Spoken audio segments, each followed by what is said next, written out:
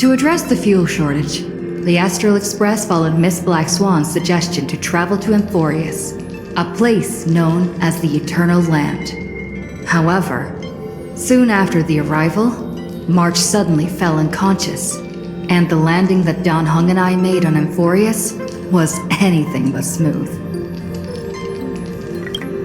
After surviving the crash, the Trailblaze Squad met the local heroes known as the Chrysos Heirs. From them, they learned that the titans sustaining the world were beginning to decay, and that Amphorius itself was scarred and broken. Thus began the prologue of the Flame Chase journey. At the end of this epic adventure, we uncovered the truth.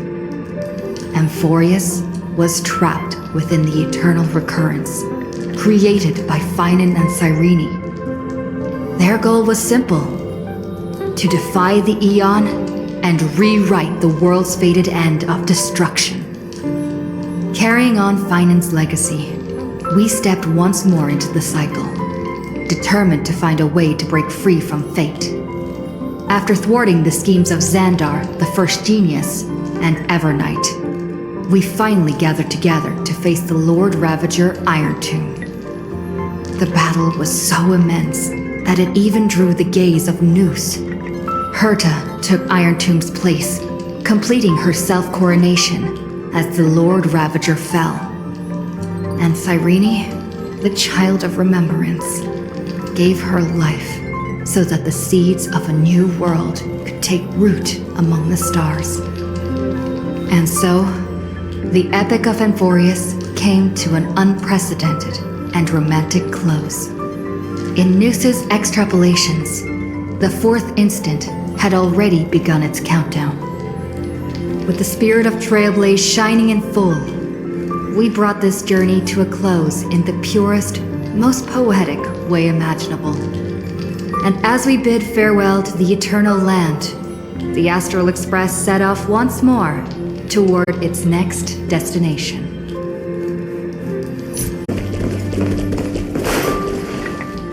That's my proposal.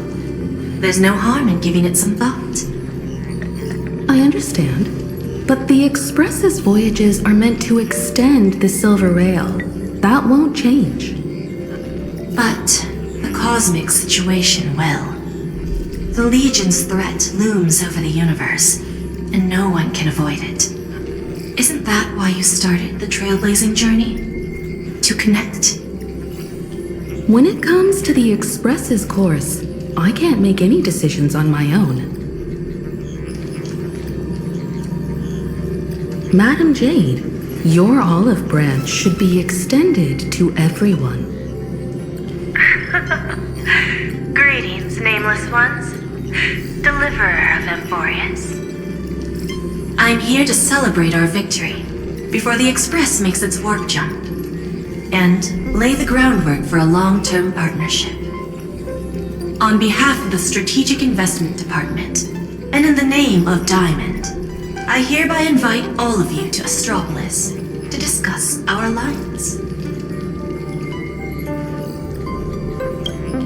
Defeating Iron Tomb is, of course, a feat worthy of being recorded in the history books. It's something that belongs to the cosmos, and even more so to the Nameless. But you and I both know this is just the beginning. To eliminate the threat of the destruction, all forces must still unite as one. To this end, the Preservation hopes to join hands with the Erudition and the Hunt to establish an anti-destruction alliance, bringing together all forces that can be rallied to the cause. I'm glad to see the Astral Express is on the list. You're being too modest. You're heroes who defeated a Lord Ravager, and therefore the most brilliant emblem on this banner. I believe the Trailblaze would make a strong candidate for leadership. I'm truly flattered. Consider our vote as a show of sincerity from the 10 Stonehearts. So, may I have the honor of expecting your presence? Every stop the Express makes is decided by all passengers together. Madam Jade, please, give us some time. Of course. Then I shall wait with anticipation.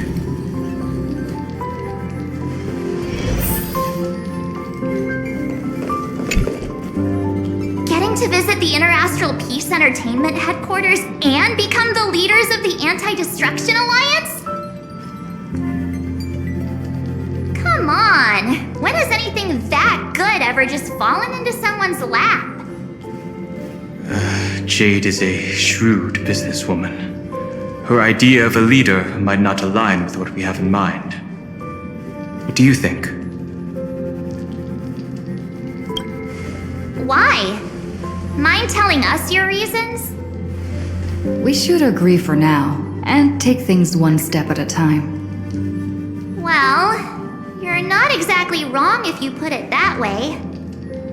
But it's still better not to take any risks.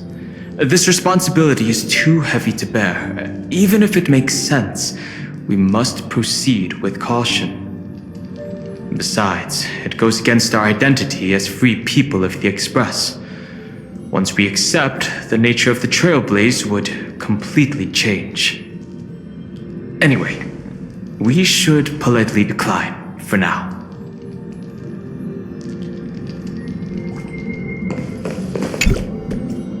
Sunday, what does your gut tell you? From what I know about Madame Jade, every favor she does is just groundwork to put things in her control.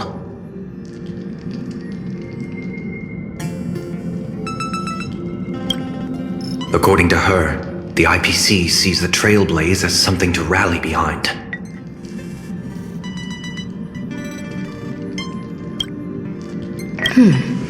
What do you think? To fight the destruction, we need more allies. You're right. The more friends, the better. But I'm worried that the cost of this friendship will be our freedom. The discussion's over, so let's take a vote. I reserve my judgment on this. I second that. Me too.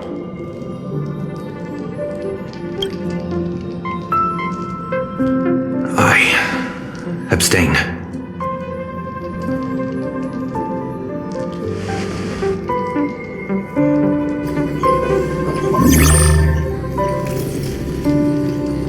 After careful consideration, we regret to inform you that we cannot accept your proposal for the moment.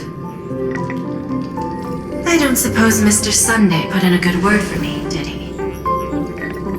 As you can see, the Astral Express has made its choice. But somehow, you don't seem surprised. Change takes time. I understand. As Miss Himiko said, it's just for the moment. There's no need to give me an immediate answer. Patience is one of my strengths. After leaving Amphorius, the Express will seek out a developed world to restock our supplies. When that time comes, our allies from the Strategic Investment Department are welcome to visit us aboard the Express. In that case, I have another proposal. One that might be more familiar to Miss Himiko. I hear the moon of Planacardia is full again. I bet Miss Himiko would love to go home and see it, wouldn't you?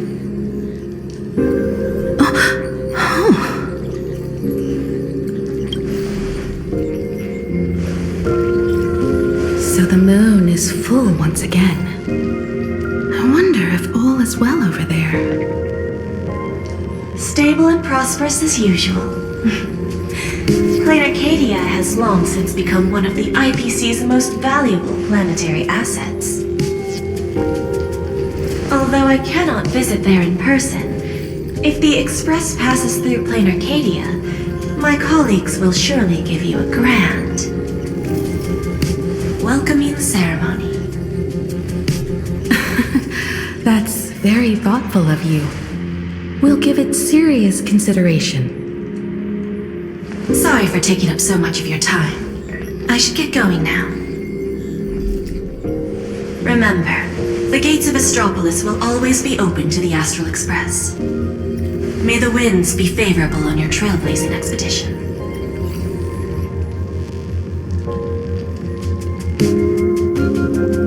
Planacardia?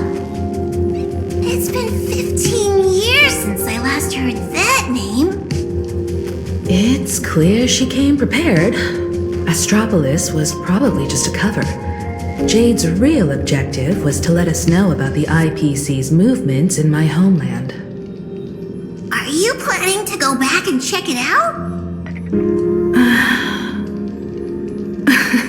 Why don't we first explain things to these confused kids? The civilization of Planacardia on Ahatopia is my homeland.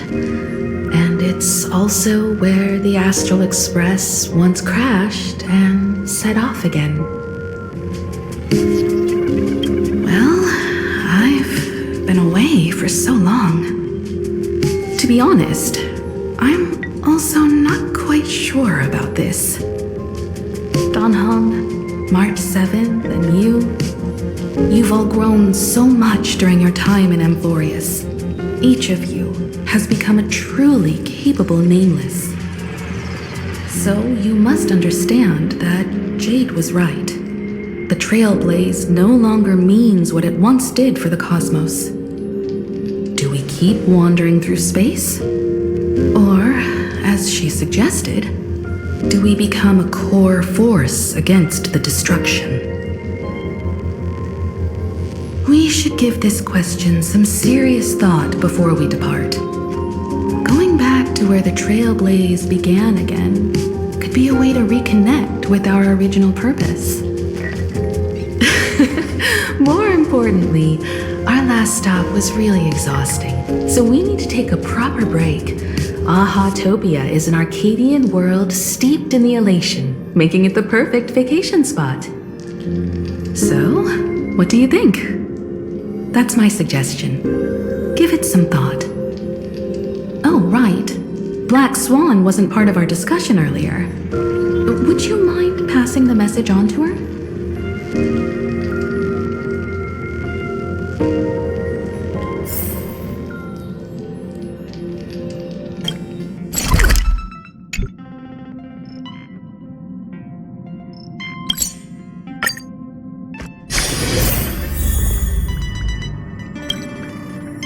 I heard you have some ideas about the next stop. Sorry, but I'm afraid my journey with the Express has come to an end. The Memo Keepers have received summons from the Garden of Recollection, so I must return to report. But this journey through Amphorius has given me many unforgettable memories. Your trust and my small act of rebellion against the Garden of Recollection.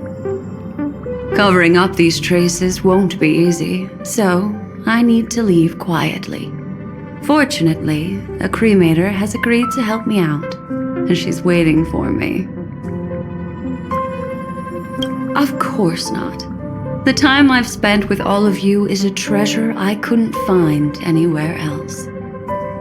When you miss me, gently call out to me in your thoughts. If needed, the lady slumbering within March 7th knows how to find me. If I need help from the Nameless, I will reach out to all of you. Please convey my apologies to everyone for not being able to say goodbye in person. Farewell, sleepyhead.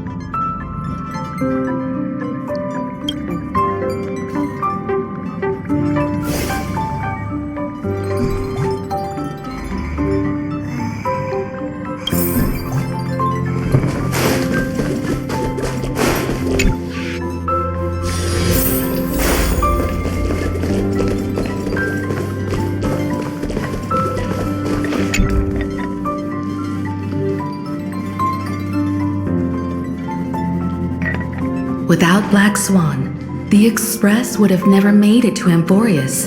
let alone experience this unprecedented adventure. Let the conductor sound a whistle for her and wish her smooth sailing ahead.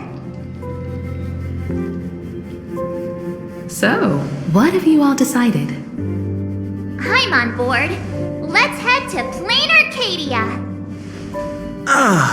After such a tough battle, we all deserve a good rest. I have no objections.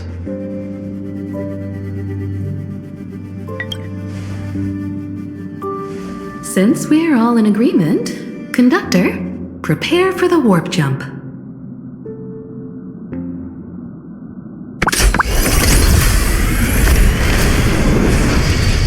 Attention passengers! The express is about to make the jump. Please be seated and hold on. Destination, Planacardia. Let's go!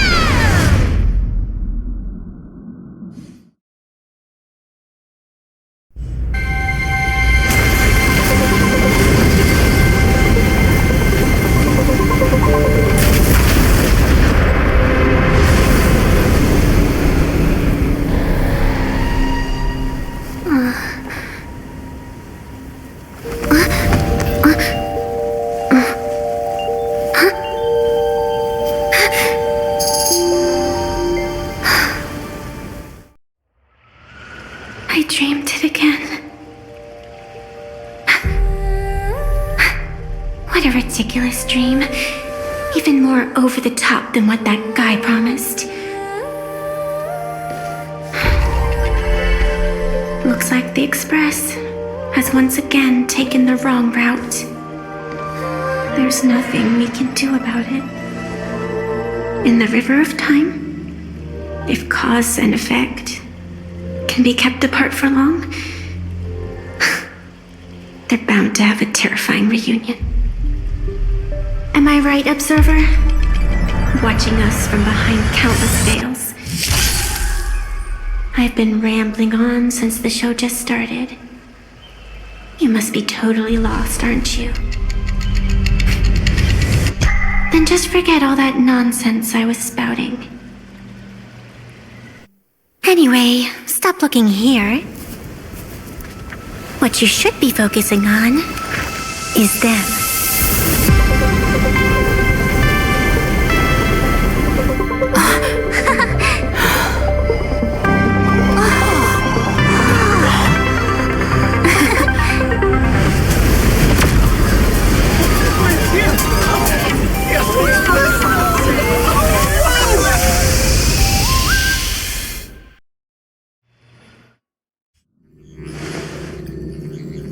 So we're not just stopping in low orbit this time, but making a direct landing?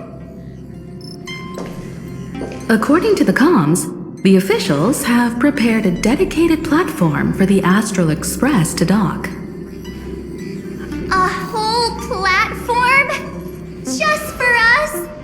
Is this some kind of VIP treatment for coming home? Oh, talk about rolling out the red carpet! The Express has arrived at the station, connecting to local communications.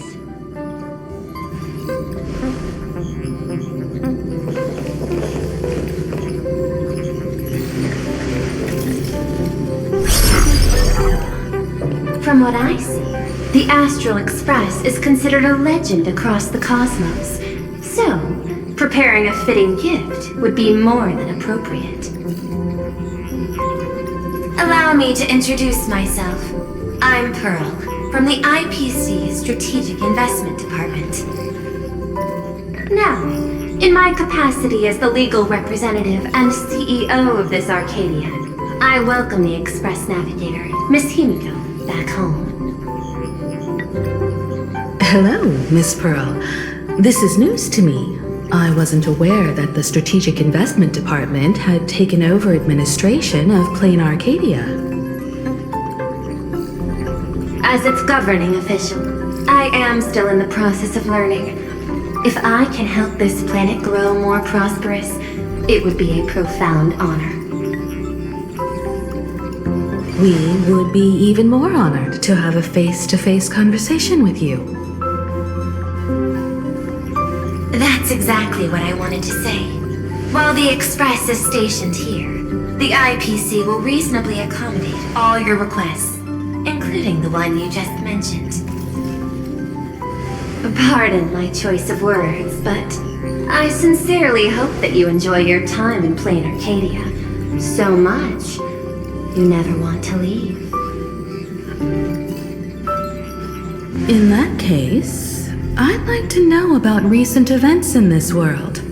I heard from Madame Jade that it's once again the time of the full moon. Indeed. I believe it's also welcoming the Express. After 15 years, now that the Phantas Moon of Elation is full again, the Phantas Moon Games will begin as scheduled. The more lively, the better. During these divine games, distinguished guests from across the cosmos will be stopping by. This time, along with the Express, a delegate from the Xianzhou Alliance has also arrived. Don't be surprised if you happen to run into them. A Xianzhou envoy? That's right. A big shot from the Yuchui.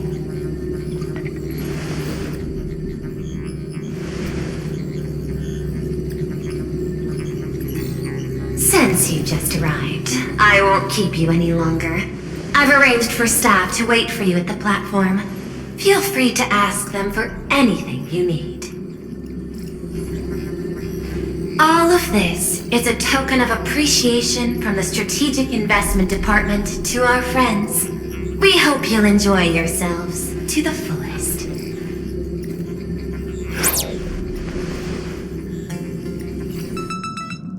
Madame Pearl's style is different from Aventurine's, but her methods are cut from the same cloth. This could go on forever. They're really pulling out all the stops to form this anti-destruction alliance. Looks like we need to pay them a visit. Whether to understand the CEO's intentions, or to firmly reject their proposal. At least in my homeland, we have more room to maneuver. Welt, care to join me? As for everyone else, you're free to do as you please. My suggestion is, why not take a look around and get to know this world better? In that case, Sunday and I will go gather some intel about the Xianzhou envoy. Huh? Why you two? I asked Don Hung to bring me along. I can't appear in public given my identity, but I have a feeling that the Express might need to make some tough decisions in these complicated circumstances. Understanding the Xianzhou Alliance's stance might help us on our journey. Hey, you had the toughest time in Amphorius. Since we're splitting up, why not make your mission take a break with March? I'm saying this from the bottom of my heart. I'm counting on you. Same goes for you, March. Now we'll look like two immature kids just loafing around. Wow, you grew up pretty fast then. Don't worry, you two. Just make sure to come see me in the parlor car before you leave. I have a favor to ask of you both.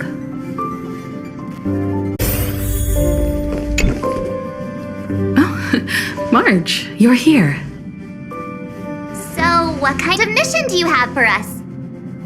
It's a long story, but what if I told you there was a game being played in a corner of the cosmos? And the winner might become a neon. Would that pique your interest? You two saw that special moon in the sky, didn't you? That's a piece of artwork. Here, a ceremony called the Phantas Moon Games is held every full moon. And that's what I was talking about. The game where the winner becomes an Eon. Pearl mentioned that name too. Just what kind of ceremony could be so mystical? Historically, the origin of the Phantom Moon Games is tied to a group of mourning actors. Legend has it that they offered heartfelt stories to the moon, hoping for a chance to have an audience with an Eon. The first signs of the war among the Eons are beginning to show. I believe this is why the IPC has been positioning itself here for years.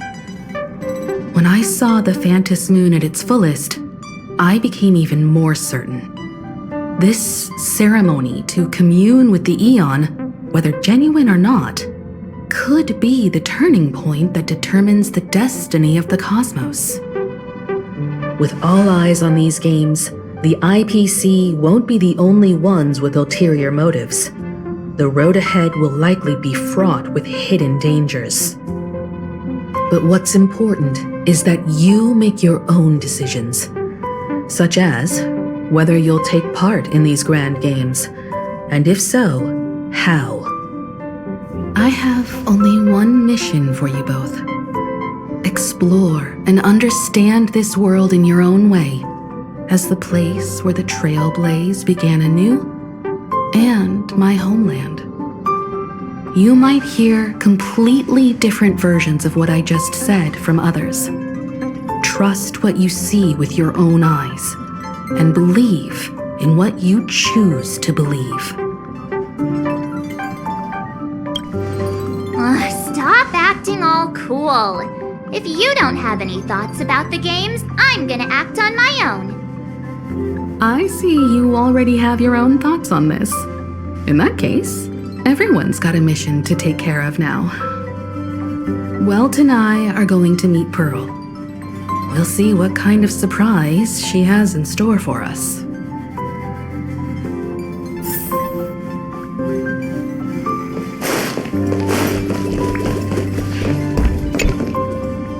The Astral Express has arrived. Welcome.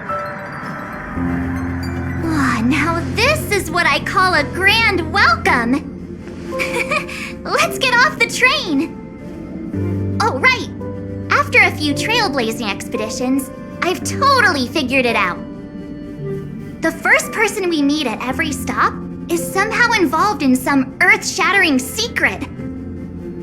So when the door opens, keep your eyes peeled.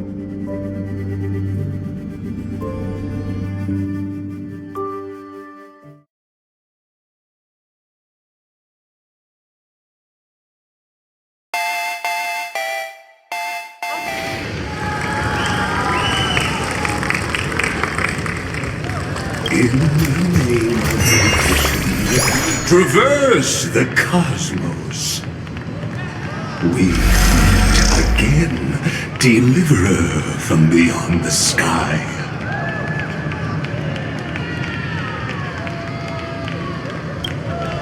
I am not the Theoros you know, but the masked fool, Xandar II Kuwabara. This time, I choose to walk the path of elation, and I shall defeat Noose with my sense of humor.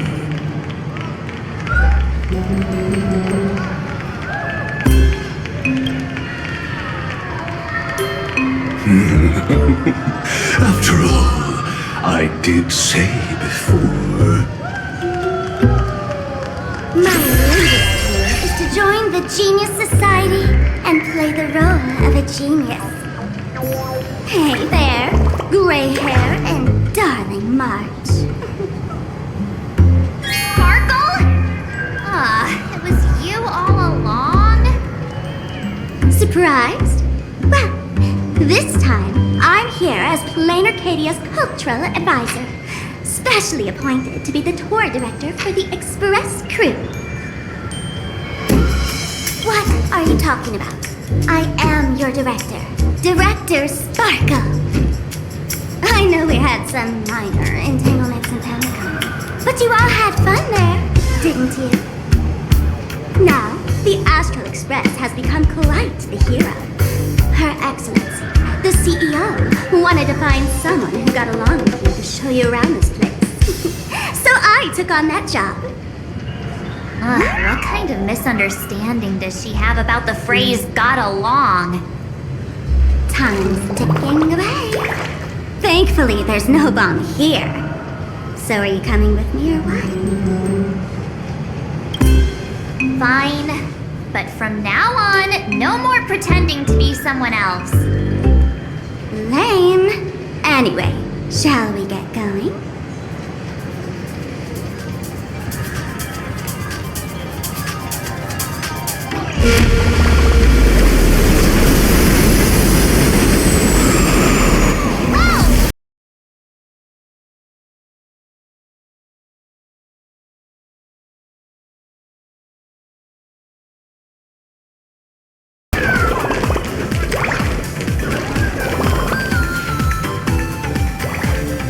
Is this a train?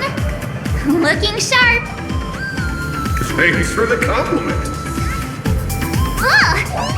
The train just spoke. The Boros stands not just a train, but a strangeling. The term strangeling is so outdated.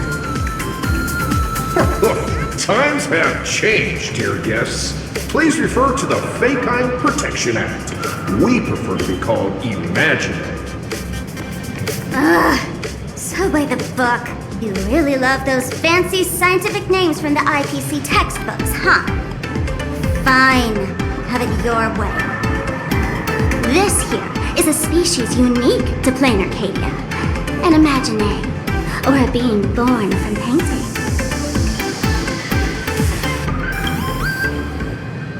Once upon a time, the artists here discovered that by sketching creatures from their imagination and giving them names, they could bring their creations into reality. This belief in things yet to exist is called wish power, and it sustains the existence of Imaginary. If you ask me, this power must be a blessing from the laughter. Oops, got sidetracked. This here is the Bullet Worm Express, an Imaginary in charge of transportation. You could say they're in the same line of work as you folks. Oh, so you two must be the Nameless from the Astral Express. The passengers in my stomach are always gossiping about you. When you get a chance, hop aboard and give me a try. Let's see who's faster, me or the Astral Express. Thanks. We'll definitely do that when we get the chance. But, man, who would have thought that the Express here is actually a living being? An imaginary. That's absolutely mind-blowing. Hello, everyone. Welcome to Duo-Mention City. Holy smokes, there are cops at the station?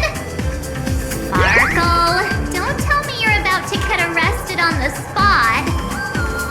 Having heard about the Astral Express's visit, many citizens got up early just to catch a glimpse of the Nameless. If anyone acts out of line, please don't hesitate to call us. Oh, gray hair and darling March.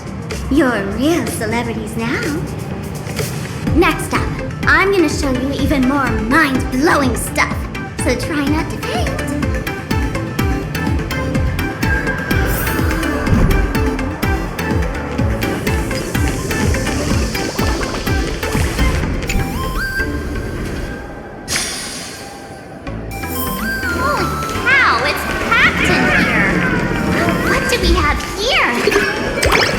Don't worry.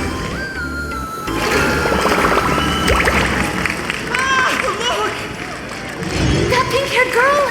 She's got this adorable little bunny vibe going on. Is she the inspiration for March Bunny? And that girl with the gray hair next to her is so dashing! She must be the baseball raccoon!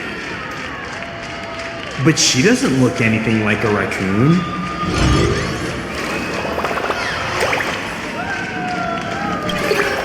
Drill this into your head. It's the Galactic Baseballer. That's some baseball raccoon.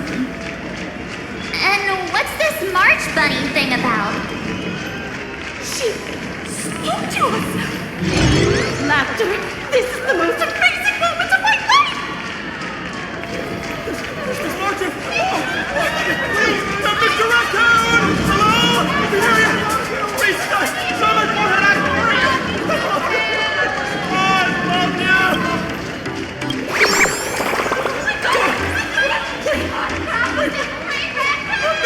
I don't want to! I want an autograph! Everyone, please maintain order! The people here are way too passionate. I've never experienced anything like this before. So, this is what having rabid fans feels like? Feels intoxicating to be the center of attention, doesn't it? Just don't get too caught up in it. You might not find your way out. Excuse me, bosses! Stop getting caught up in fan interactions. Today's schedule is really packed. Hey, you up there, Mr. Noodle-looking cat! Could you tell me how to get these two out of here? Excuse me, that's quite hurtful. I am Station Master Meowton, responsible for overseeing Perdido Station. Whoa! Cats really are liquid! Wait a sec. This kitty is the station master? This world is so weird. The station's completely surrounded. If any of our esteemed guests get so much as a scratch or loses a few strands of hair to these rabid fans today, my measly pension will go right down the drain. I've prepared the staff passage for our Astral Express VIPs. Please hurry and exit the station that way. Go station! Passengers exiting, please use your tickets to pass through the gates and... Staff passage? To be precise, it's the Imagine Staff Passage. A long time ago, all of this Arcadia was sealed inside a scroll painting. That's right. It's Planarcadia's must-see attraction. The portal entrance known as the Interplanar Jump. Though civilization has moved beyond the canvas, the world within the painting wasn't abandoned. Instead, it became part of life for both humans and strangers. Come on, you two. Follow my lead and let's dive into the... Interplanar!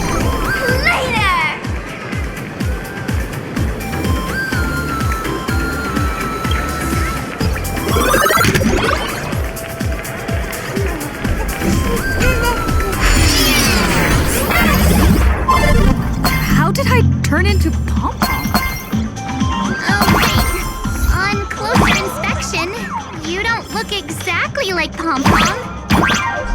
Maybe this is what the Trailblaze looks like to the people here.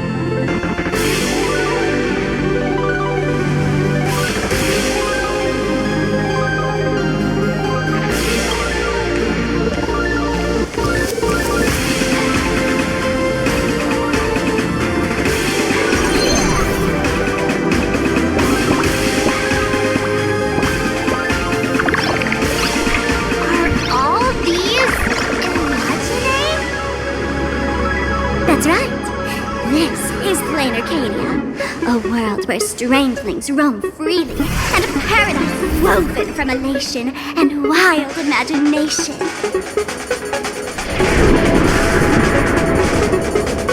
That huge creature perched on the tower is staring right at us. It's giving me the creeps. Oh, it doesn't usually be people, unless it spots pink hair. What's the matter with you? Jumping around and scaring people. That big fella is called a thundercoil. Don't worry, to him, we're just tiny ants on the ground. Not even enough to get stuck between his teeth. Thundercoil? With a name like that, shouldn't he be flying around making thunder and rain? Why is he just wrapped around that pillar without moving an inch? Times have changed. The IPC issued a decree requiring Imaginate to integrate into civilized society. Legally, they have the same rights as humans, which means they have to work too. What? Strangelings have to work too? That's life under IPC management. Who dare deny an Imaginate their right to work? Now, the Thundercoil amplifies TV Power signals, ensuring users worldwide can watch the station's broadcasts without interruption. Boring live streams, lame prank shows, and oh, there's the big news about the Express arriving! Look! What's up with that billboard?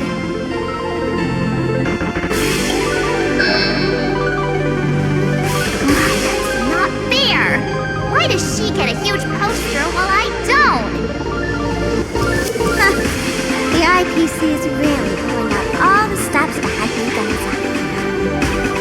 Don't mind me saying this, but for every penny the IPC spends on you, they expect a return in the hundreds or thousands.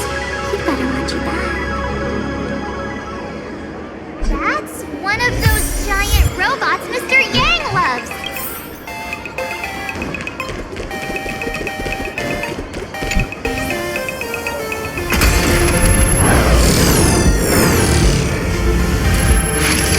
What is that? A decapitated Intellatron? This is a new life form that was born after the last Phantom Moon Games. An Imaginate called a Mechatron, created by the IPC. Yeah, that was 15 years ago. Wish power reaches its peak during the full moon, and so Imaginate take this chance to multiply and thrive. Just like they say in documentaries, when spring arrives and nature awakens, it's mating season for the strangelings again. The novelty's probably worn off by now. Let's keep moving.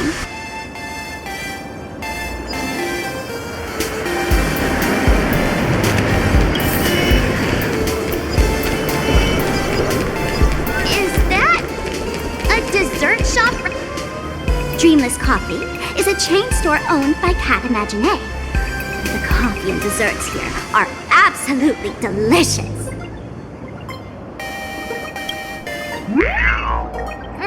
Stop talking. I'll buy you a coffee if you just shush it. Let me have a taste. Are you two travelers from outer space? Welcome to Planacardia. How's the situation in the cosmos these days? Oh my! If it isn't the heroes of the Astral Express! What an honor to meet you both. As Nameless, you must go on life and death adventures all the time, right? Would you like to keep smiling happily forever, no matter what adversity comes your way? Happy forever? Is that even possible? If you're interested in learning more, I'll be around here. Feel free to come find me anytime. Look!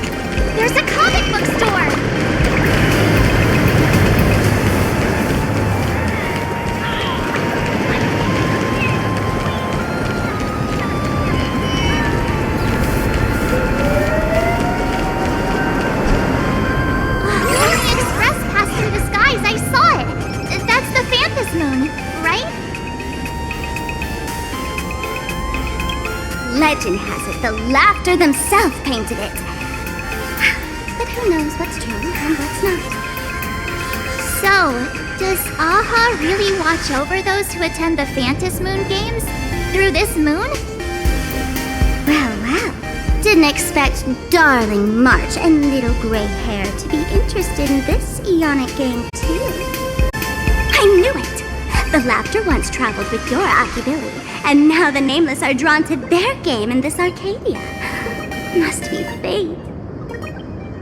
So, what aspect of the Phantasy Moon Games would you like to know about? Oh? Don't tell me our little drama in Penacony wasn't entertaining enough for you. Gray hair, let's drop it this time. I've been dealing with some minor issues lately. Oh, what kind of issues could possibly be bothering you? Don't tell me you're cooking up another crazy scheme. I'll keep you in suspense for now. So, where do you want to hang out next? Let's head this way. We can turn into the food street. They've got all sorts of goodies there.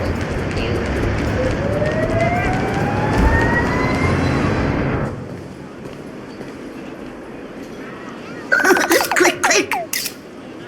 Huh?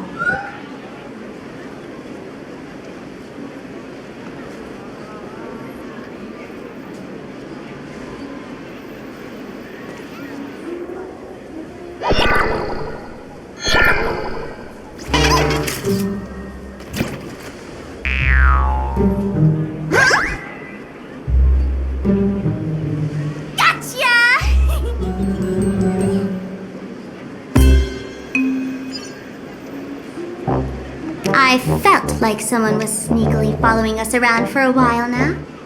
Looks like it wasn't my imagination. What's this little thing's deal, huh? It's kinda dressed like you, isn't it? Not surprising at all. The Astral Express is quite the celebrity these days, turning heads wherever they go. There's always someone keeping a close eye on your every move. Click, click, click, click! Holy Fraboli! Frabobo Weekly Exclusive Scoop! Famous raccoon from the Astral Express caught in secret rendezvous with streamer Sparksy, seemingly to join forces for the Phantasy Moon Games.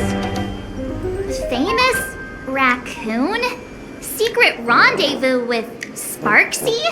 What is he talking about? Some tabloid journalist trying to stir up a juicy scandal, huh? They might both use cameras. But our darling March is way cuter than this paparazzi creep. Hey, I can speak for myself.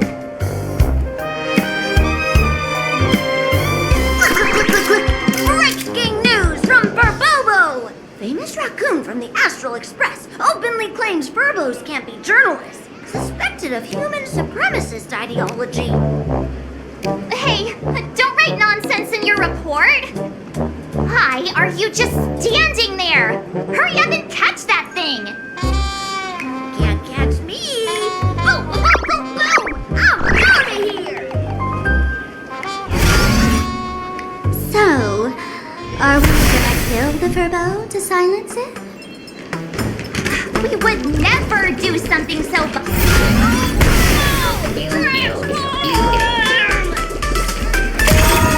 That little fella can transform into different things. Let's look around.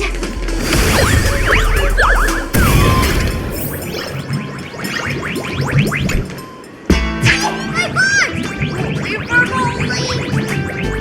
Finally, gotcha!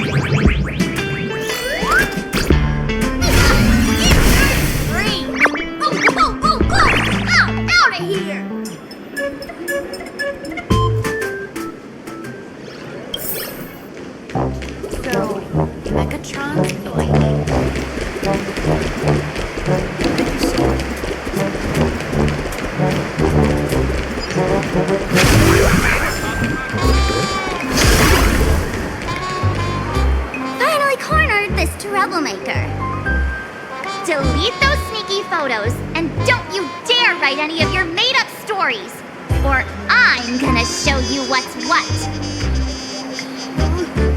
Escape now! I, for Bullitzer, may just be a humble tabloid journalist, but I'll never bow down to evil forces when it comes to defending freedom of the press! I'm on fire! Whoa, why did this guy suddenly get into a combat stance?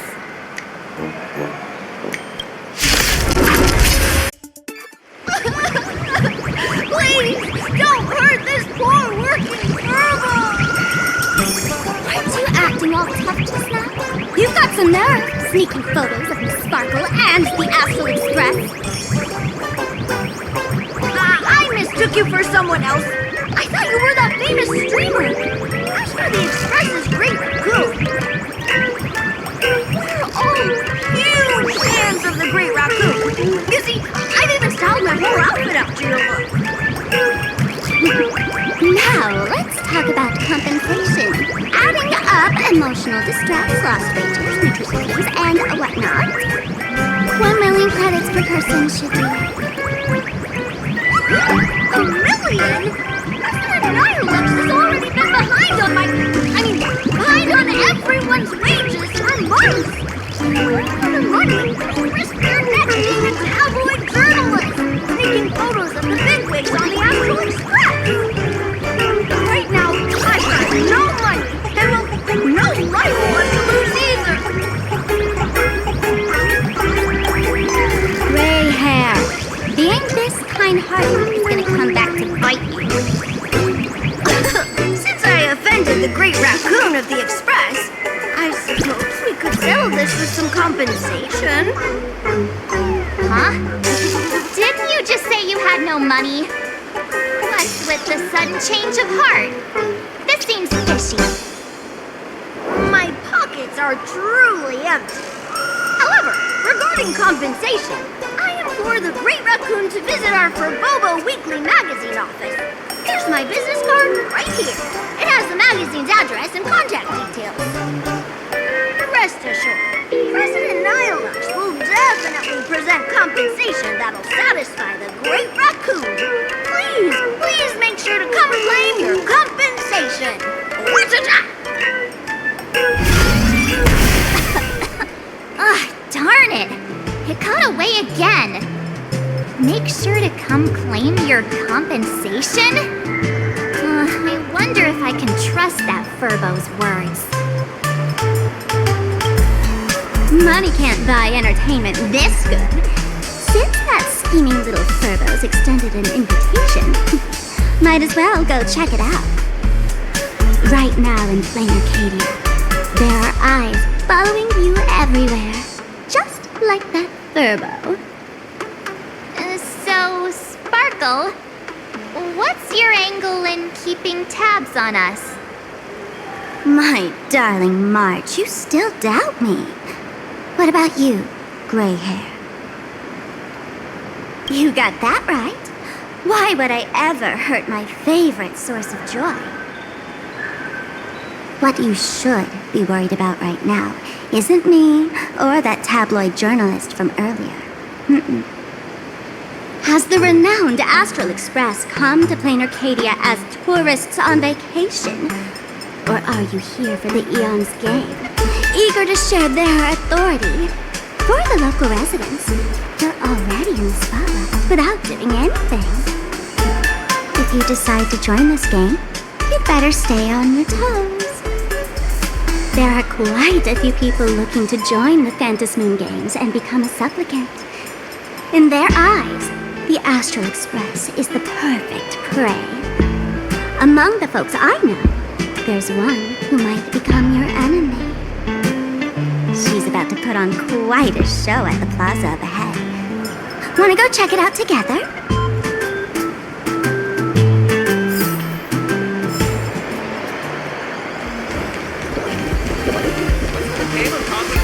These little wisps, they are quite mischievous. As lively as our darling March. Hey, I'm being super well behaved here.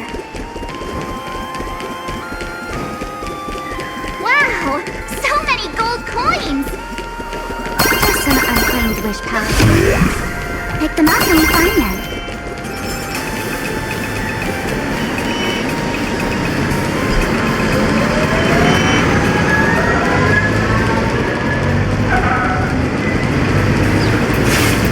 The elation is naturally the most venerated deity here.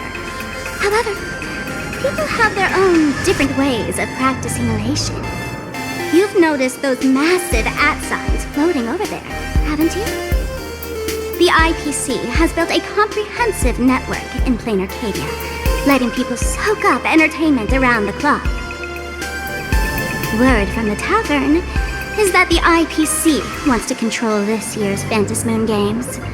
Though, they've been itching to do that for 15 years already. To us fools, those IPC folks are like a swarm of buzzing worker bees, tirelessly building their dull, mechanical business hives everywhere. The worst part is, these folks actually enjoy it. Their elation is mind-numbingly boring. And even worse, this dull elation has spread like a plague to every corner of Planacardia. Come on in and feel it for yourself.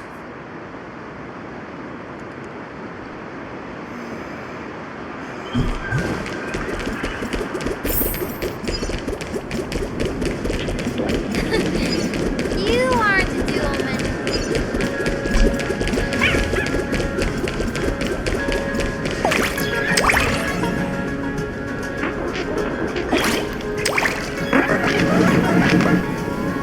Planacardia has enough entertainment to keep you busy until doomsday without repeating anything.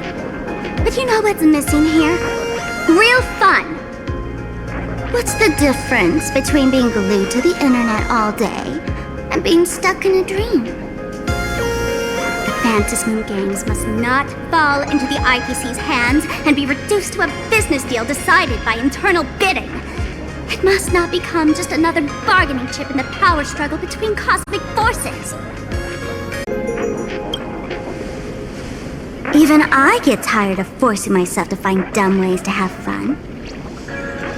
This is a rare opportunity. So let me show you what Miss Sparkle looks like when she gets serious. I witnessed the potential of the Trailblaze in Penacony. The sparks that fly when paths collide. It's absolutely mesmerizing. In Planacardia, what surprises will you bring for the elation? And there's also the preservation, the hunt.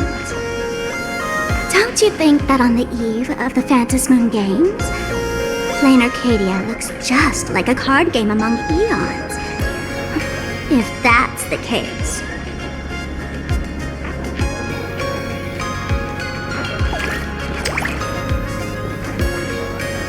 Friends, have you ever heard of Cosmicon Collective? What's that? It's the hottest trading card game in the world right now. Tons of people are playing it at the tavern, too. The cards feature legendary figures from across the universe, along with their power levels. Just roll the dice and compare numbers to see who's stronger and who's weaker. Gray hair, care to play cards with me? Think of it as a rehearsal for the Phantasmoon Games, right here, at this tiny card table. If you beat me, I'll tell you the enemy's name. Maybe we can team up and take her on.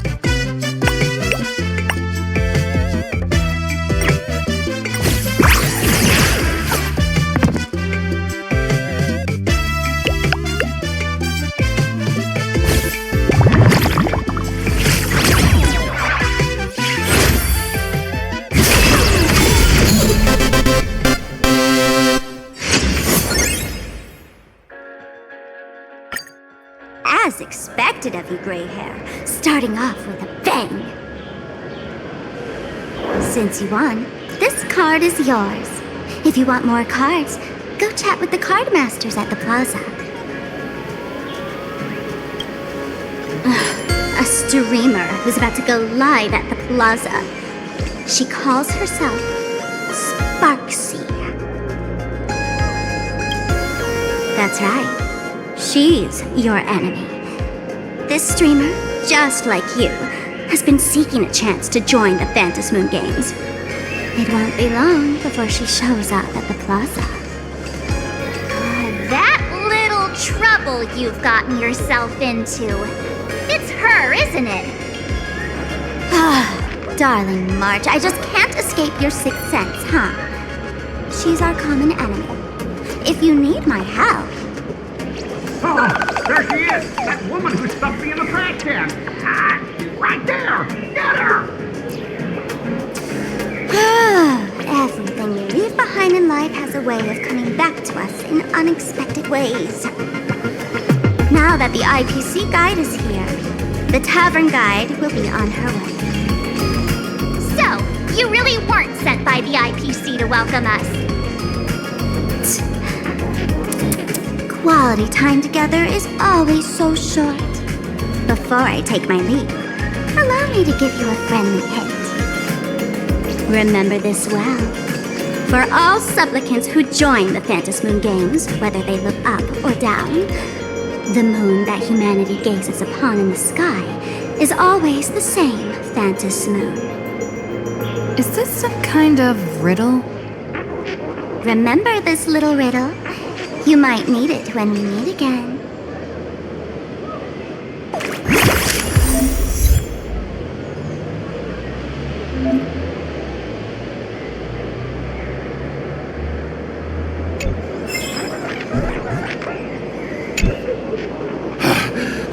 Finally!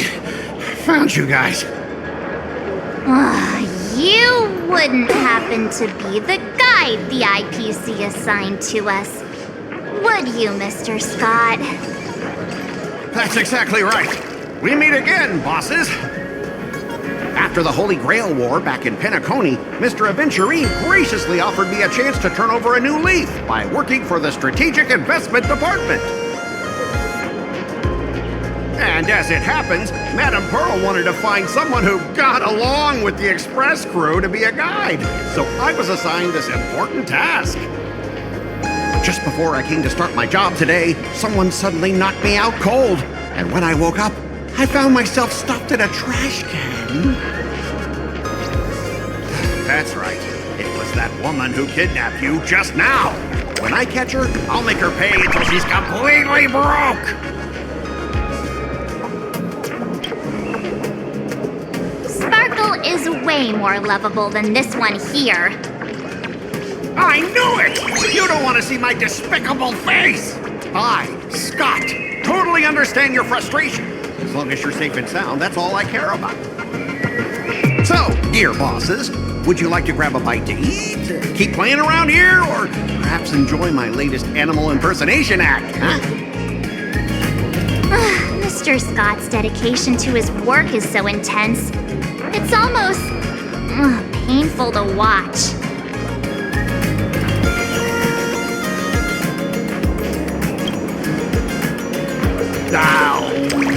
That's not really appropriate, is it? Not that I'm refusing your request. I can play too. I mean, I'm quite a card player myself. But I'm on duty right now, and I was assigned to be your guide, not your card buddy. I need to take my work seriously. Can't be splitting my attention like that. Now, you see that card player over there? You can go chat with him instead.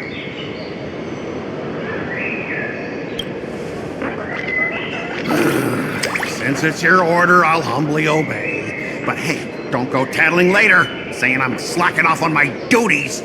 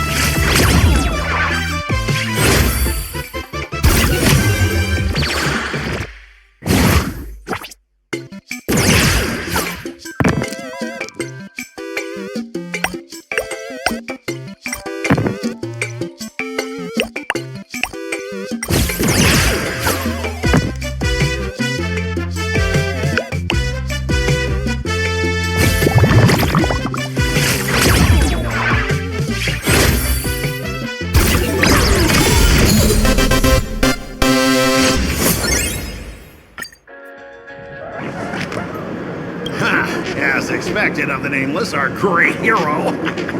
Your card skills are truly remarkable.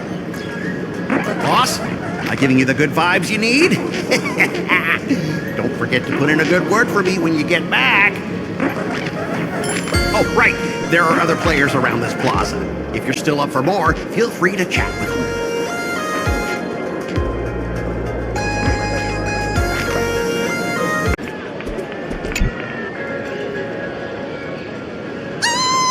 Lady Sparksy's stream should be starting soon! Sparksy? That Furbo from just now mentioned that name too. What's her relationship with Sparkle? Oh! There's someone who doesn't know the great Lady Sparksy? I smell a new fan in the making! Would you mind introducing this Miss Sparksy to us? I am so glad I get to introduce Lady Sparksy to those who don't know her. She's the cutest live streamer in Planacardia and our savior. The first thing I do after work every day is wait for her live stream. She's about to start streaming right here in this plaza. Stay with us and we can all enjoy her performance together.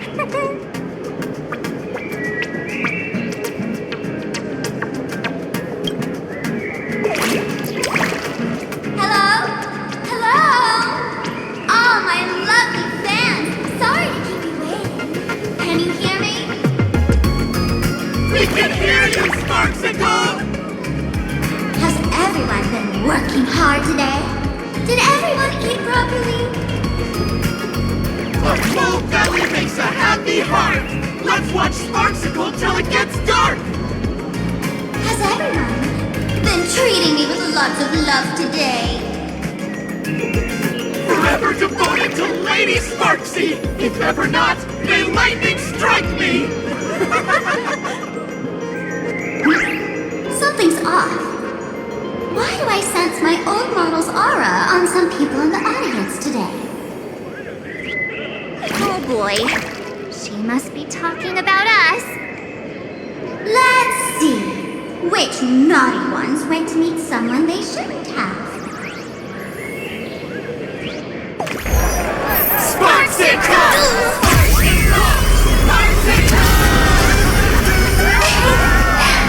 Isn't this the gray hair my old model always talks about? Teaming up with her to deal with me? What a jerk! Her favorite toy is mine now!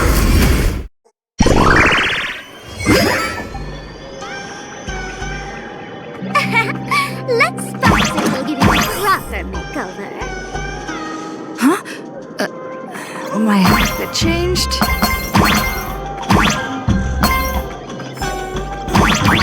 Are you the enemy that Sparkle mentioned?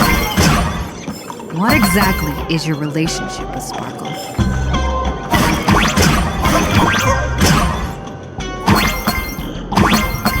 Did that useless old model send you to save her?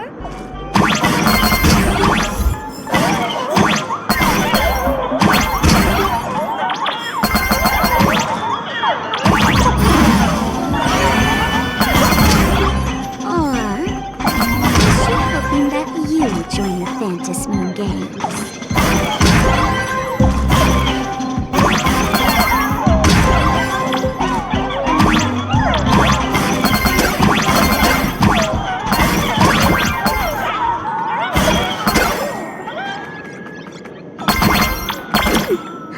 Not bad.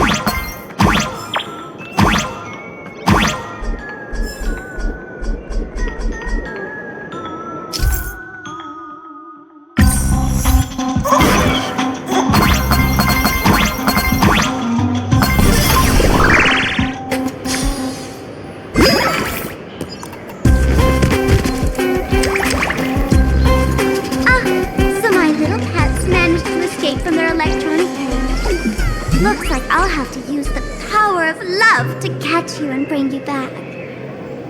My dear, lovely fans, those two bullies want to hurt me. Please, everyone, protect your beloved Sparksicle, won't you? Get those berries! Get those berries! Get those berries! Hey! We mean no harm! Can't we just talk this out? No harm. Talk this out! Isn't that exactly what the IPC loved to say when they took over Planacardia? You're all cut from the same cloth. You want to control the game that the laughter left for this world, just like the IPC, don't you? The ceremony left by the Master Revelation must not be defiled by the likes of you and turned into some boring, pathetic, dull, tedious, profit-driven social mix-up. You've got us all wrong! Bringing the fun back to the Fantasy Moon Games. That's the Masked Fool's unequivocal duty. My dearest, cutest fans, let's get this party started! Stand down! Everyone, don't move a muscle. Imagine you're under arrest for breaking the law. Passengers of the Astral Express. I'm an officer from the Department of Aberration Defense. Don't worry. She won't be able to harm you as long as I'm here. You meddlesome fool! Officials have no right to interfere with the supplicant's actions during the Fantasy Moon Games, do they? Only those who possess a mask can be called supplicants. You're just one of thousands of troublemakers in this land who claim to be joining the Fantasy Moon Games while actually causing chaos. Planacardia is a society governed by law. Any act that violates the law, even if done in the name of the Fantasy Moon Games, will be severely punished by the Department of Aberration Defense. Severely punished? You're just a lapdog of the IPC, yet you're still so full of pride. That's very funny. That's exactly what I'm saying. Planacardia under the IPC's rule is boring as hell. Even the Fantasy Moon Games have turned into some kiddie playdate for all the goody two-shoes. Nameless, you're free to go for now. But I'll be keeping my eyes on you. Next time we meet, I'll turn you into devoted fans. I'll make you mine. Escaped, huh? Excuse me. I'd like to have a word with you two. Thank goodness we made it in time. Otherwise, things could have turned out pretty badly. Don't worry. March and I don't get hurt that easy. By saying things could have turned out pretty badly, I meant you and Miss March knocking out all of her fans. Let me introduce myself again. I'm Kuchiba, an officer from the Department of Aberration Defense. We don't need to introduce ourselves, do we? Miss Kuchiba, you probably know who we are. Of course. The newspapers, TV channels, they've all been reporting on you nonstop.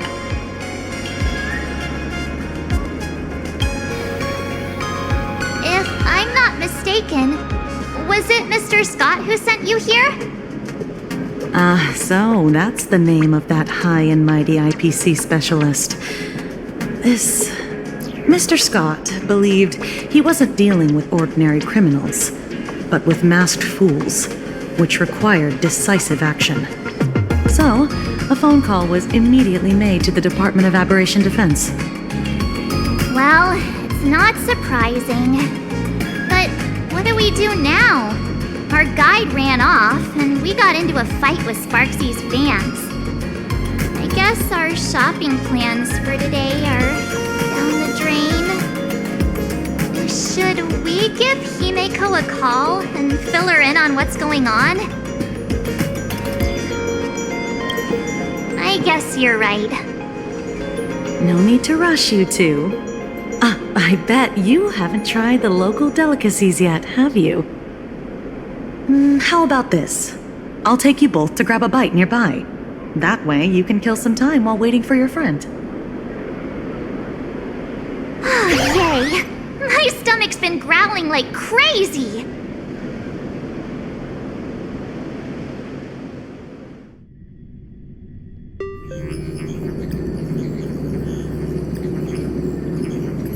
reproduction, 96.2%. Brushstroke reproduction, 93.6%. Conclusion.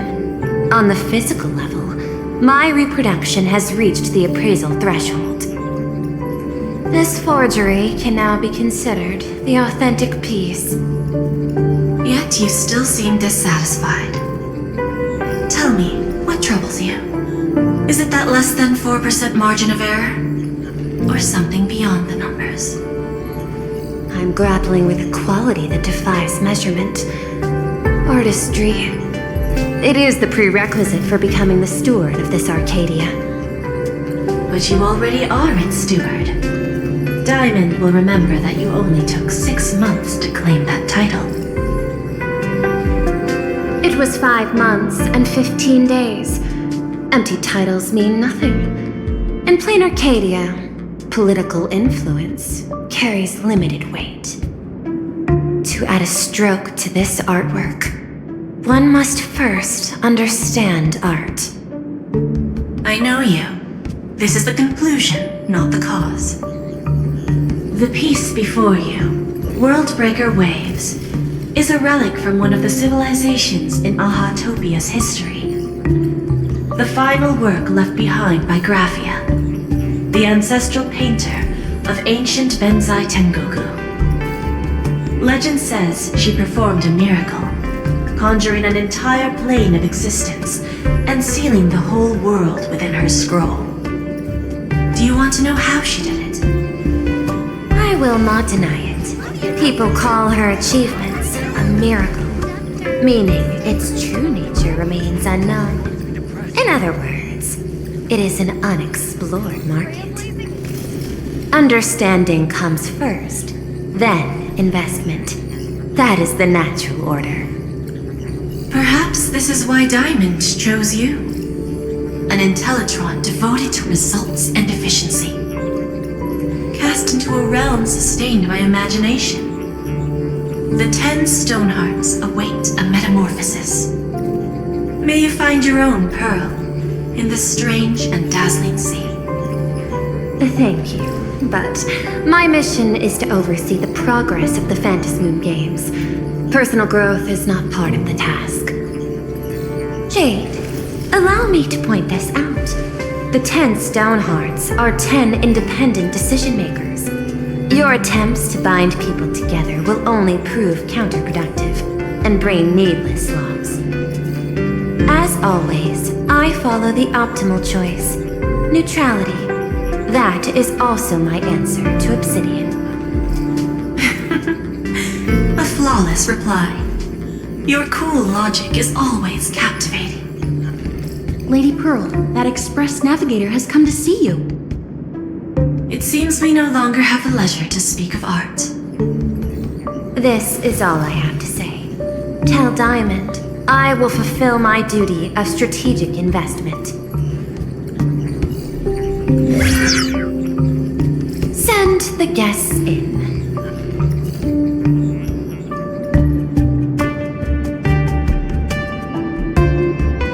Both of you, please, come in.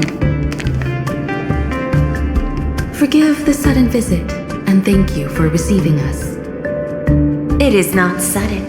In my deductions, a visit from the Express crew was an optimal choice for achieving effective communication. I am glad. Everything is proceeding smoothly. To skip the formalities would be best. I imagine that, at your core, you're already well aware of our purposes. I know that you have come for the Anti-Destruction Alliance. The probability of refusing the proposal stands at 91.2%.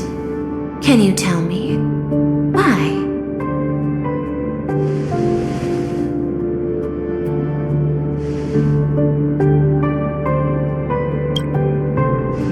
That is a reasonable concern.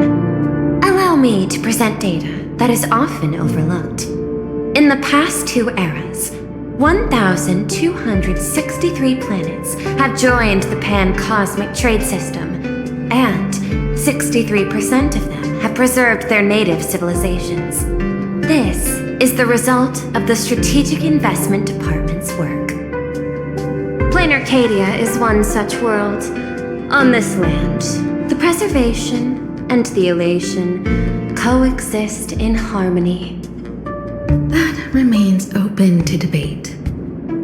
I recognize that throughout this war against the destruction, every participant may experience moments of doubt or retreat. But based on extrapolations, we believe by following the route of the Trailblaze and building upon the framework of the preservation, we shall gather the manpower of the harmony, the computational strength of the erudition, and the military might of the hunt. The threat of the destruction will ultimately be eliminated. Hesitation breeds instability, and instability makes us vulnerable. And our enemies will exploit every crack to break us apart. Your point is valid, but allow me to note one error. That number, 91.2%, is inaccurate. Then, is the probability of rejection 100% in your eyes? No, it is 0%. Interestingly, the difference between 0 and 1 is also only a matter of perspective. We did not come to refuse the notion. On the contrary, the Astral Express seeks to work with you. This outcome exceeds my extrapolations. Tell me, was it a change in your emotion that led you both to shift your decision? No. Actually, your earlier perspective inspired me. The IPC deals with powers that command billions of lives in this cosmic game of cards. The Express had always been insignificant compared to them. We've simply been earnestly trailblazing and exploring all this time, trying to help worlds in crisis. Now it is this earnestness that has drawn many to journey with the Express, while the Nameless's simplicity assures our friends that they will not be consumed and lose their sense of self.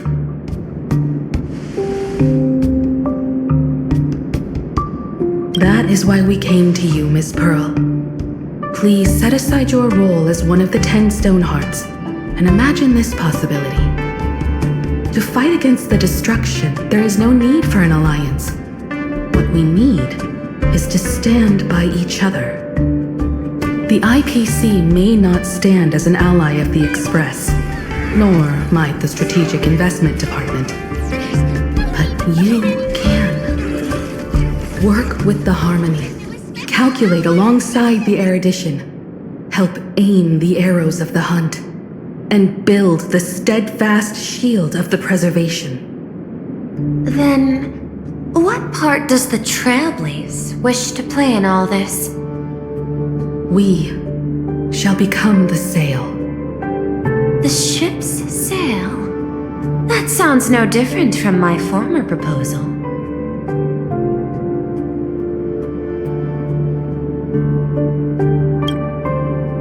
Interesting. Logic reminds me that those words you spoke are little more than rhetoric. However, I will follow the optimal decision. Neutrality. You mentioned that the IPC has never changed Planacardia, and it still follows the path of elation. But in my eyes, Planacardia has not been altered because it still has value. Just like the Astral Express. The IPC intends to use the Phantasmoon games to reach out to an Eon and draw them in. Am I right? That involves classified information. I have no comments. However, since Miss Himiko is open to cooperation, I can share more within reasonable limits. This way, guests.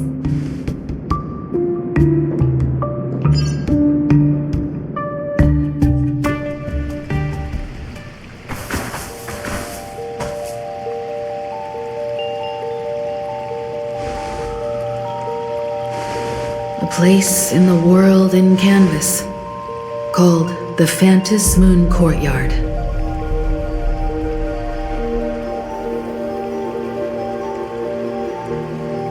This ancient tree has stood for 1,000 years, blooming only on the eve of the games. According to ancient texts, this is the heart of the Phantom Moon Games ceremony. 8 masks, 8 supplicants. When people don the ancient masks in the near future, the altar will also reveal the masks' forms. Then, the games shall begin.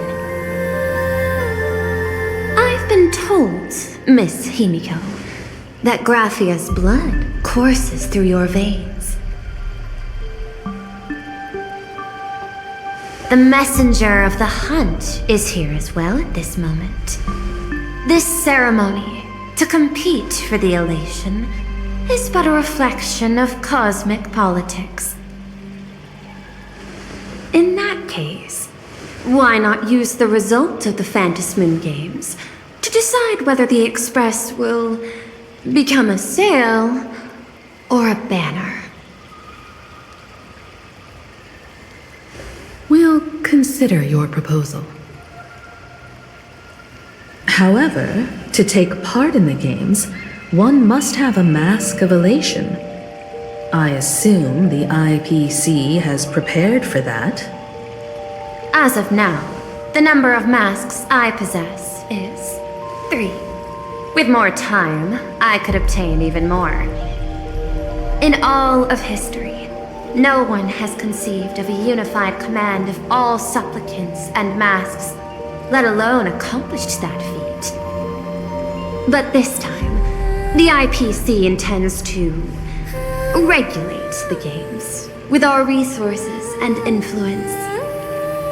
It is not unusual for visitors from beyond the sky to join the Phantom Moon Games, but the IPC actually seeks to control the entire thing? The Eon of Elation is famed for unpredictability. Miss Pearl, you must take care. This is a word of caution. It is precisely because Aha is so mercurial that such an elated attempt has a chance to succeed. Pardon the interruption, Madam Pearl. The guide you dispatched has sent word. The masked fools have stirred up trouble, attacking him and the express guests. They were separated in the chaos. That is not surprising. Those masked fools have long kept the IPC in their sights. It seems the Phantom Moon Games have begun, regardless of the Express's choice. I'll get in touch with those 2 kids.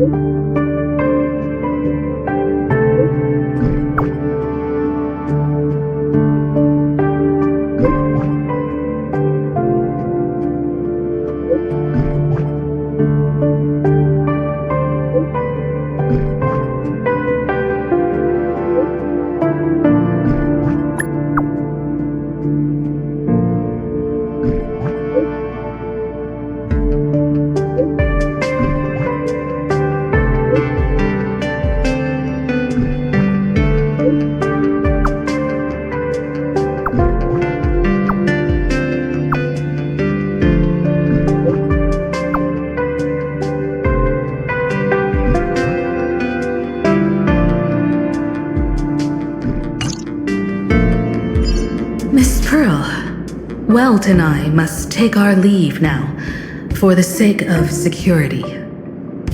Are you both leaving already?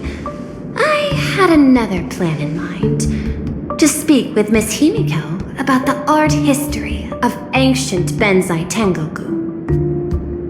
especially your ancestors' final work, World-Breaker Waves, and her unparalleled mastery of imagenesis art.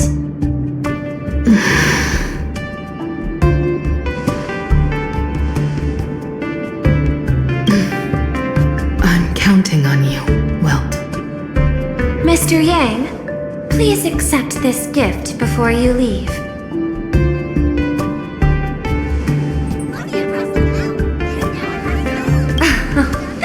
You misunderstand.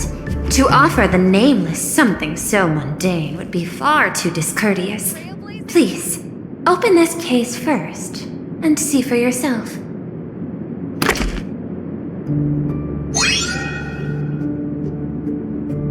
I am aware. Mr. Yang has an expert understanding of robotics. I chose this gift especially for you, and I hope it pleases you.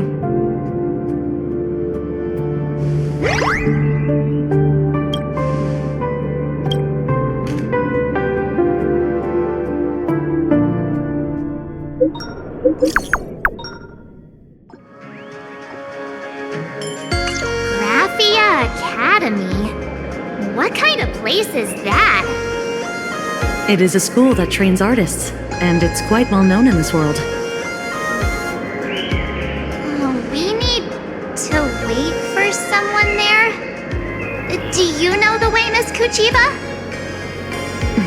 Allow me to guide you both and ensure your safety along the way.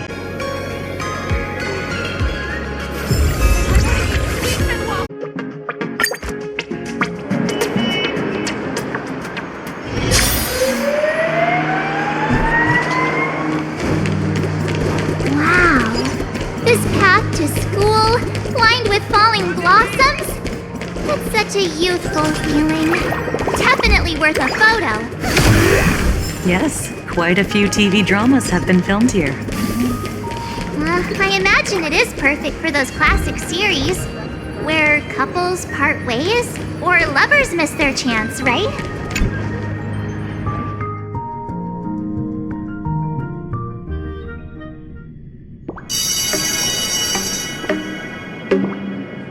This is Graphia Academy. You can wait for your companions here. Oh, and to prevent further surprises, I have already informed your guide of your situation. Here is my contact info. If you encounter any problems during the Phantasmoon Games, you may reach me at any time. Thank you so much, Miss Kuchiba. Sorry for the trouble. We're here. Let's check in with Mr. Yang first and see where he is.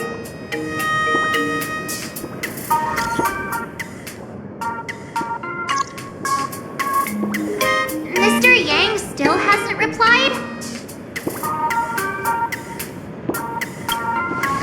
Shall we find a place with better reception? How about heading inside the school to take a look? No way. I was just thinking, isn't this Big Sis Himeko's alma mater? The school lobby. It looks exactly like what I've seen in animations. Too bad neither of us ever went to a real school. If only we could taste a bit of campus life here. Hey, how about we sneak in and pretend to be students?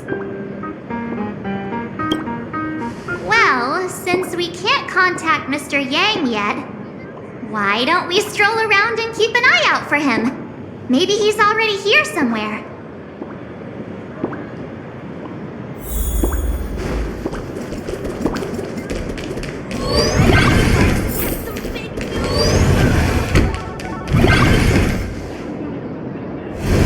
Come here, quick! Look at this wave. It's so spectacular. It won't suddenly come crashing down and drench us, will it? Wait, this is painted too? The painter's name is even stated next to it. Graphia. Who's that?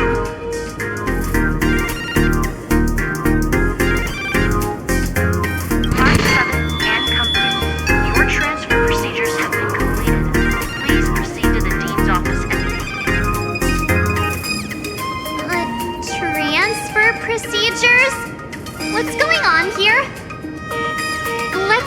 look, shall we?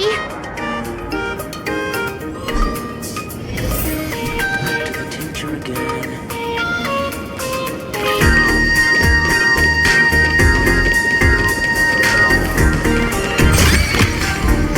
Some sunshine and the color will get even prettier.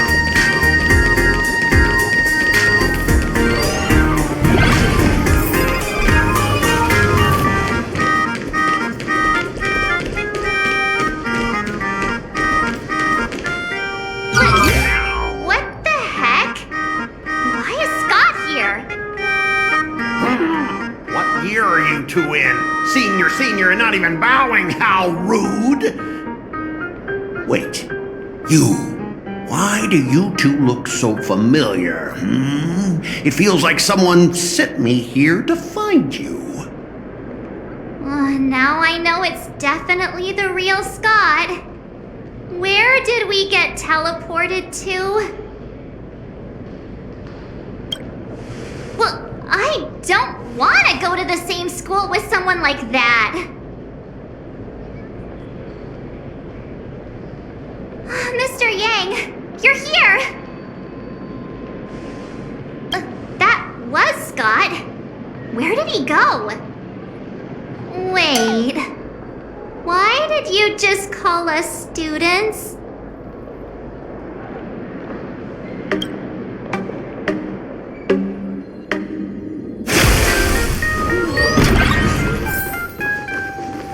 What's this transfer business all about? Well, starting from today, you two are officially transferring to this academy to begin your brand new school life. Sparksy! Yoo-hoo! My good classmates, we meet again. What are you doing here? What news on the net could possibly escape the all-knowing digital fairy Sparksicle? Of course!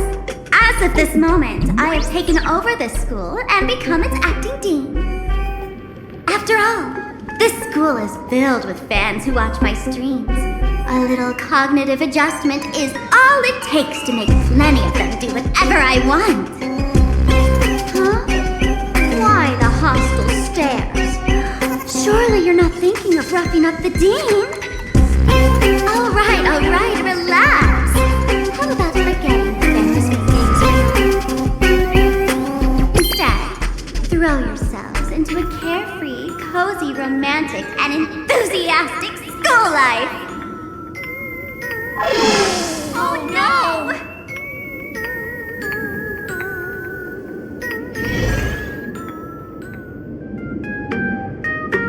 Wake up! Wake up! The teacher's here!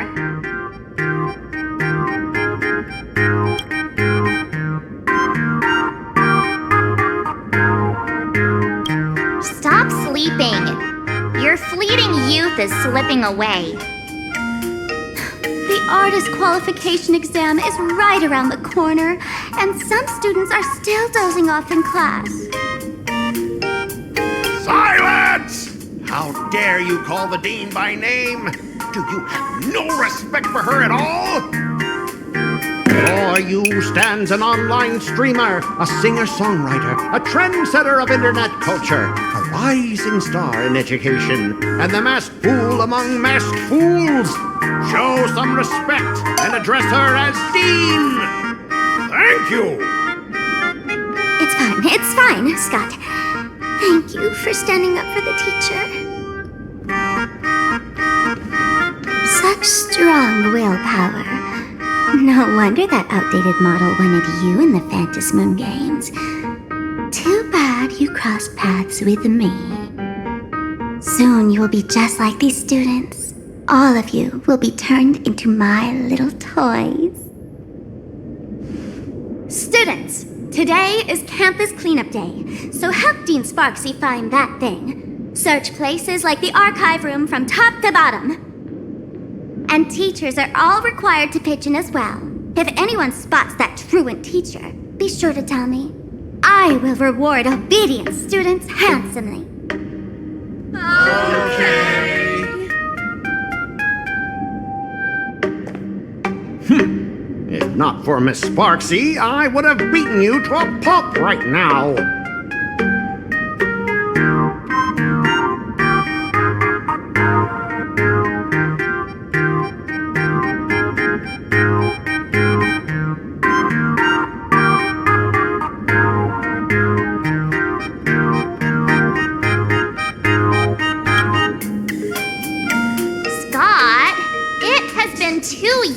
Since that baseball club incident. Are you still holding a grudge against her? Ha! Easy for you to say. If it weren't for this one, I would already have made my mark at the school sports meet. That jerk crushed my baseball dreams! Huh? What do you mean, that's it? Were you planning something even worse for me? Just last week, when I was about to confess my feelings, you folded my love letter into a paper airplane and sent it flying into the toilet. And when I tried to fish it out, the girls in class completely misunderstood me. Listen up. I'm here to challenge you to a duel. After school today, I will be waiting on the rooftop. Do you dare to come? You two, out of my way! I'm done with class! School students? What in the world is going on here? My dear classmate, you're acting kinda strange today. Is it because graduation's near?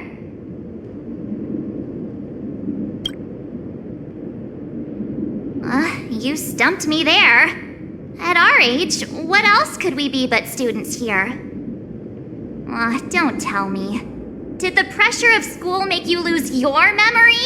You can't fall apart now. Actually, we just got our class photo developed. Let's use it to jog your memory.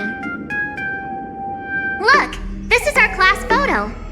Does it bring anything back to you?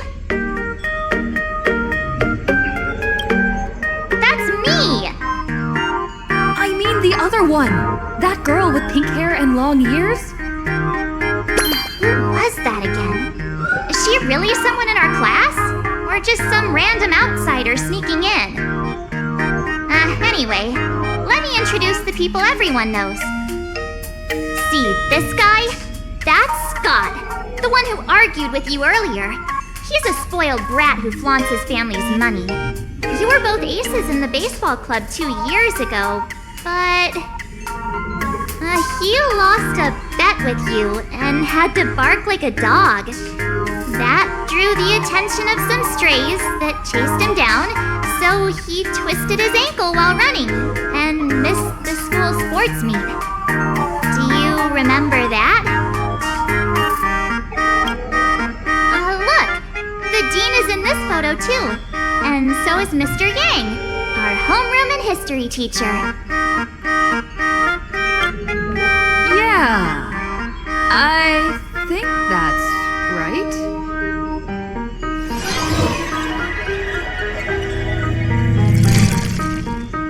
Remember that night we snuck into the archive room to retrieve the camera we left behind?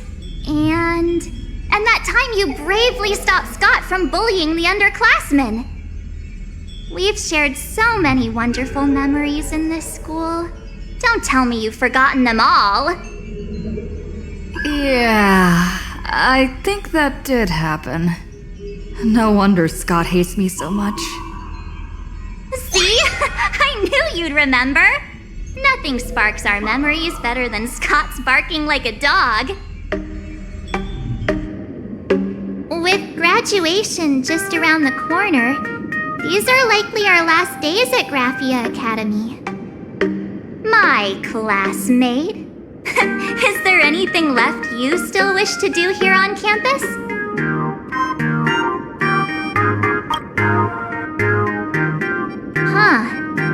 This teacher seems to have taken the day off.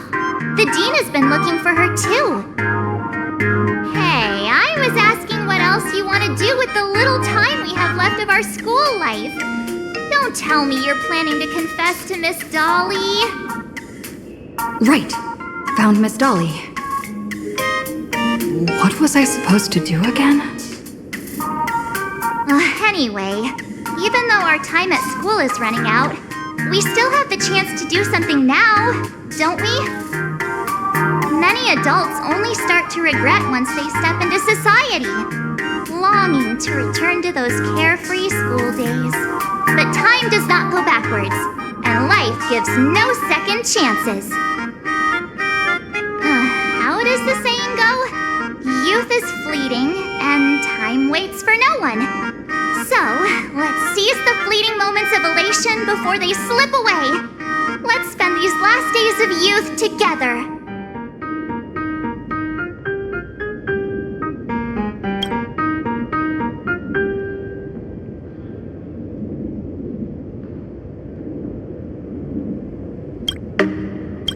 Who exactly was I supposed to find?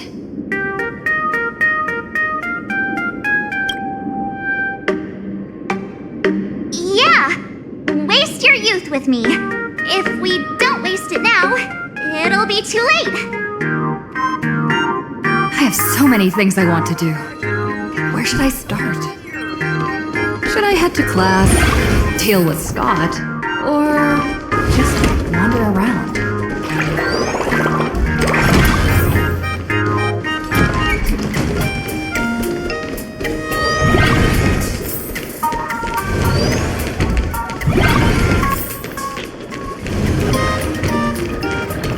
Competition is coming up.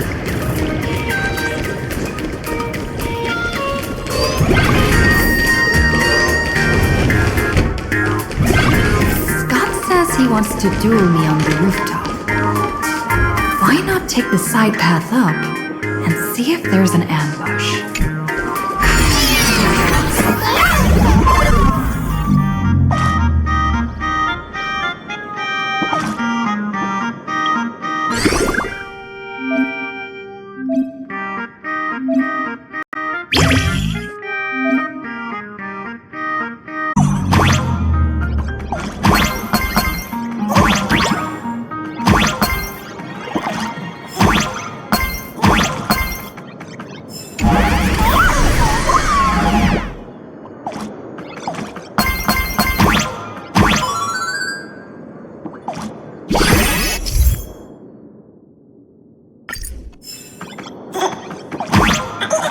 I can jump even higher now.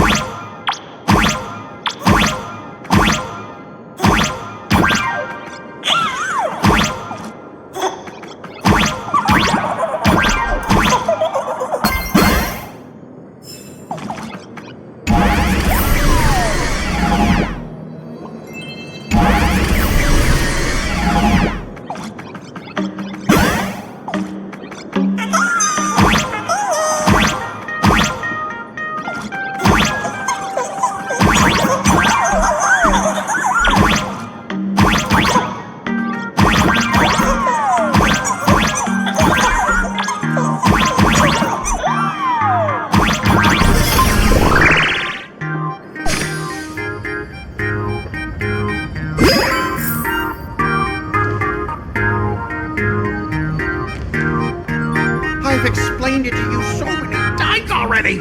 You're jealous of me, jealous of my passion for you, blazing as bright as the sun. So she set me up on purpose, making me into what you girls call the maniac of the swirling waters. You have to believe me, Lakshmi. I'm innocent.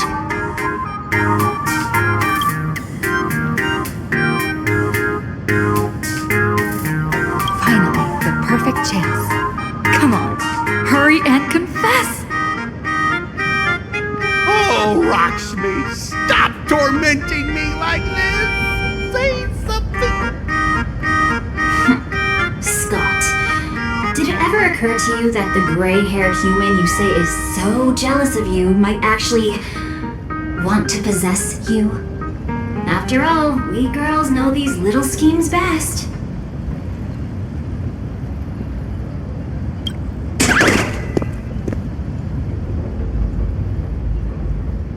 Ah! Someone else hiding in the shadows! Lakshmi?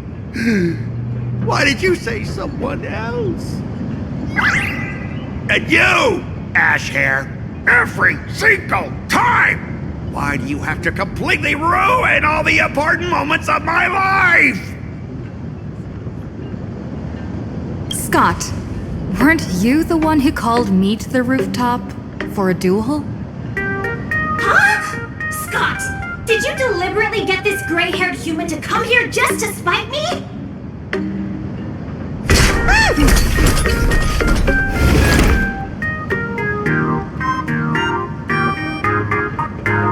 No! I challenge you to a duel.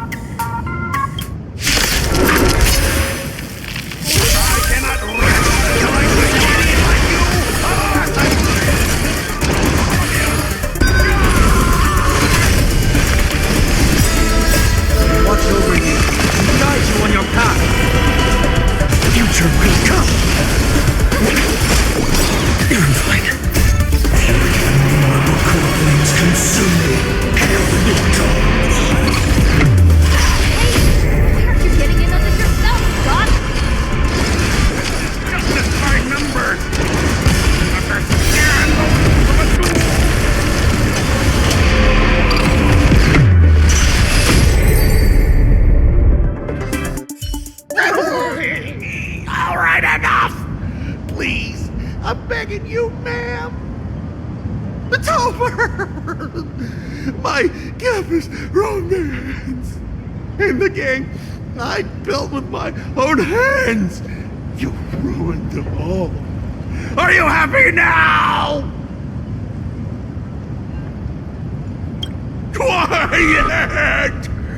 I need to calm down! You stay away from me!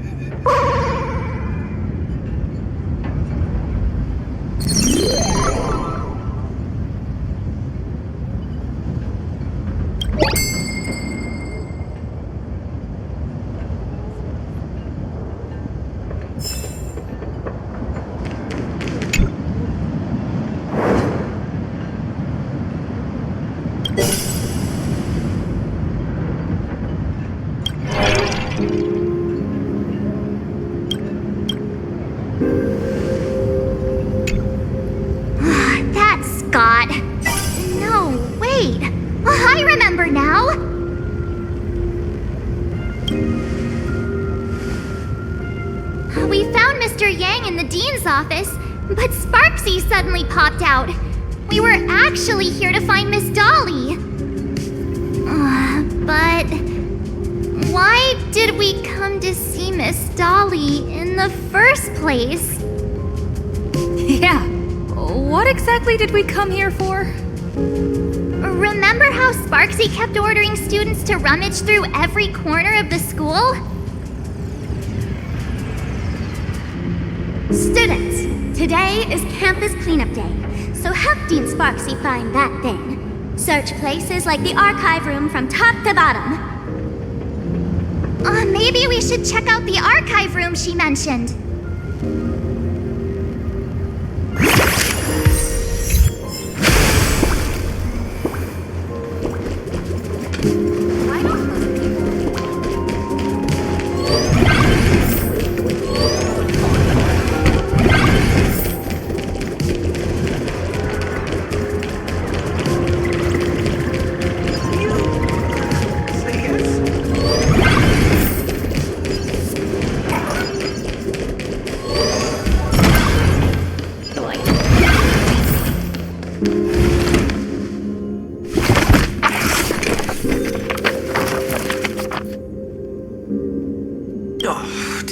Send you here? Seriously, leaving us here to do all the work is just too much.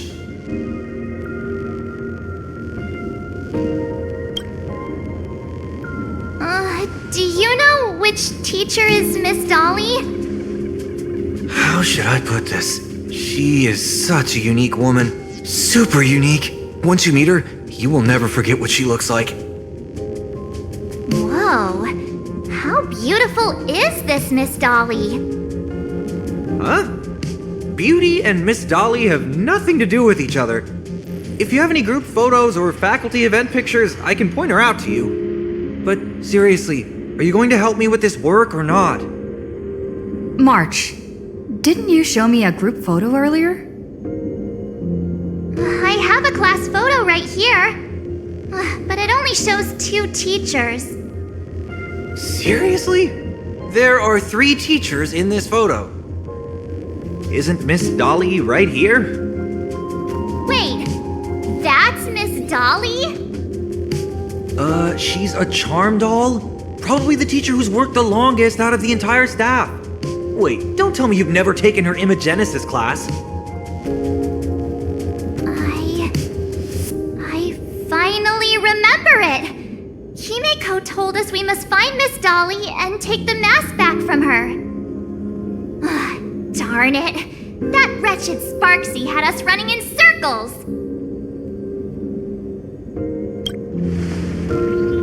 2 years? Wait... even those 2 years were fake! But all the pain of studying felt so real. That just makes Sparksy even more annoying. 2 years of studying were nothing but an illusion. At most, we've only been trapped here for 2 hours. It's not too late to act now. Now that we know what Miss Dolly looks like, it's time for me to step up. Miss Dolly has vanished. Either she's been captured, or she's actively hiding from Sparksy. All we need to do is find her. I'll show Sparksy how the power of the remembrance should really be used. It'll just cost us some film. Even though Miss Dolly is in hiding, we can still capture her lingering memories. Follow the trail of these memo spreads.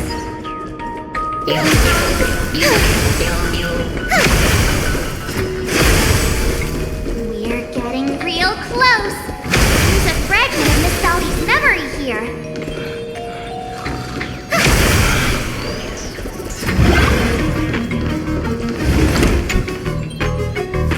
I got a photo of her. That's Sparksy. She's not really the dean at all, is she? What are her intentions?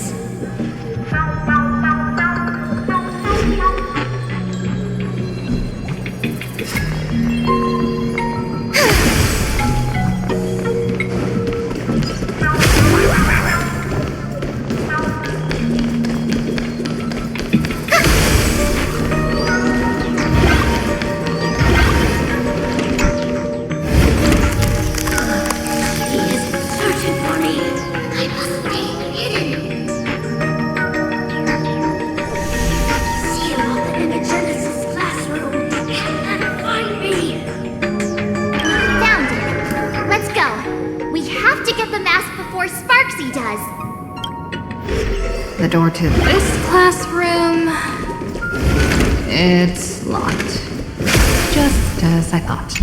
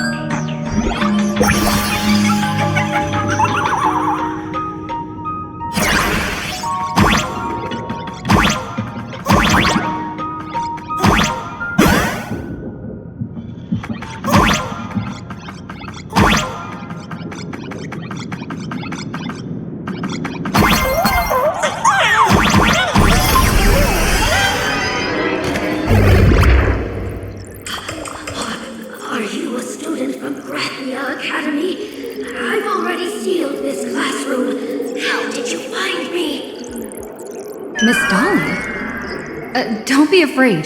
Himiko sent me. Give up.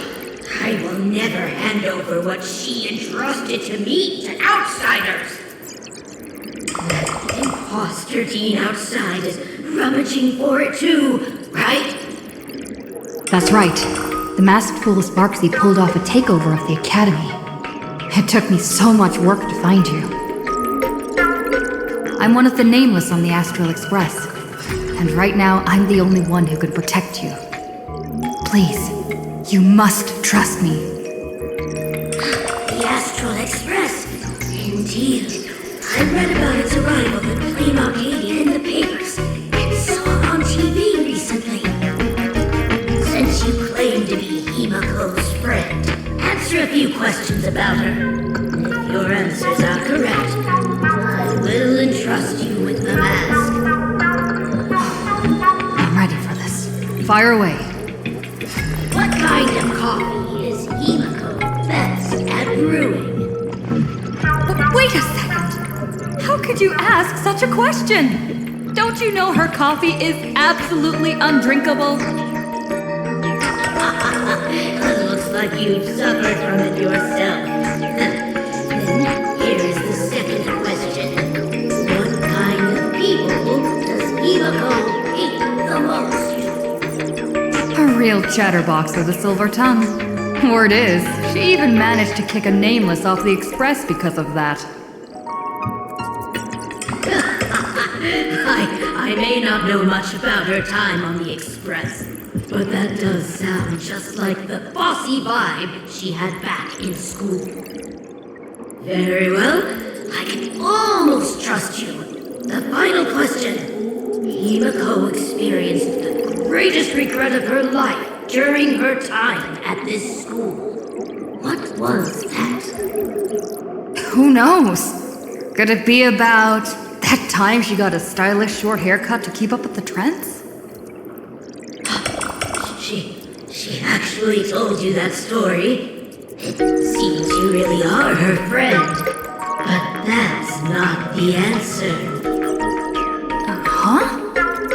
Did I really get played by that guy? It isn't that you were wrong. Perhaps Himiko never told you. Now that I think about it, she might never bring herself to share such a burden. The thing she regretted most must be what happened 15 years ago. No, better not bring that up. I believe you. You truly are Himiko's friend. Then, since you've proved that you're Himiko's friend, I will give it to you.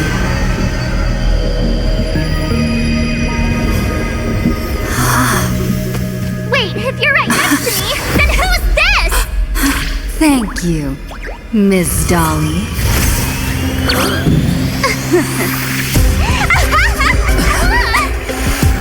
The mask is mine now!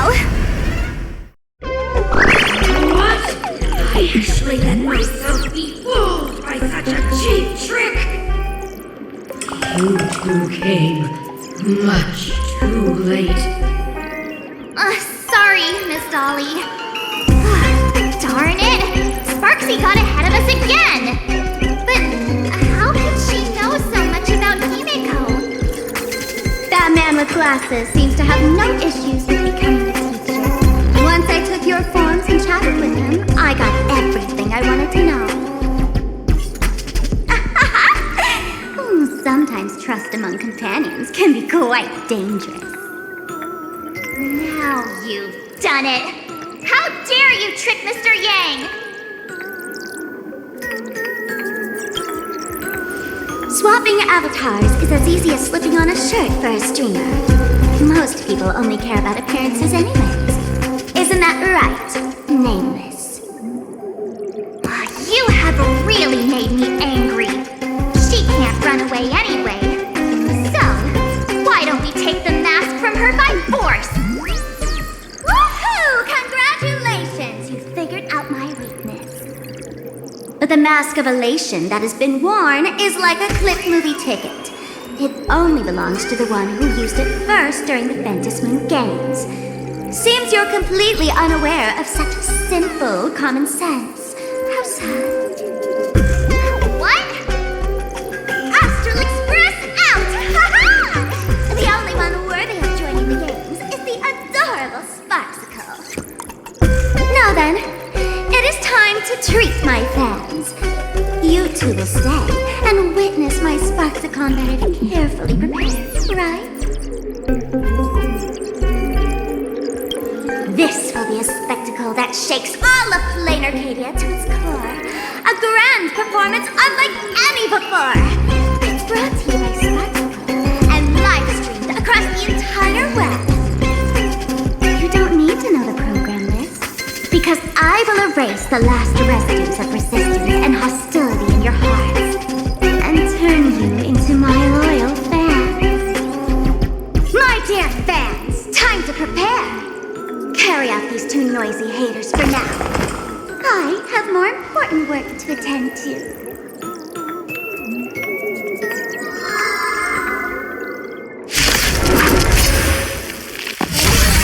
Dear fans, be charmed by me. Fight for me!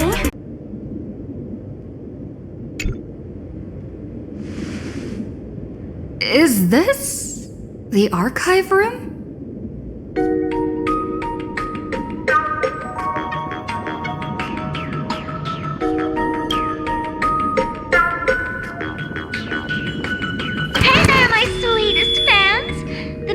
Finding the mask and Miss Dolly has been a complete success.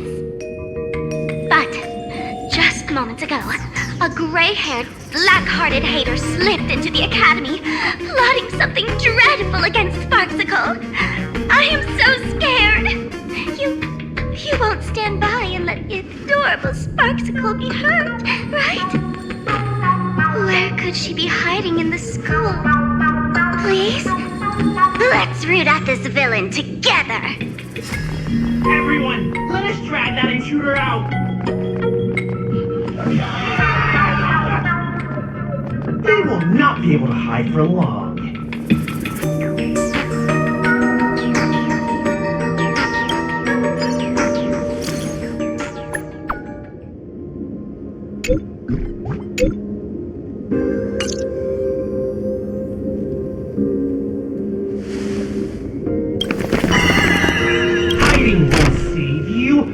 Drag you out soon enough.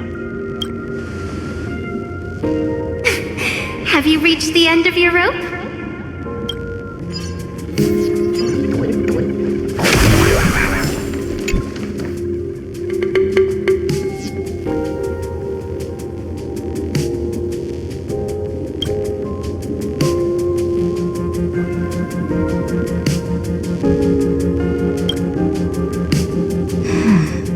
This pink-haired person. Where have I seen this person before? Is that right? No. That can't be. I remember now. She's the fox girl in the class photo. So you actually managed to remember. Seems like this is what they call in comics a fateful encounter.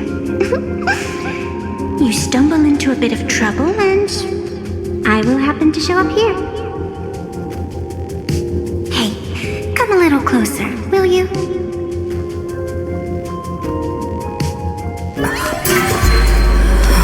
Come closer. Even closer. Don't be so scared. I don't mind. Oh, shoot. I think I'm stuck inside. Give me a hand.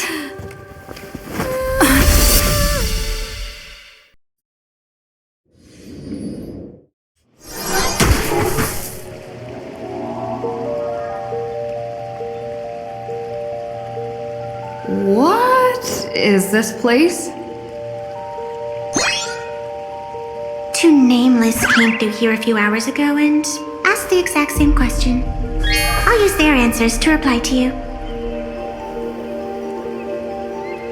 This is a place in the world in Canvas, known as the Phantom Moon Courtyard. According to ancient texts, this is the heart of the Phantom Moon Games ceremony. Oh, and one of those nameless is playing the part of a teacher at the school. Oh dear, was that a spoiler? That's not good. Greetings, protagonist.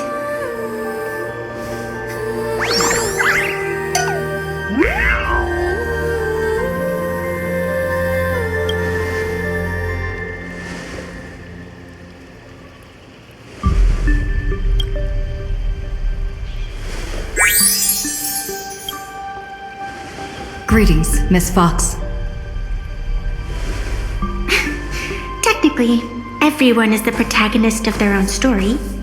But you are different. You are the protagonist of the Fluffy Across the Blue, aren't you? Galactic Baseball Raccoon? You do not really look like a raccoon. I forgot to introduce myself. You can call me Evanessia. Great seeing you.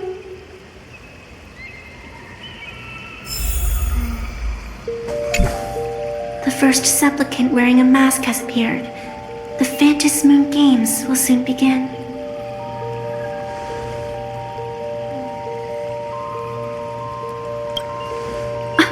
Do you seriously mean you've never read it? The comic that has taken this world by storm? It is inspired by the adventures of the Astral Express, telling the tale of cute little animals riding a train across the cosmos. Fluffy Across the Blue.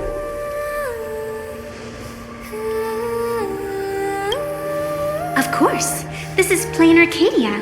Any story can be turned into a comic in here.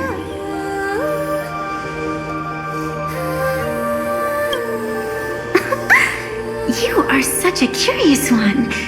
You were fleeing for your life a moment ago, yet now you can talk so casually about such nonsense. Is that really what matters right now? Still, that sense of ease.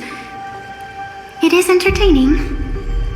Since you managed to amuse me for a moment, I will grant you a little aid. So, what would you like? I don't like it when someone answers my question with another question. Think before you speak. I can see it in your eyes, Miss Raccoon. You will not accept defeat. That resolve is interesting. There will always be foolhardy supplicants donning the mask in these ancient Phantom Moon games, laying before the Phantom Moon their madness, fancies, and humor. They would weave schemes to slay monsters descending upon this planet from beyond the sky, steal the laughter of the gods, to forge blades that could split mountains, or descend into depths of the world in Canvas to swindle the souls of the departed. Such entertaining individuals have not appeared for ages. Perhaps you have a chance to become one of them? After all, you are the protagonist. I can lend you a little power, but an equal price is required. Otherwise, it would violate the rules.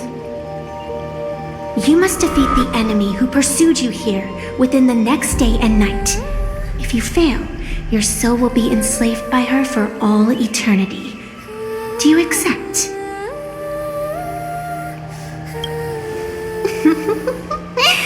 Then it is done. Phantom Moon above and sacred tree below, witness this oath at this moment.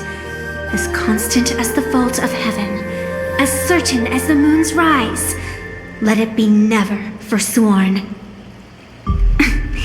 Now come, let me make you more of a protagonist. Yes, that's it.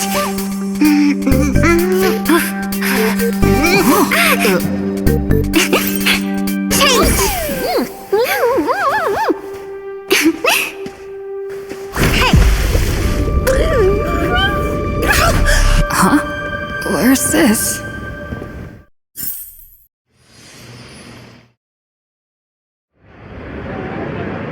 Gray hair, are you alright?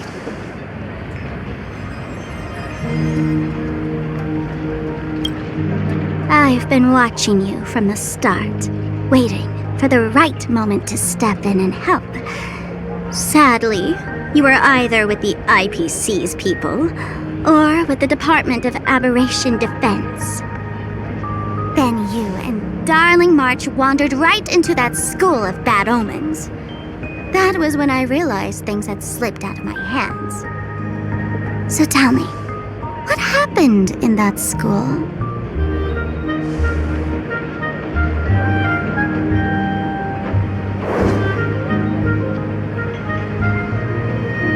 Is this the Mask of Elation that grants entry into the Phantasmoon Moon Games?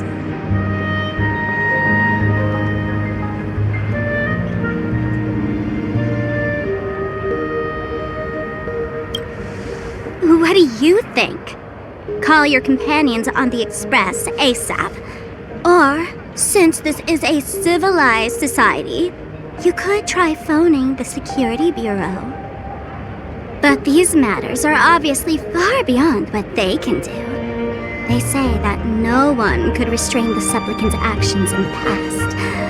Ah, those were the good old days of freedom. Gray hair, you are so naive. You've been to countless worlds. When the skies collapse and the end draws near, what can the authorities possibly do? Don't make their jobs too hard. The Phantasmoon Games are nothing less than a ceremony set down by the Master of Elation. Amazing miracles always appear in the world after every game ends.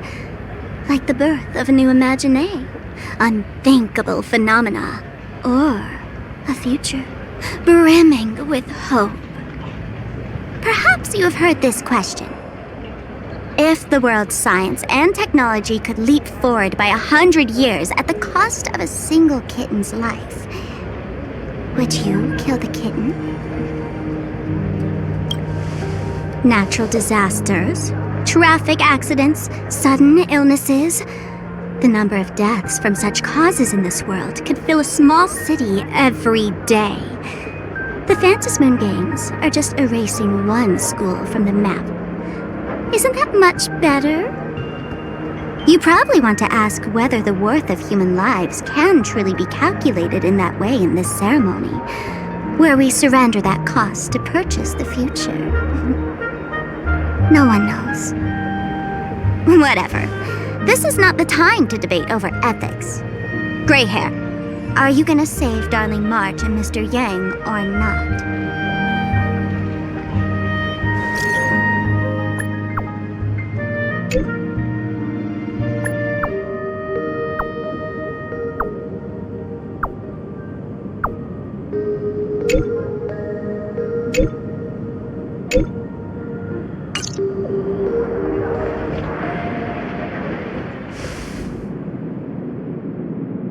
The hour grows late, Miss Pearl.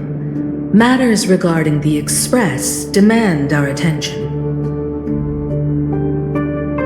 Be it the Alliance or the Phantasmoon Games, if you seek deeper cooperation, my doors remain open. Then I shall take my leave.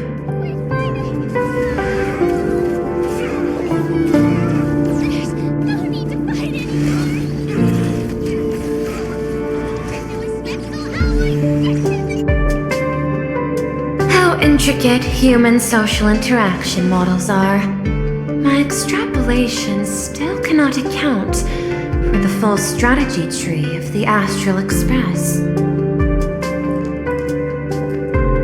Master, General Yao Guang of the Xianzhou Yuchui is here to see you. Shall we have her wait? No. The Xianzhou will also become a key ally. Only through enough contact and emulation can we hope to comprehend their methods and strategies. Conclusion. I don't think I'll be able to keep copying the painting for the rest of today. Let General Yao Guang in.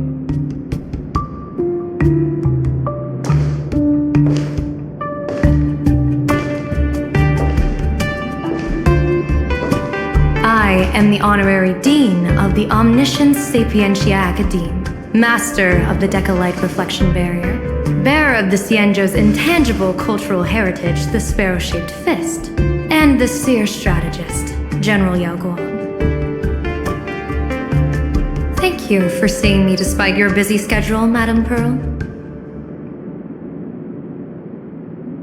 For a moment, I nearly mistook your words as a fault in language processing.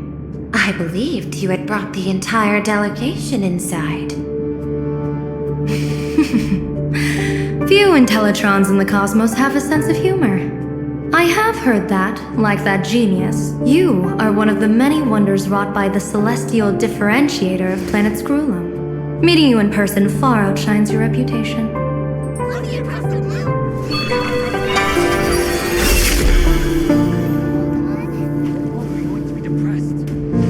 Madame Pearl, seeing how you have a calculating look, and with your heart pristine and your outer form so dazzling, I could not help but cast a divination for you.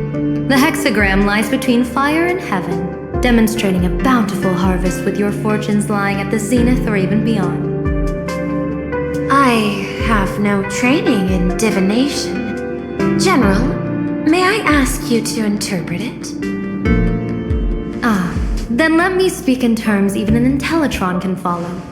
I extrapolated your fortune using the Xianzhou's predictive algorithms. The result is 101111, a sign of great blessing. If you treat others with sincerity, abundance will follow. I have long heard of the Arbiter General's legends. The strategy of General Jing Yuan. The courage of General Fei Xiao. The ingenuity of General Hua Yan.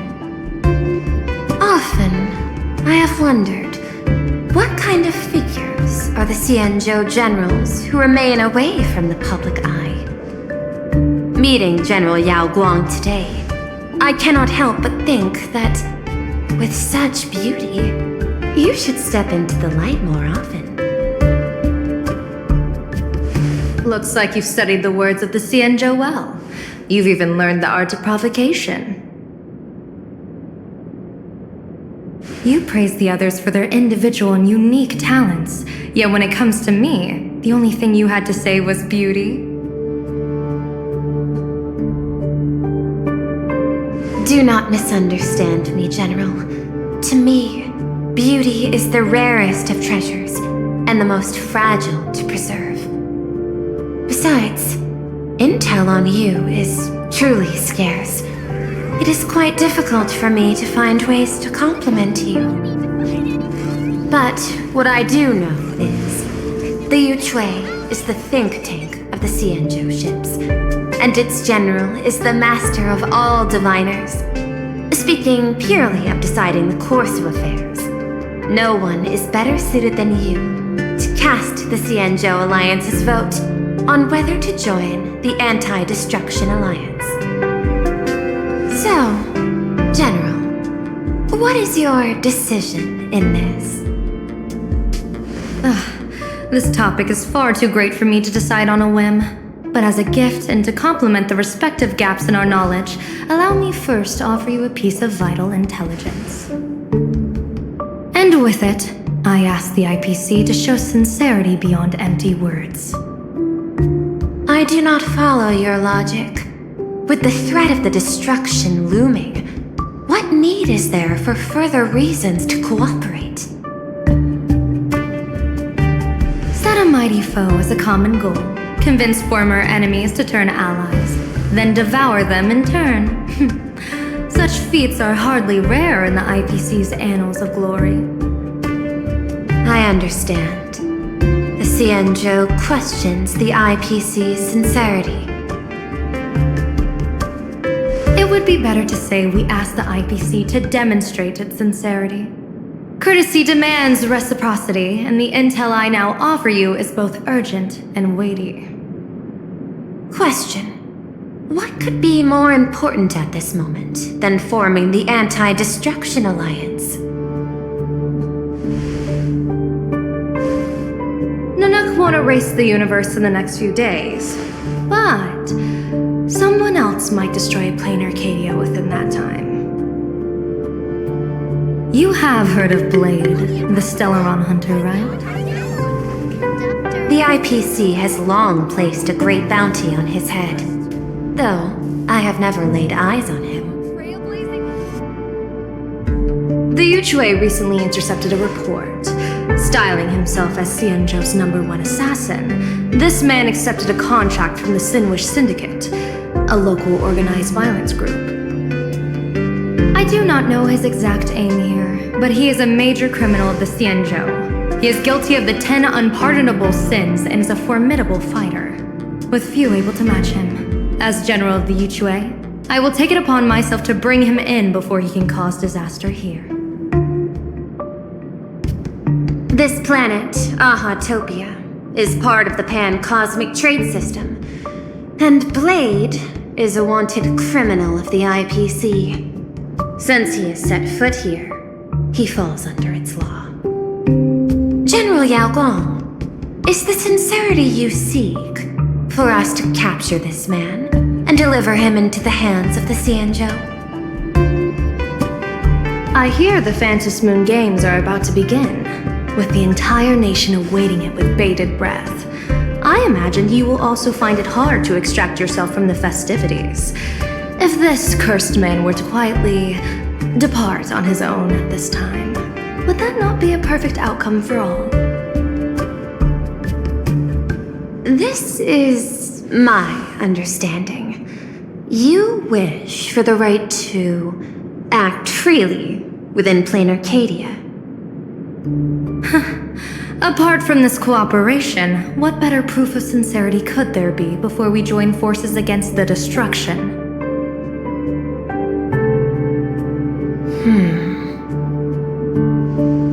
Deal. What I do not doubt, the might of an Arbiter General. However, I do doubt, will the Xianzhou's #1 assassin truly leave without a commotion? By my extrapolations, even without accounting for the guidance of Destiny's slave, the probability of capturing a single Stellaron hunter is less than 9.8%. Not even 10%. As a diviner, that's not how I see probability.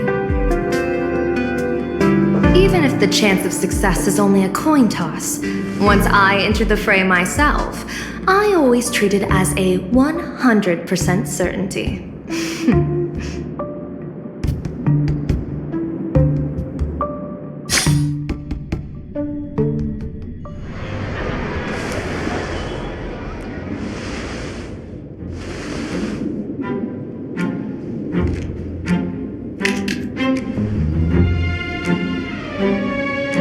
Is that even a question? 100%. Of course. In other words, there will be no survivors. Anyone who recognizes my face, I will not let them off even if they hide at the ends of the world. I was willing to make an exception when I was hired by your gang's leader, but I see you folks are not interested in accepting my goodwill. Not that I don't trust you, but you know the rules of trade. When you hire someone to do a job, you gotta see what they're made of first. People say that the Lords of Hell are easy to deal with, but their underlings are the real trouble. If a group's underlings don't know their place, even their masters may not be safe. So, since the mighty Sinwish Syndicate gang actually had the guts to hire the Xianzhou's #1 assassin,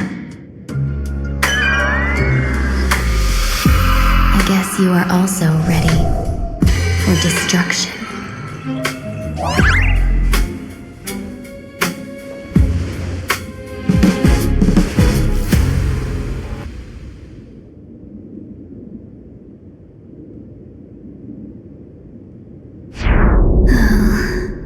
Years of wandering have given me nothing but exhaustion, and I have finally come to know how harsh the road of life truly is.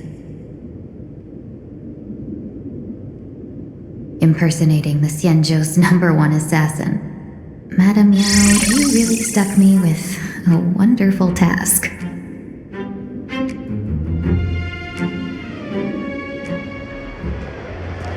Please take great care during this mission, Miss Tingyu.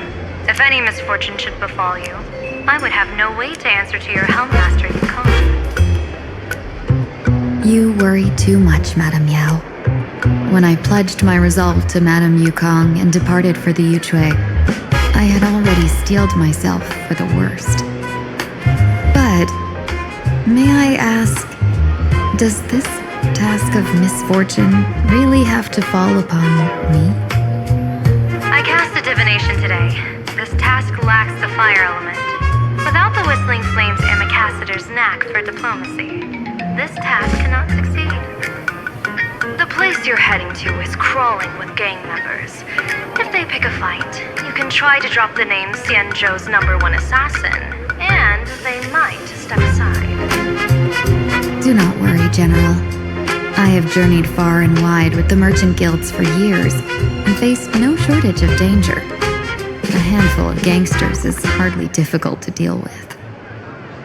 If you're not afraid of danger, then why have you not set out yet? Shall I read your fortune and give you a little peace of mind? What I fear is that fortune-telling of yours. No, what I really fear is you, Madame Yao. Afraid of me? Am I so notorious on the Xianzhou Lafu? I've heard many tales about you. After the Battle of the Fanghu, you willingly surrendered your command token and became a general in name only, with neither troops nor soldiers. They also say that the seer strategist, for the sake of a tiny chance at victory, stood by as her mentor went to a noble death, treated the countless lives of dead verdant knights as nothing more than numbers consumed in her divinations, and even doomed an arbiter general. Are you afraid that I, the cold-blooded diviner, might send you to your doom here in plain Arcadia? Bold words for a little fox. It's just a bit of my curiosity about you, General. I hoped you could clear up a few of my doubts. Seems like I wasn't wrong about you. You can face a Xianzhou general with such composure and dignity. No wonder you could make such a bold statement. The gods use humans as pawns in their cosmic game, sacrificing countless innocent souls. Have you ever thought about making them pay? They say you survived a Lord Ravager's deadly clutches thanks to luck, but I believe it was your unbreakable resilience that carried you through. You flatter me, Madame Yao. One must glean some wisdom to be worthy of enduring such a life-and-death ordeal. If we surpass the gods only in cruelty and heartlessness, then that would be our complete failure in my eyes.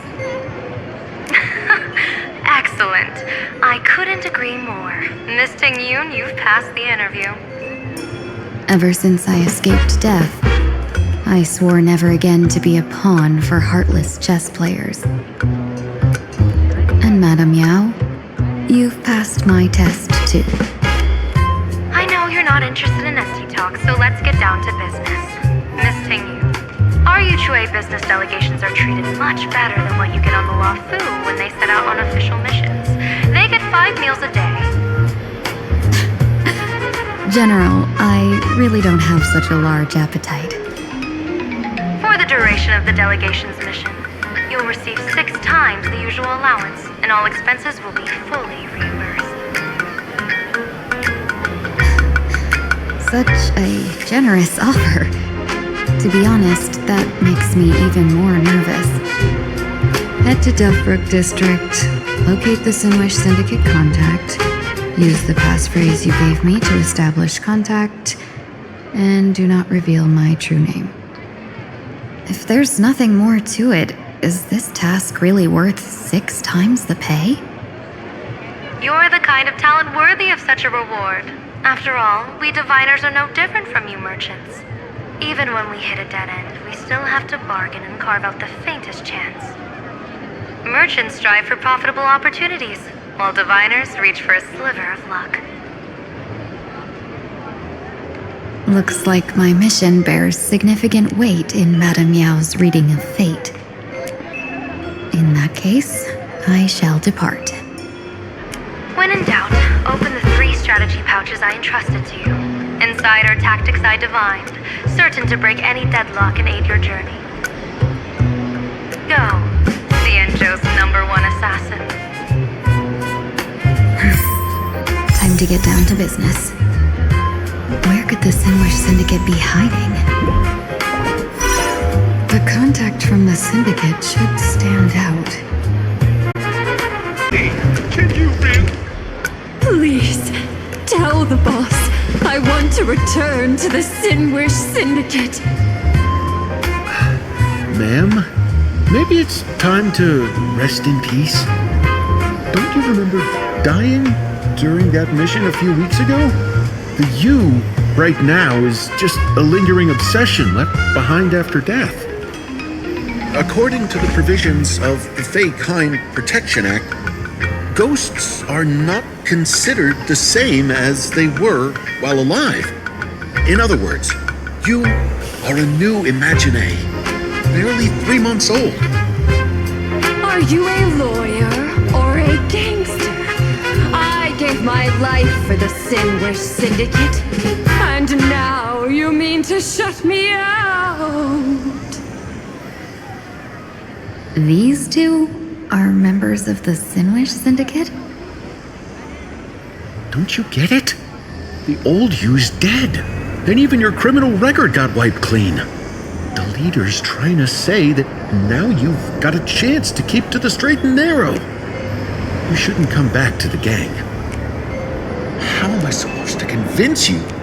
Hey, Fox Girl, you eavesdropping over there? I'm just a Xianzhou person here to talk business. Could you tell me which way to the Sinwish Syndicate? I come from the Xianzhou to discuss a deal. A deal that wears me down, yet tears my enemies apart. Business? From the Xianzhou? The Sinwish Syndicate office is just across the river. Have a safe journey. He doesn't seem to have understood the passphrase. But the news that the Xianzhou's #1 assassin is coming has already spread through the organization.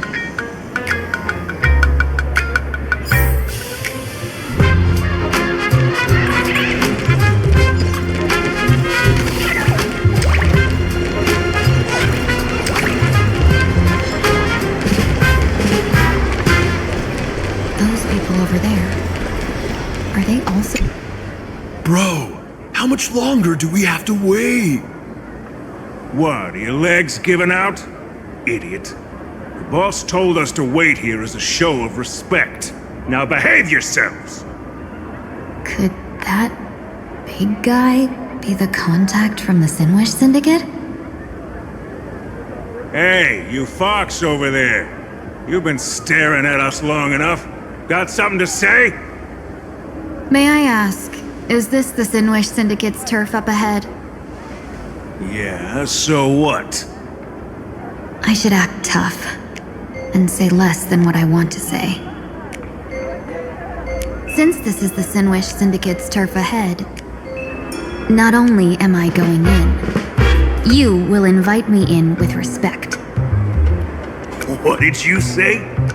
You're here to stir up trouble, aren't you? I come from the Xianzhou to discuss a deal.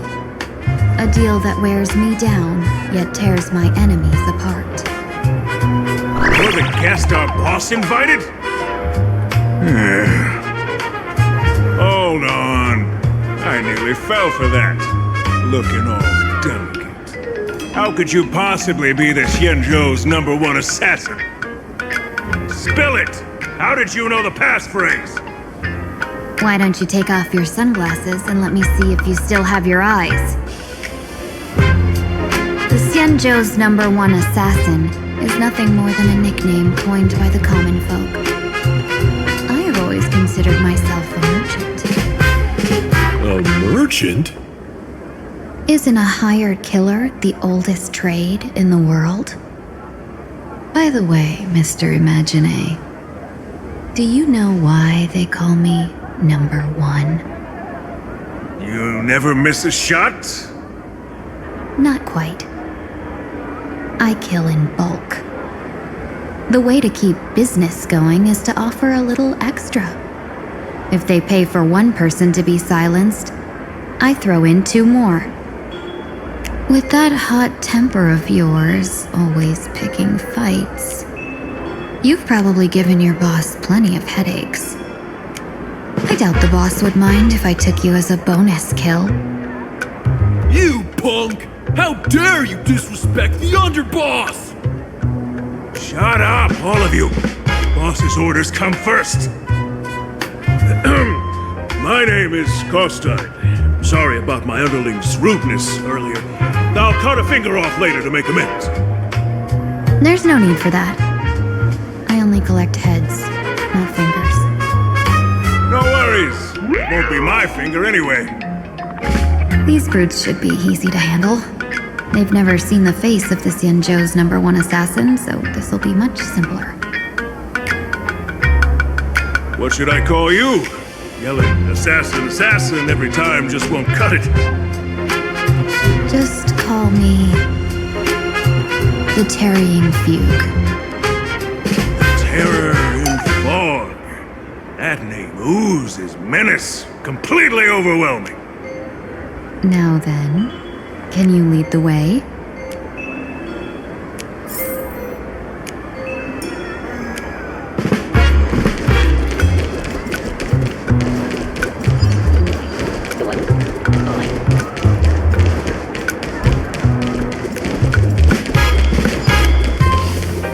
That's the Sin Wish Syndicate headquarters across the river. Quite impressive, don't you think?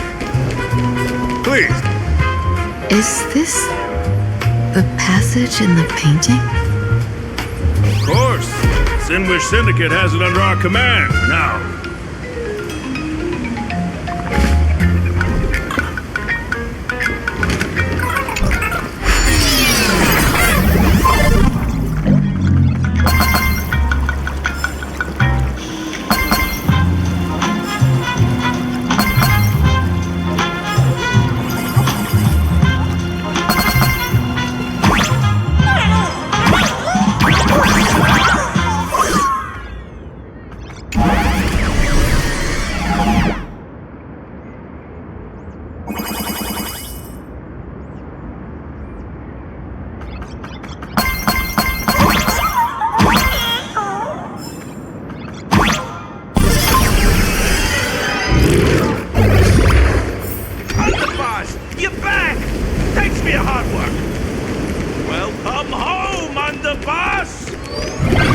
Is this the one the boss...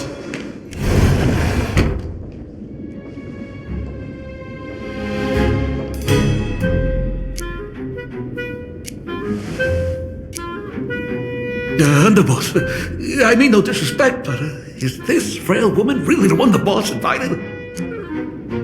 That's right. Her name is the Terror in Fog. Spread the word that the Sin Wish Syndicate has secured the Xianzhou's #1 assassin. Underboss, beat me if you want, but I gotta say, are you serious? Are we really counting on this delicate woman for the Phantasmoon Games? The Phantasmoon Games. Is that why they hired a Stellaron hunter to do their bidding? These Phantasmoon Games are a once-in-a-lifetime chance for the Sin Wish Syndicate to rise. This woman doesn't look like she has what it takes, and we're trusting her. If she blows it, how are we supposed to save face? Underboss, we haven't been duped, have we? If word gets out, the other gangs will laugh us out of town! All of you, shut up! Useless. Lady Terran Fog would wipe the floor with you even if you all came at once. Since you doubt her, why not let Lady Terran Fog show you a few moves? Lady Terran Fog, what do you say? I can find you a few sparring partners. No need to hold back. I thought you were naive, but looks like you're just playing good cop, bad cop to test me. Nah, I'm neither good nor bad. Just opportunistic. Still playing dumb, huh? Boss of the Sinwish Syndicate. Your people wouldn't be doing this on their own. I know you can hear me. I came for business. Making friends would be a fine bonus, but if not, that's fine with me. If you still want this deal, cut the tricks.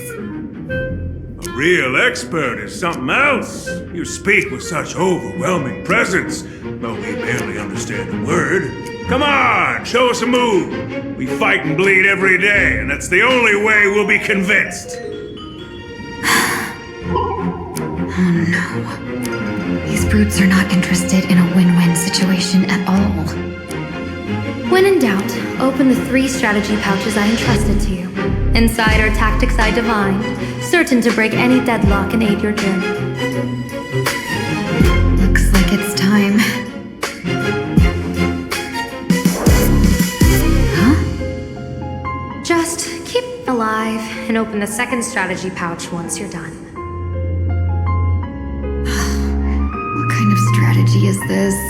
There's barely anything helpful in here.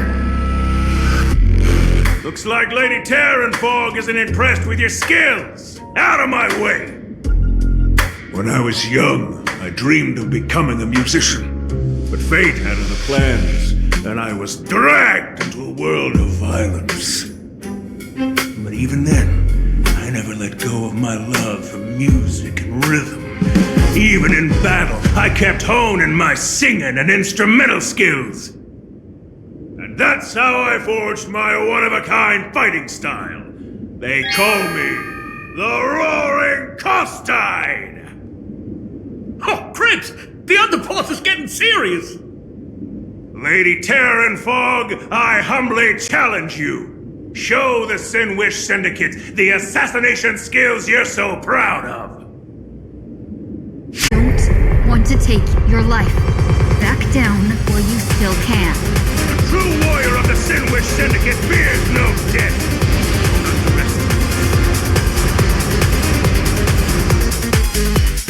Underboss, bad news! 2 more weird dudes just showed up! Cut your bull, I can see for myself! Never thought visiting an ally would mean crashing into a local gang's hall.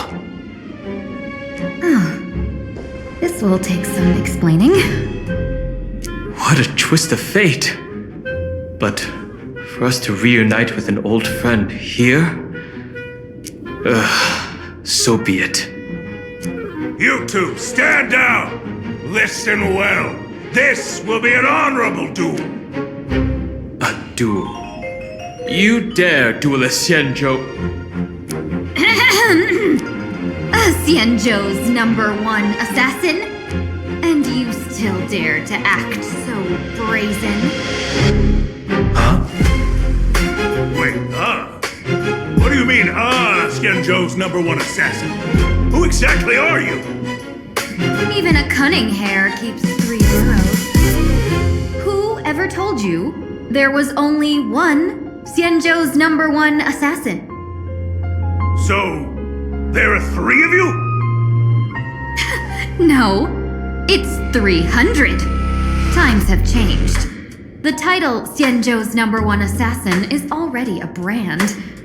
At my side stands the organization's 7th-ranked Talopian Reaper, the Winged Death Knell. He sends every target into the sweetest sleep of death.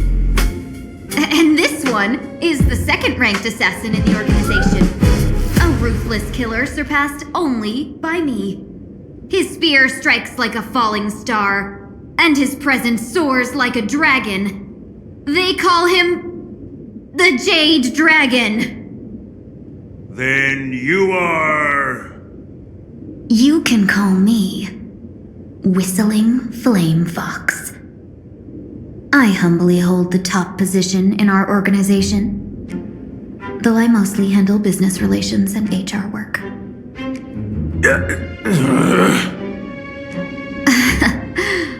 Hard to believe, isn't it? Come on, madam. It's pointless to say anything now. If you want this gentleman to know you speak the truth, let our brother show off a bit of his spear work. That will convince them.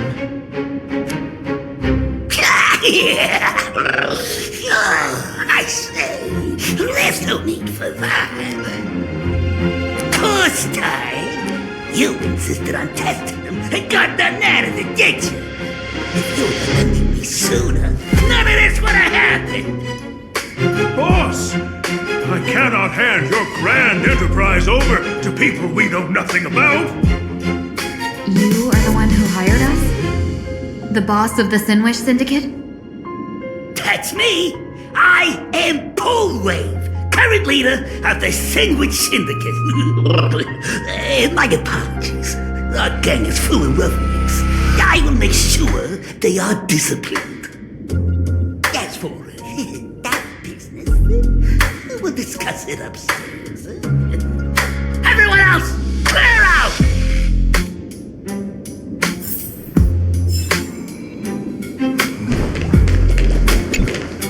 Long time no see, Lady Tingyun. It's been a while since we last met in Penacony.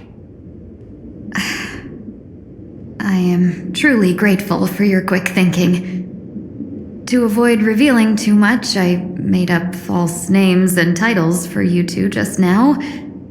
If you were offended, then I beg your forgiveness. This place is a hotbed of trouble. What brings you two here? When Sunday and I contacted the Xianzhou delegation, they asked for our help. They claimed someone from their group had lost their way here in a foreign land and was captured by a local gang, and they wanted us to help.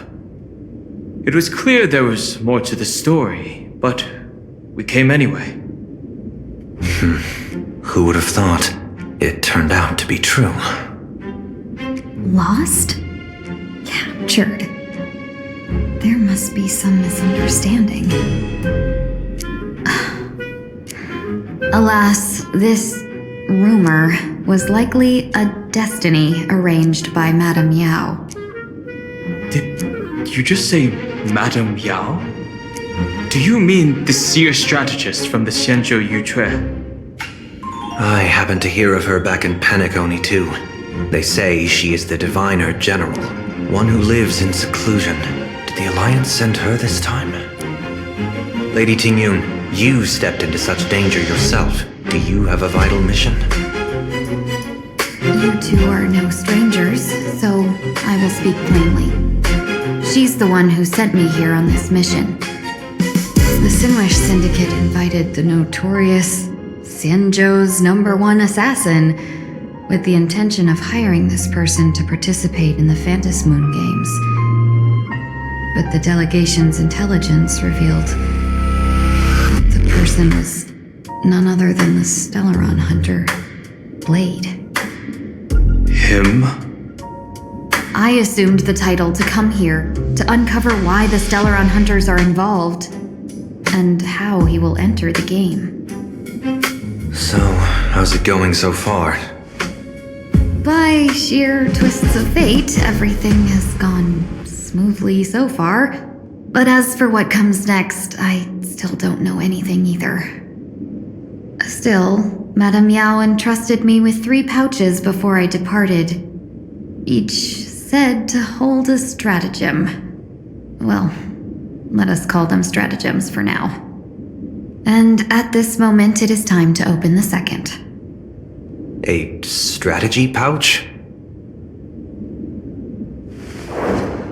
So you revealed my identity after all. No worries, I've sent you some backup. Use them however you like. Open the third pouch only after you've met the Sinwish Syndicate's boss.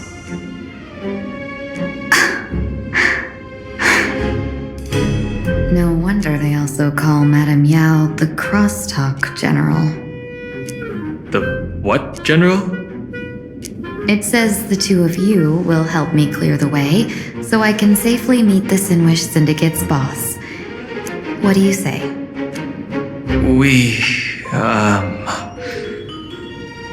This place is perilous.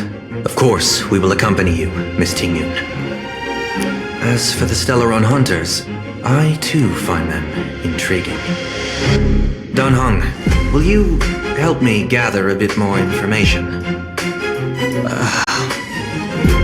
Of course. Thank you, Sunday.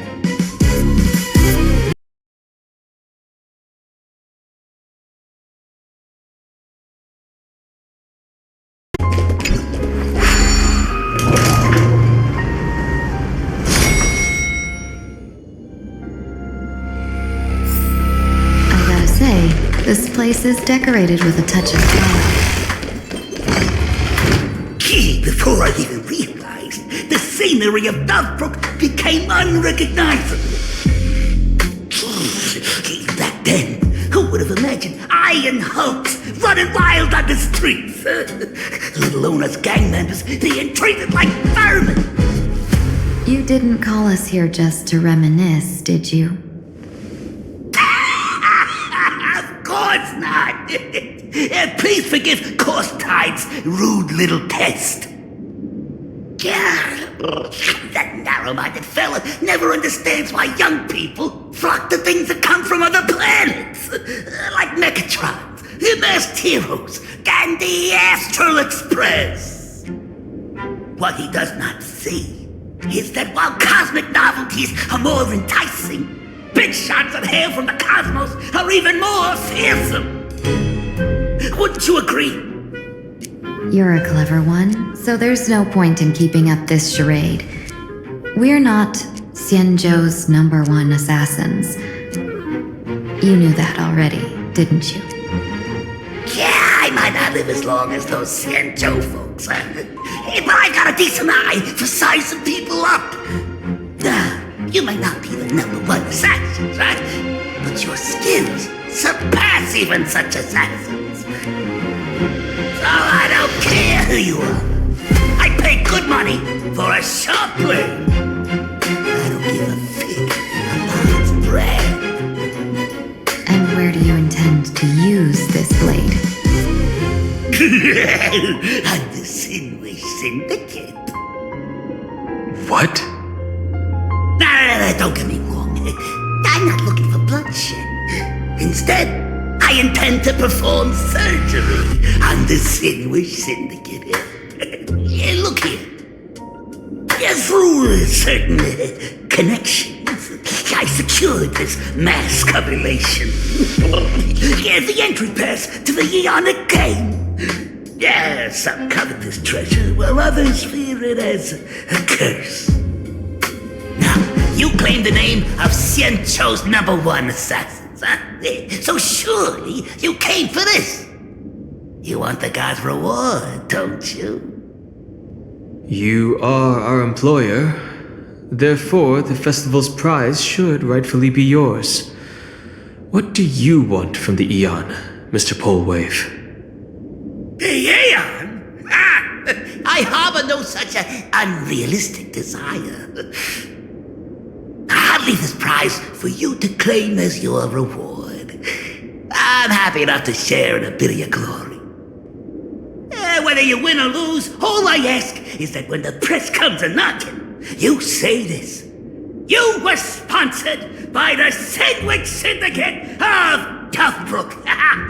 That is enough for me. So this is a sponsorship deal? The Sinwish Syndicate only wants fame? Since we are not truly in your employ, are you not afraid we might break our promise and ignore your request? If you truly cared nothing for what I asked, Why even raise the question, huh? As I said before, I may not have the long life of the Shenzhou people, but I do know how to judge people. One more question from me, please. Why are you so set on chasing fame? In Planacardia, imagination exists due to wish power. And that wish power comes from the attention, curiosity, and demands humans place upon these imaginations. The Sinwish Syndicate was founded to provide for those imaginae who were ignored, had no wish power, and were not needed by humanity. Unfortunately, ever since that seashell woman rose to power, our path of blood and violence had run its course. That's why I want the Sinwish Syndicate to take on a new form, one that will draw more attention than ever before. The Sinwich Strangeling Pension Foundation, huh? What do you think of the name? It's a cozy and heartwarming name. So, will the three of you, accept this job?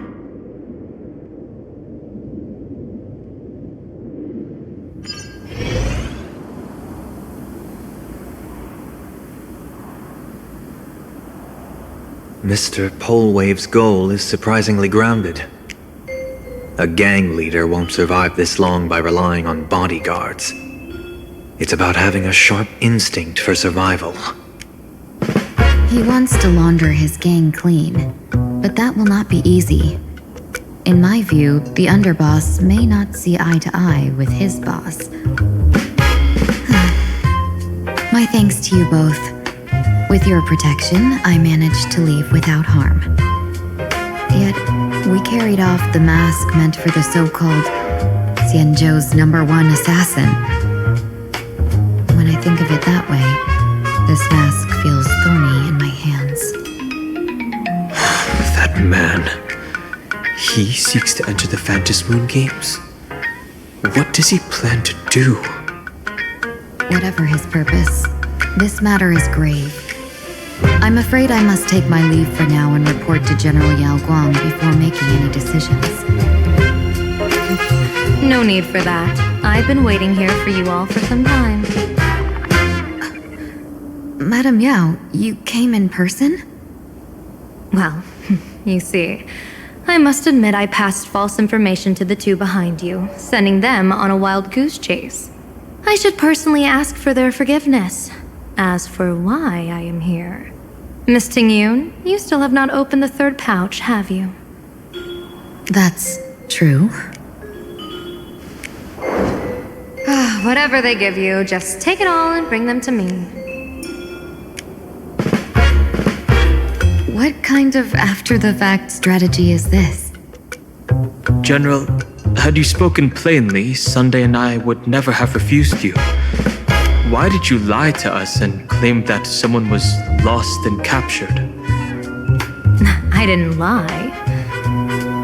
If not for the appearance of the former Vidyadhara High Elder and the runaway Master Penacony, Miss Tingyun would still be trapped in those brutes' endless probing. Her being lost and captured was exactly the future I divined.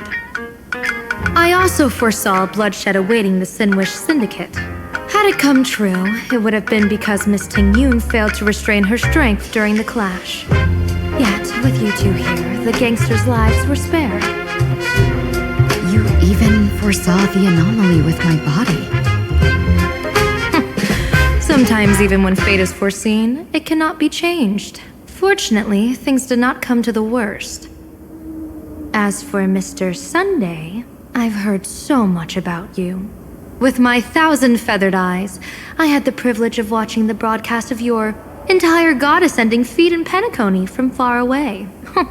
Truly magnificent. Let's not speak of that misstep anymore, General. Rather, we have brought back the mask, as you asked. How do you intend to use it? Surely not just to hold it and block the Stellaron Hunter's entry. That was the plan, but from one cause spring 100 outcomes. Now that the mask is in my hands, there are many possibilities. What do you say about using it to lure Blade here and strike him down together? Or perhaps I could wear the mask myself and personally compete in the Phantasmoon Games. That'd be interesting, right? Each mask used is gone for good. The Stellaron hunters will be left with a real headache. That'd be truly killing two birds with one stone. Madam Yao, this is deadly business. It's no laughing matter. Deadly? Miss Tingyun, that is exactly why I am here. Not to put Blade in his grave, that is. His ties to the Xianzhou have long since frayed. There was no need for me to snatch someone else's assignment and come here only for his sake. Snatch someone else's assignment? So the Xianzhou envoy was supposed to be someone else? To be frank, this journey to Planacardia was meant for Jingyuan, the divine foresight. The Luofu Cloud Knights recently returned from the great battle against Iron Tomb, and the honor should have been his. Yet, before his departure, I cast several divinations on all parties involved and received this result.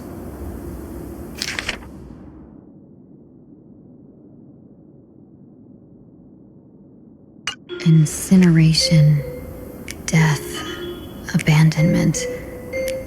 I may not know divination, but even I can tell that there is no good omen.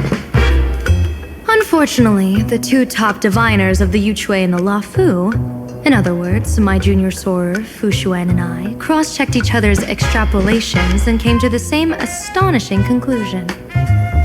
An Arbiter General will fall in this Arcadia of elation. Even so, you're still taking the mission meant for Jingyuan? Yes, I contacted the Marshal and took over the task. I've simply never seen such a bizarre fate and wanted to witness it. Even if it means your death? It's only death. If I can die in these Phantasmoon Games to achieve a moment of godhood, then my death won't have sullied the Xianzhou's honor.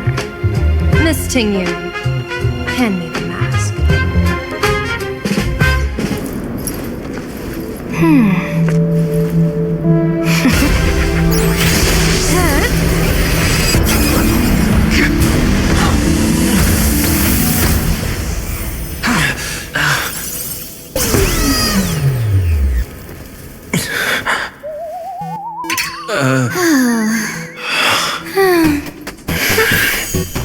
Well done. You have hit your fitness goal. Another active and fulfilling day. Sorry, Sunday. My body instinctively sensed danger.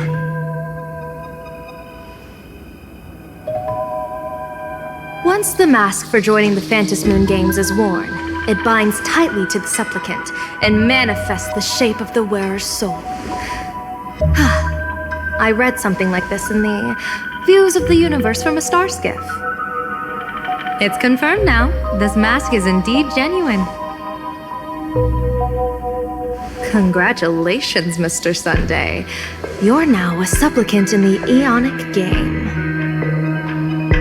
What exactly are you trying to do, Seer Strategist? Twice now you've acted without warning. Do you mean to make an enemy out of the Astral Express? Dan Heng, let me take care of this. Sunday, are you planning to fight? Don't worry, I'm no match for this general.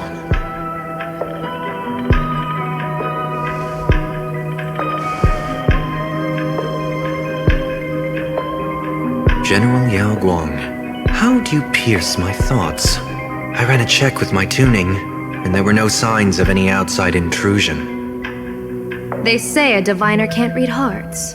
I call that the excuse of mediocrity. Mr. Sunday, you're fascinated by the Phantasmoon Games.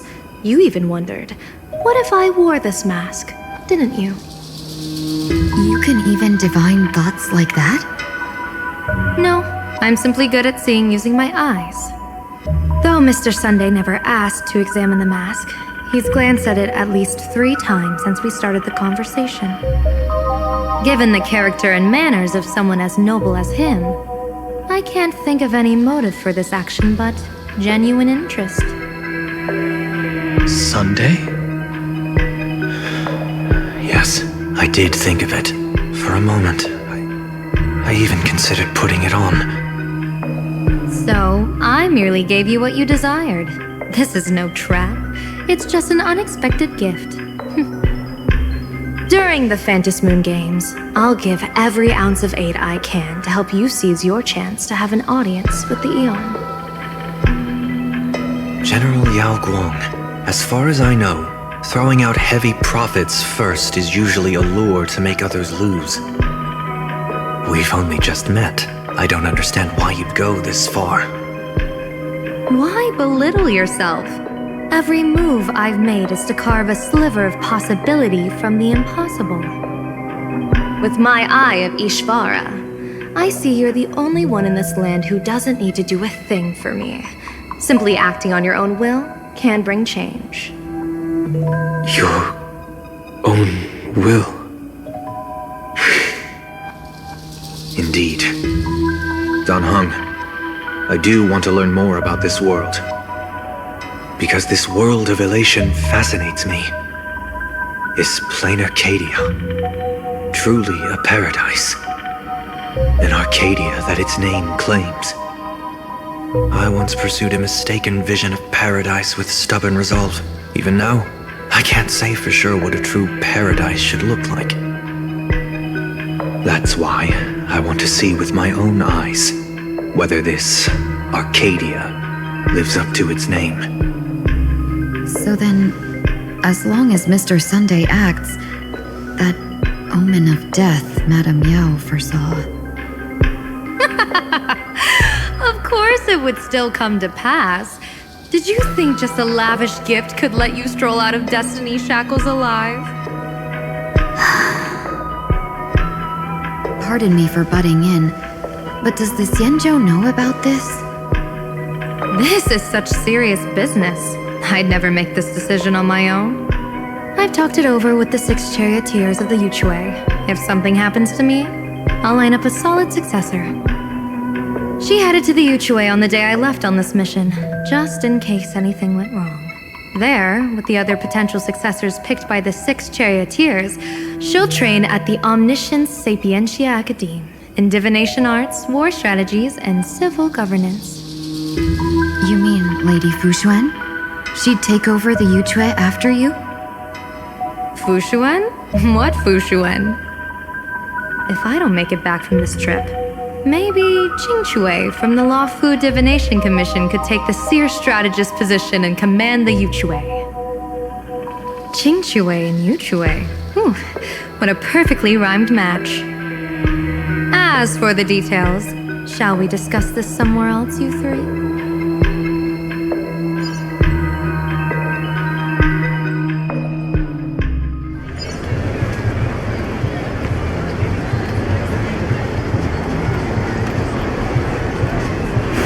Map says the Ashen Detective Agency should be right here. But why is there just a magazine publisher's office? Holy for bully! What big drama hit Graphia Academy! A furbo? Taking photos? You really can find anything in the land blessed by a huh? Let's go ask for directions.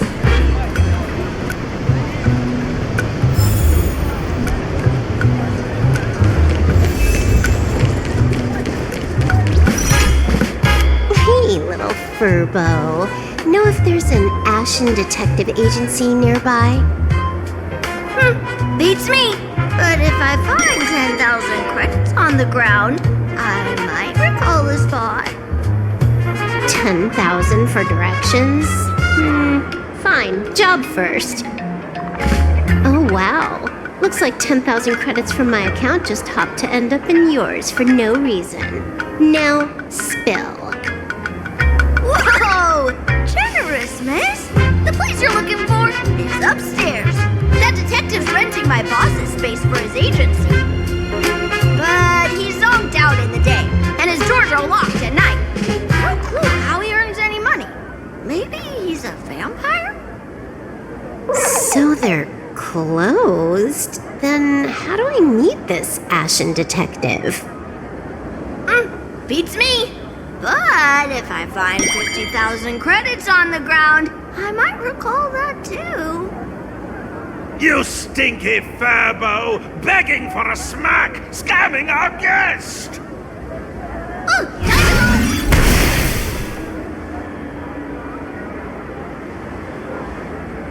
Hi, I'm Narrator, receptionist at the Ashen Detective Agency. I'm the assistant of that Mr. Detective. Narrator, what sane person gives their pet that name? That would be the dude upstairs. By the way, that mangy furbo didn't fleece you, right? It did. A full 10,000. Do you want me to catch that sneaky furbo for you and get your money back? Nah, save your breath. Got it fixed. Money's back in my account, plus the last 26.5 credits from that guy's account balance. Oh, not bad, Punklordian hacker. You seem pretty knowledgeable. So, would you mind showing me the way? This way, please, Ms. Hacker. Sorry, but a side power. The landlord of this magazine office planned to dodge his debts and creditors have been... So, there's even a shooting button. That's interesting.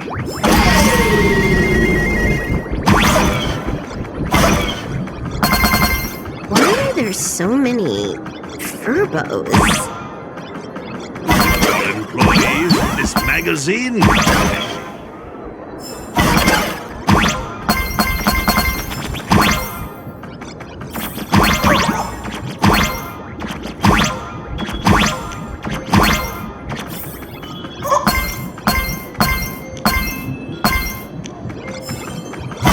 Why does this scene feel like a punishment round from a game?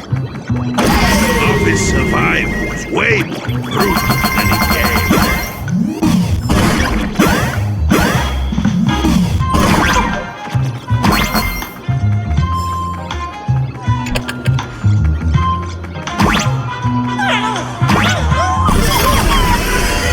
So, this is where the detective lives? Yes, his office and living quarters are one and the same. It is a little shabby, I admit. At this hour, he is probably fast asleep. Visitors here are rare indeed. Visitors being rare. That really does sound a little sad. Please, come with me. I will wake him at once.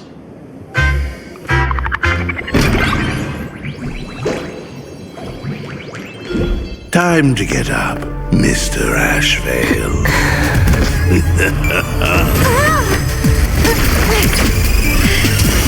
How many times do I have to say it? Just leave the delivery at the door. To disturb my sleep?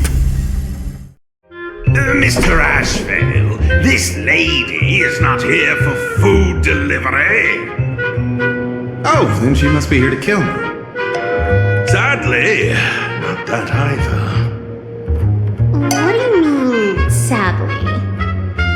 Not here to deliver food and not here to kill me. How strange. Oh, then you must be a client. You are here to hire me for a case. Your order of guesses is a little heartbreaking. Yes, I am here to commission you. Something has been stolen. Oh, What did you lose? A person. along with an ancient mask that should have been mine.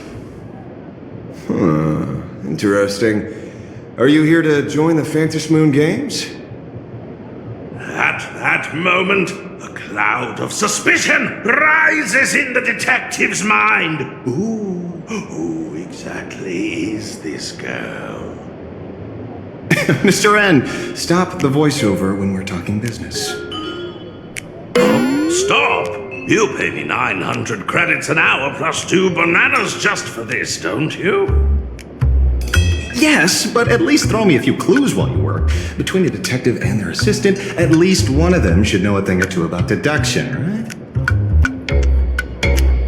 A name flashed through the otherwise empty mind of the detective. This unremarkable-looking girl was, in fact, one of the top 10 most wanted terrorists on the IPC's bounty list, a Stellaron hunter. Oh, God! It's Silverwood! Jeez, Silverwood! Mr. Ashvale, did you get your head caught in the fridge door or something? I feel like I need to wipe my personal data again. One of the Interastral Peace Corporation's most wanted fugitives with the highest bounties comes to commission a broke detective. Oh. I have seen plenty of stories like this. So, the next thing would be me getting dragged into a massive conspiracy and forced to run for my life, right? Drop the paranoia. I came to you because I hacked into the Security Bureau's criminal record system. What I found was shocking. In all those bizarre police cases, you were hired again and again. The curious case of the Harmony Sect Communion, the mystery of the Ghost Bullet Worm Express, the serial ghost resurrection incident, the super non-serial locked room murders at Kooky House, you helped solve them all. You may not be the most famous, but you're probably the most capable detective around here, right? Is nothing private anymore. Whatever, tell me. How did you lose your mask? Today was supposed to be our meeting with the Sinwish Syndicate. All right, now let's talk about the commission fee. Excuse me, I haven't even finished my sentence yet. A true great detective can know a case without ever leaving the room. While he sleeps, I gather the intel. We already have the basics about today's fiasco with the Sinwish Syndicate and those 3 Cienjo #1 assassins who scammed the mask. Can you handle it? Money is not a problem. Do you take dirty money?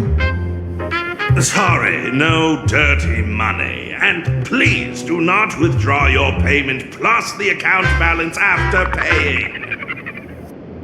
Oh, then how about this? This is the IPC's turf, right? Turn me in for the bounty. You take the reward, and I bolt afterward. We Stellaron hunters sometimes use that trick to raise funds.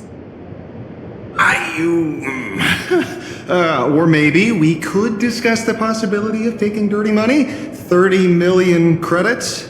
Pay us after the work's done. Deal. I'll try to get that money over the next few days. Here's my contact info. Update me the moment you have any news. Pay us after the work? When did our office have a rule like that? That rule got made just now. Oh, my dear Mr. N, did you truly want to take dirty money? I have come up with another way to make money. Let me reach out to a certain big shot first. Madam Pearl, I've obtained solid intel. Mr. Ashvale, the chance of you initiating a call at this hour is under 5%. Let me guess.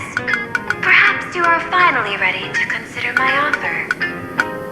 No, I found the trail of the Stellaron hunters. They are here in Planacardia, and they even plan to crash the Phantom Moon Games. I can send you her coordinates quietly, without anyone noticing. Quietly, without anyone noticing.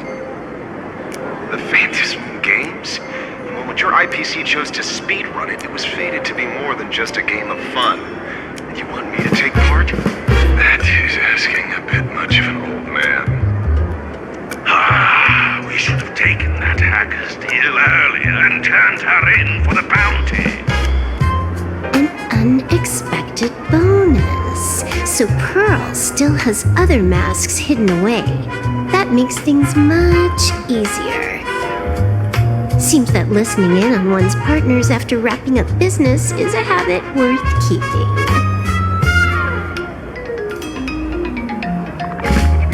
Hey, lady, where are you? Did you find the mask? Not yet, but I've got a new lead. We might have lost one mask, so I just need to find another. Fine.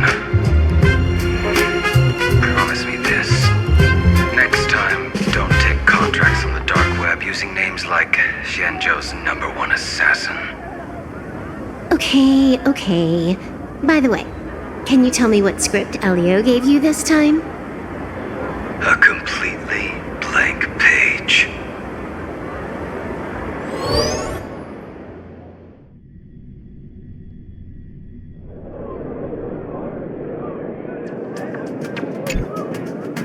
So, what you're saying is that this Miss Sparksy, who was originally just a virtual avatar, has now crossed into reality and taken entire school staff and students hostage. Good. So it's just a typical case of the idiogenerative imagining phenomenon. Heading out? Where to? Oh, you mean going to Graphi Academy to arrest this illegal imagine? We can't. I just received notice from the Department of Aberration Defense. The first supplicant of these Phantasmoon games has revealed herself, and she's none other than Miss Sparksy, the one you mentioned. Although you're honored guests of the Astral Express, you seem completely unfamiliar with the laws and customs of this world. During the Phantasmoon games, we do not traditionally interfere with supplicants' actions. That's their privilege. In other words, since she's a supplicant, we security officers can't do anything unless she causes actual harm. You say she took a school hostage, but the intel I have says otherwise. Oh, right. The news broadcast is about to start. Care to watch? Hello, everyone! Welcome to Full Wish TV's special news segment, Arcadian Morning Report. I'm your host, Poofy. Hi, everyone! I'm your host, Snowy! We've entered year 1999 of the Arcadian calendar. What an exciting time! Just one more year until the new millennium. Over 500 years ago, a famous prophet made a prediction. In year 1999, a terrifying devil will descend from the sky. Will this prophecy come true? Can Planacardia safely make it through this crucial year? You idiot! Are you cursing our viewers? They didn't tune in to hear your fear-mongering nonsense. Just read the news and stick to it. Yes! Incredibly, after just 15 years, the Phantasmoon is full again, and the time for the Phantasmoon Games is upon us once more.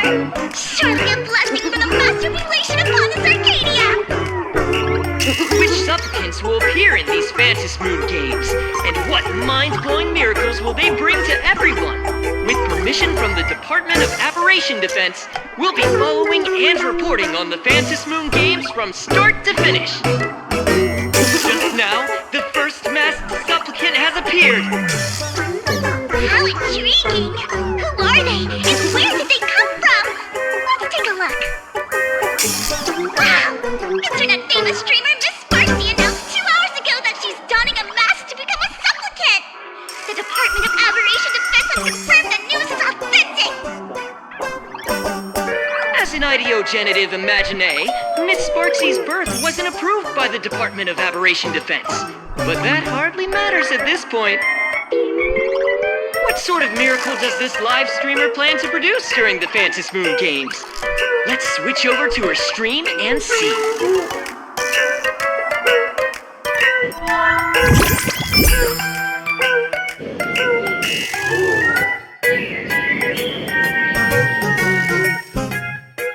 Yoo-hoo! And we're back from the commercial break. A big thank you to Love Insurance for being the title sponsor of today's Sparkstacular Arcadian Adventures livestream. One person, 1,000 faces. 1,000 faces, one person. Who will Sparksicle become today? Ta-da! Time for the big reveal! Everyone, follow along with Dean Sparksy of Graphia Academy as we check out how our new transfer student is settling in. Marge, say hi to the camera. Sparksy, don't you dare mess with me. I, March, am not someone you can easily push around. I'll have you know I'm the disciple of General Jing Yuan of the Luofu and General Huayan of the Zhu Ming. I've undergone rigorous Xianzhou sword training. Others might fear you, but I sure don't.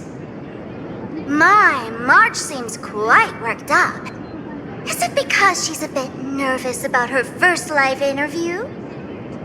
Alright then. Now, let me interview my colleague, Mr. Yang.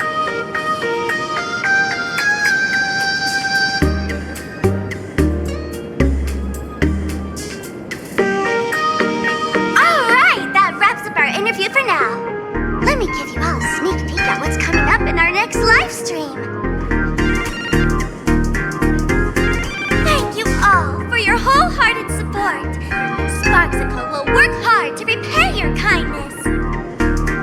In 3 hours, I'll be hosting a special live stream performance, Sparksicon, alongside our special guests, the legendary Nameless from the Astral Express, who have carved countless legends across the cosmos.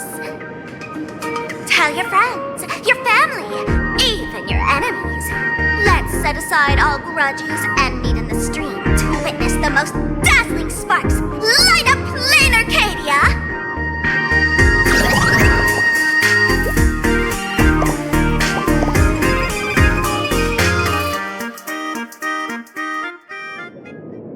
Now, see, Miss Sparksy was just doing a program with your friend. It's fine, really.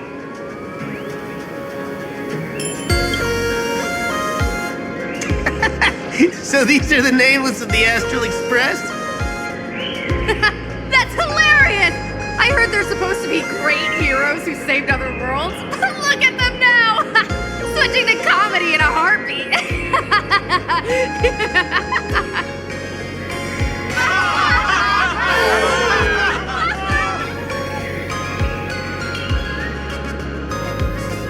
Darn it! Soon the whole of Planacardia will be saying Sparksy caught the Astral Express crew in one go and made us the butt of jokes. Our reputation would also turn into her trophy. Oh, right. Please keep this Phantasmoon Games emergency response guide safe. Some sections in it might come in handy. If there's nothing else, I'll be going now. See ya. See? I told you so. Even calling the police was useless. Right now, you're their only hope. And that red boss lady of yours. She's here too. Are you all right? Did you get hurt when you ran away?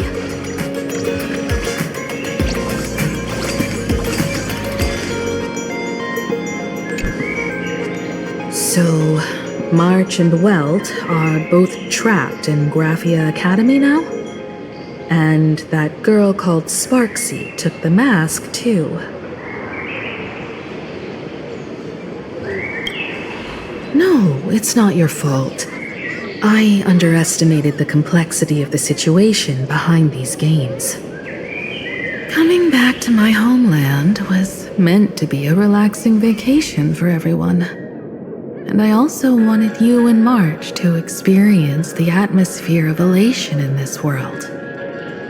Throughout the history of the Phantom Moon games, there have been many instances of cooperation between supplicants.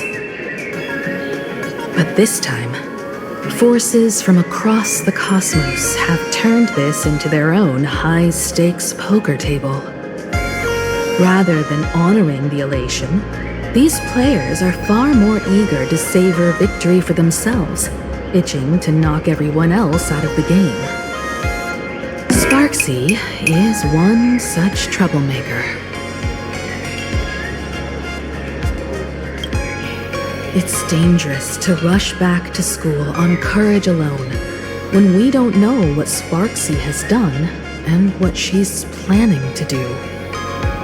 For every supplicant, there are 3 key acts that must be completed once the Phantom Moon games begin. The roll call, the miracle, and the promotion. Sparksy has completed the roll call. She took the mask and declared her entry into the games, drawing everyone's attention to the news that the first supplicant has appeared. Next, she must strive to make a miracle happen, bear the people's wishes, and answer with a great feat. If I'm not mistaken, Sparksy is waiting for us to walk right into her trap. For her, there couldn't be a better opponent than the Astral Express for this first battle between supplicants. What could be more earth-shattering than defeating a renowned cosmic hero on a battlefield of her own meticulous design? So here's the question, Sparkle. Based on what you know about this imposter, what's her real agenda for joining the games? Simply toying with and defeating the Express crew alone won't be enough. What kind of world-shaking miracle is she after? Sure, she's a fake. But she's still a fake of Miss Sparkle. Guessing won't get us far. If you ask me, we should check out the tavern. Might find some leads there.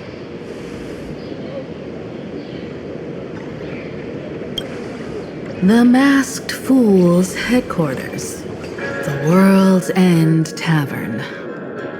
That's right. How could we pull off something this insane without Miss Sparkle's prized collection I've been hoarding all these years? That imposter must have known this well. Before this operation, she definitely went to the tavern, using my name. Most fools can't tell the difference between me and that imposter. Or maybe they just don't care. But if we can find out who I talked to and which treasures I stole from my collection of items, we'll naturally figure out what that imposter is up to.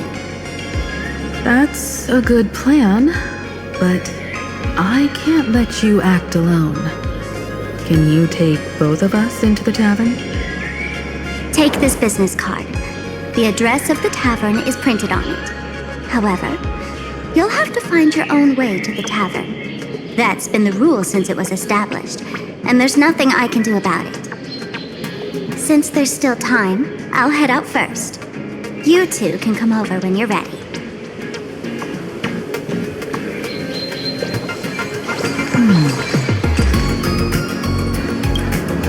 Relax. To step into the elation's right, what you need the most is ease. Don't dance to your enemy's tune. Find your own rhythm. Now it's our turn to set the steps. Dovebrook District. It's been a while since I've been home. Perfect timing. Don Hung and Sunday have made some new discoveries. I asked them to meet up with us later. Don't get your hopes up too high. Looks like this vacation trip has gone right back to our usual trouble magnet mode. Now this is the kind of vacation the Nameless just has to savor. We're almost at Dovebrook District.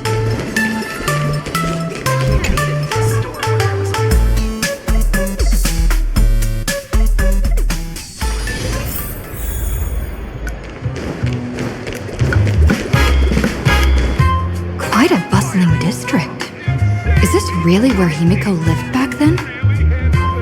It's been 15 years since I've been back. I wonder what's become of these houses now. If they're being rented out, or if they've been sold off already. Perhaps they've become like the Graffia family. Nothing but empty shells of their former glory. Let's go. Stay safe on the road.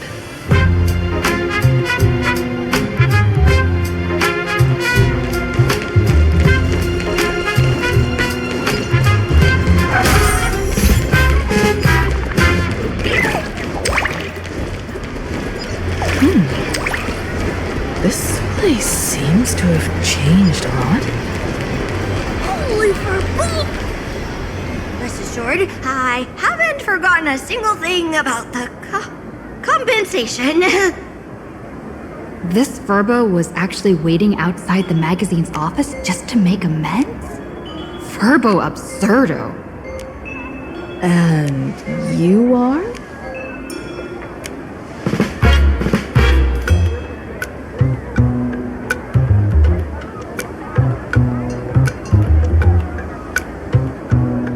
Would you mind coming into our magazine office to talk? Let's discuss compensation, shall we?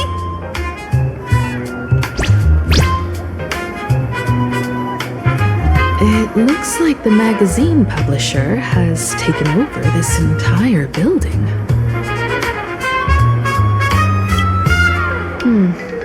Strictly speaking, the entire street where this building stands belongs to my family's estate. It's said that, in their heyday, the Graffia family owned property all across Planacardia. But by my generation, very little was left.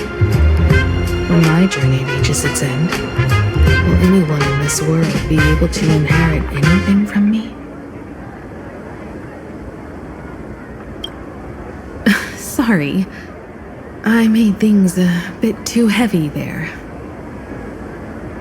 Come, let's go inside the magazine office and see what this little Furbo is up to.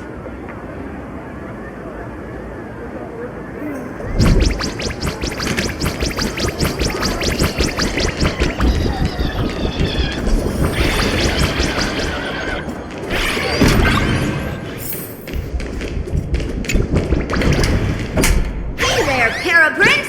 I brought quite an impressive creditor to visit you. Beep beep, debt collector signal detected. I'm out of here. Don't run! It's the Great Raccoon from the Astral Express!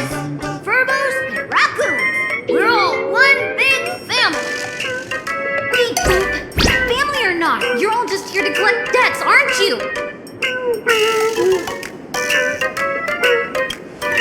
Great Raccoon, that jerk of a company president ditched everyone to dodge the debts. We brothers haven't gotten paid in months! As you can see from our sorry state, even if you sold us all for Furbo Hot Pot, you wouldn't get much money back. But I've got a plan! We can work together for some mutual Raccoon Furbo benefits. After all, Furbobo Weekly does have quite a readership.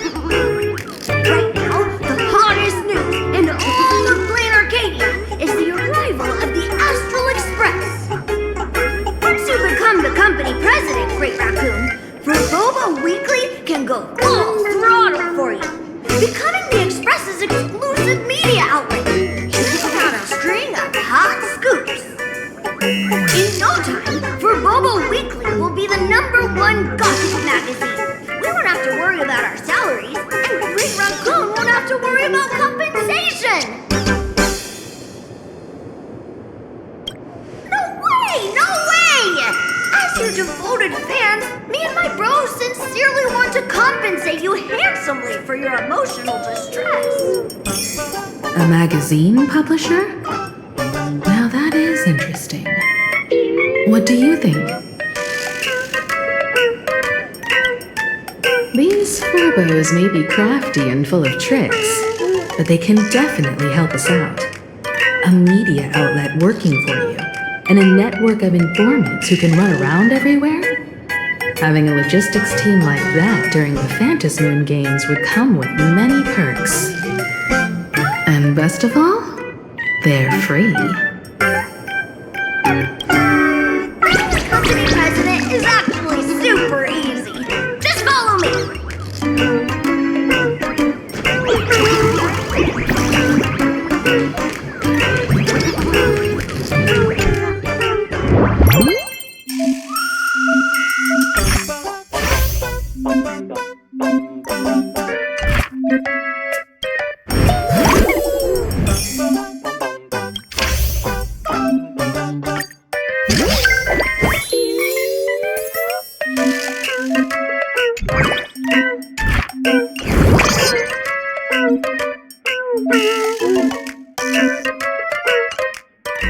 That's all it takes? Okay, from now on, I'm your new company president. Woo-hoo-hoo-hoo! Green Raccoon is our new company president! Ha! Whatever mission you assign, we brothers will get it done for you. Anything else you'd like us to do? In return, make sure you create some big news stories. Oh, and that journalist Furbo who wrote that slander about you? HR will fire him. We don't need an employee around here who's got beef with the company president. I heard a supplicant has appeared at Graphia Academy. Should we have him take some pictures there for you? No problem. I'll arrange it right away. This Furbo will issue the order. Stay tuned for his first-hand report. Looks like you're already getting into the groove of being a company president. We're pretty much done here, and Don Hung and Sunday should be arriving soon as well. I'll just have them meet us here at the publishing house.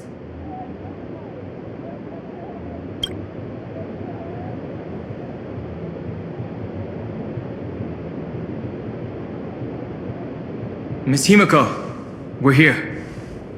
Slower than expected, huh? Looks like you had quite a harvest. That's, difficult to say.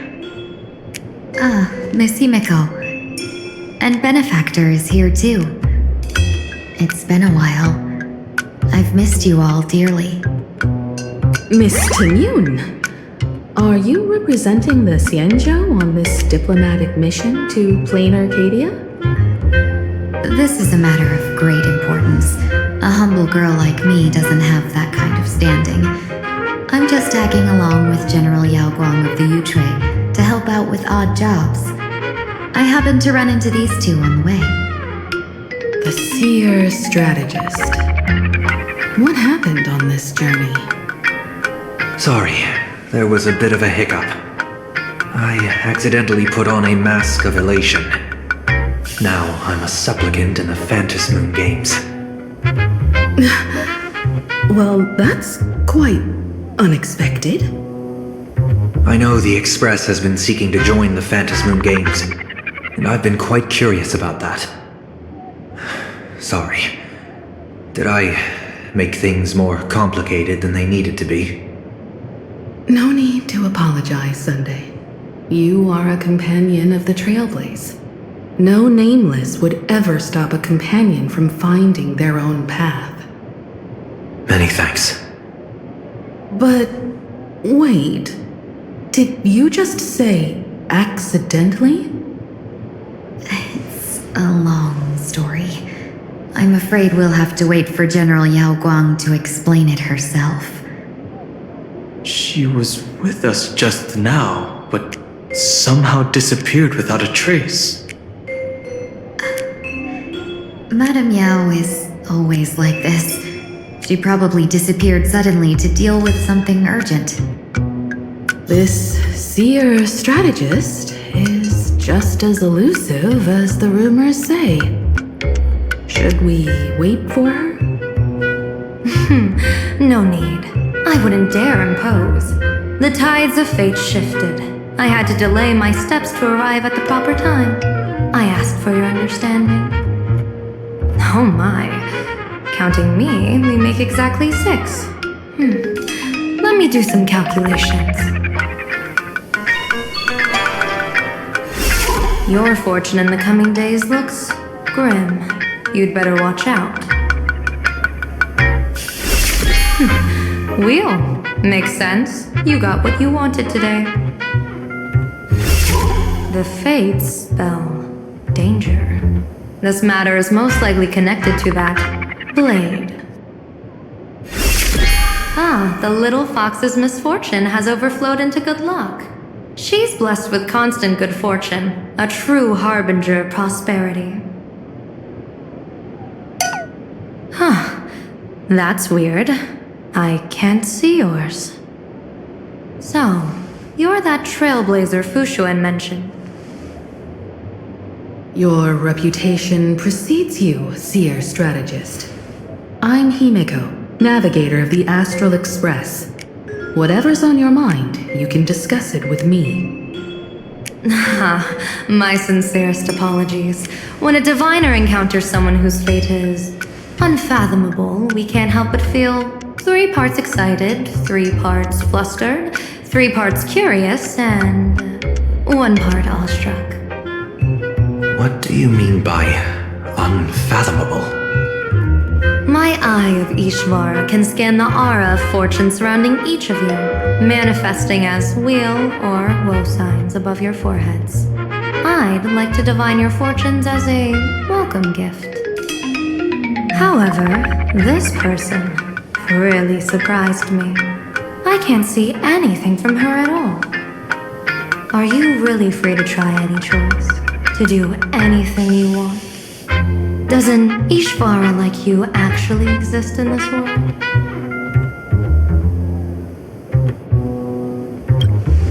You might be onto something. When it comes to eons, divination often goes haywire and no proper reading can be formed. What do you think this means, General? As an Ishvara, their mere presence in the playfield creates a variable in the game. It's both a blessing and a curse. As I said before, the weal and woe of us 6 align with the 6 lines of divination. If she represents woe, then the hexagram falls to water, where dangers lurk above and below, spelling doom. If she brings weal, then the hexagram shifts between wind and water, presenting a great opportunity to strike. Auspicious. So, the fate of our journey in Planacardia rests on her decision.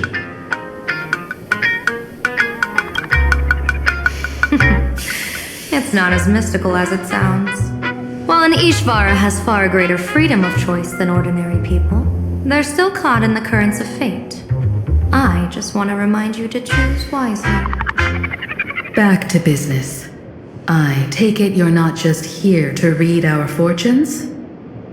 I am here to greet everyone, to apologize to the Express Navigator for my previous indiscretions, and to borrow someone from you. Miss Himeko, now you understand how I ended up wearing this mask. I get it. She says she wants to borrow you for an operation. I want to hear your thoughts. If you're not comfortable refusing, I can speak up for you. Oh, you two. No need for whispers. I can hear you loud and clear. How did you... Well, since the General heard us, would you mind telling us your reasons for doing this? I'm collecting variables. During this journey, I'll be acting as unpredictably and irrationally as possible. Don't be surprised. Some Arbiter Generals excel in battle with their wit and valor. Others master the art of forging weapons, and some guard the netherworld with their lives. I, however, fight for the Alliance by calculating and manipulating fate itself, peeking into the future. I'm here to discuss matters regarding the Anti-Destruction Alliance, and then I'll head to Astropolis for the vote. That's the real business. But according to the divination, This Arcadian world faces an extraordinary danger. When a bird's nest falls, no egg will remain unbroken. Are you saying we'll all perish along with Planacardia? What's going on here? Intel indicates that a serious Xianzhou criminal is attempting to join the Phantom Moon Games. This individual has been infected by the flesh of Shuhu, the emanator of the abundance, and is extremely dangerous. According to my interpretation, his long-suppressed violent nature will eventually become uncontrollable, bringing catastrophic disaster to everyone. There's no way he could do that. That's the divination's answer. Rather than asking whether he could, we should ask, how would he do it? My divination shows dragons clash in the wilderness, their ichor dark and yellow. While the term dragon clash could simply mean fierce battle, could it be foreshadowing a great calamity from your conflict with Blade? Perhaps this prophecy has other interpretations, but with my limited intel right now, I have to prioritize Blade, this most volatile and dangerous factor. I've heard that different interpretations of prophecies can lead to completely opposite outcomes. Until things become clearer, it's better to reserve judgment. Let's put that aside for now. In any case, I've brought along a creation forged by Blade himself. If things get out of hand, it might temporarily restore his sanity, giving us a brief chance at victory. What is it? I'm sorry, but fate has shifted once again. I must take my leave. To put everyone on the Express at ease, I solemnly swear that Mr. Sunday won't be obligated to do anything for the Xianzhou. On the contrary, our delegation will give him every ounce of aid within our power. What did you say, General? Aid within our power? She's gone. Whoa, that was quick. Madame Yao must be really busy. Has she vanished into thin air like this before? Yes. I don't know the details myself. With Madame Yao, it often happens and no one knows when she'll return. She doesn't do it on purpose. Allow me to apologize on her behalf. No worries. At least we know what the Xianzhou is up to. Right now, 2 companions from the Express are still trapped somewhere. She and I must head to the tavern to uncover some clues. If Miss Himiko needs my help, please don't hesitate to ask. Are March and Mr. Yang in trouble? I'll go with you. No, you and Sunday will act together with the Seer strategist. We're not at the point where we need to call in reinforcements yet. The situation with Blade is unusual. That Seer strategist's concerns aren't just baseless worries. I don't want to see the Phantom Moon Games bring catastrophe to my homeland. So this is also my request. To put it in the General's words, please do your best to introduce new variables.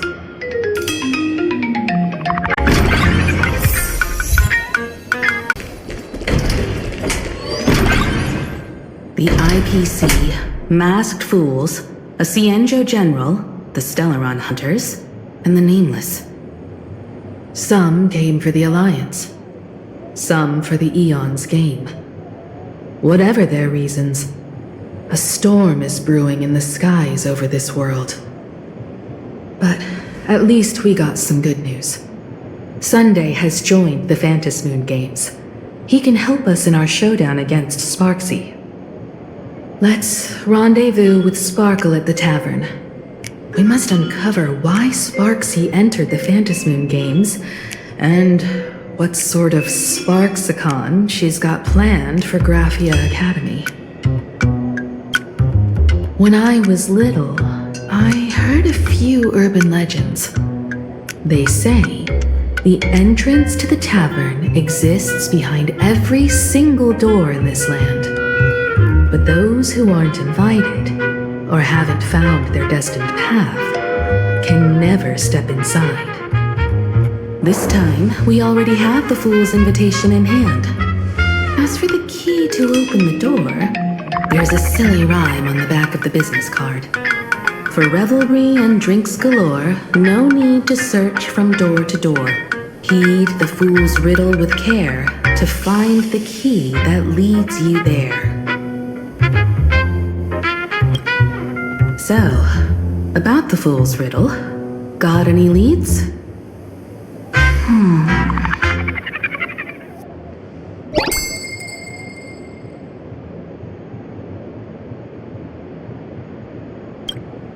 Whether they look up or down, the moon that humanity gazes upon in the sky is always the same Phantom moon. Looking up makes sense, but looking down? How exactly do you gaze at the sky? Oh, it seems fate ties you to the tavern. I get it now. The answer is Dovebrook.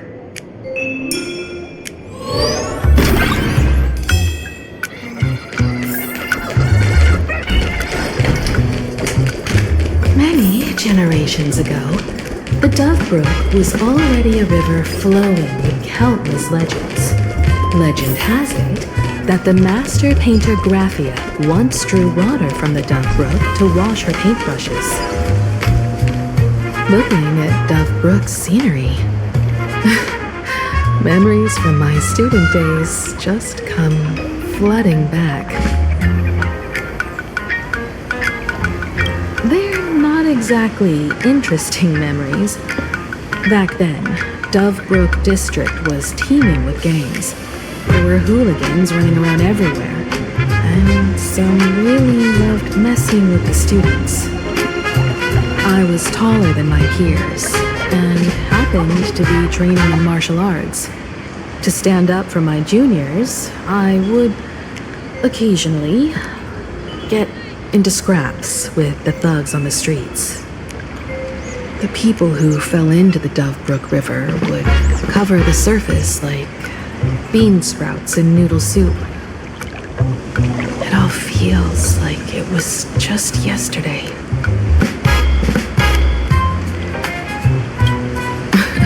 Sometimes the thugs fell in. Other times, I took the plunge myself. Back then, I was a bundle of restless energy.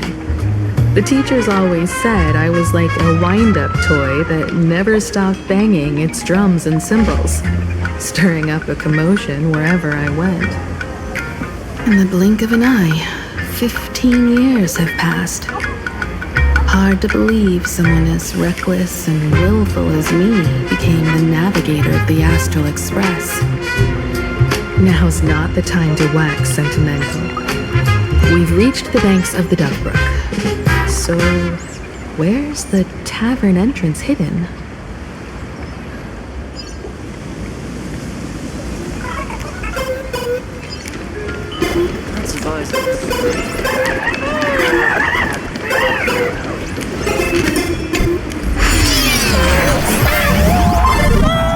According to the business card, the tavern is near the Sandwich Syndicate headquarters.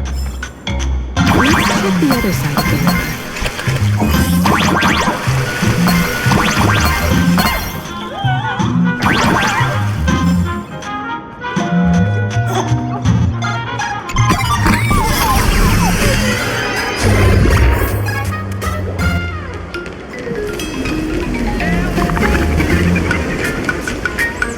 Hey, folks! Have y'all heard the joke about the Dovebrook? One day, a criminal escaped from prison. He ran for his life. Just when freedom seemed within reach, Dovebrook blocked his path. With his pursuers closing in, the man prayed to the river. I am hammered by the law, stained with filth. Oh, pure flowing waters, please do not swallow me. A voice from the Dove Brook replied, there's a pedestal of light upon the water. Step on it and you can cross. What pedestal of light? It's only the moon mirrored on the water, an image that shatters at a touch. If I step on it, I'll fall in and drown. Guess how the Dove Brook answered him. The Dove Brook said, you're not hammered at all. Otherwise, how could you still tell the moon from a pedestal?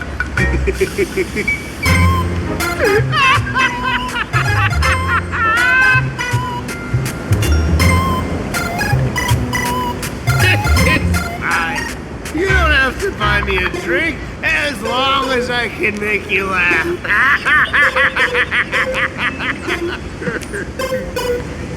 That joke sounds like a hint.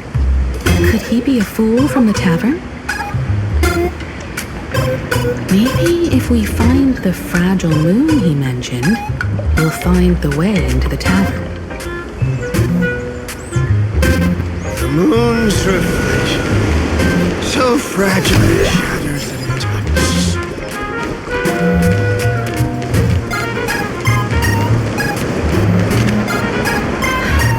Sparkle's riddle says this. Whether looking up or down, they all see the same phantom moon when gazing at the sky. We've gazed at the sky already, so next... From this angle, the moon's reflection is right here. It does look strange in the water. If what the card says is true, and the fool's riddle is the key to entering the tavern, then this moon must be the door lock. Come on, let's take a closer look at this strange moon.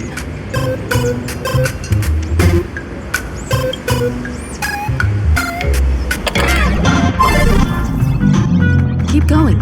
Chase that moon's reflection.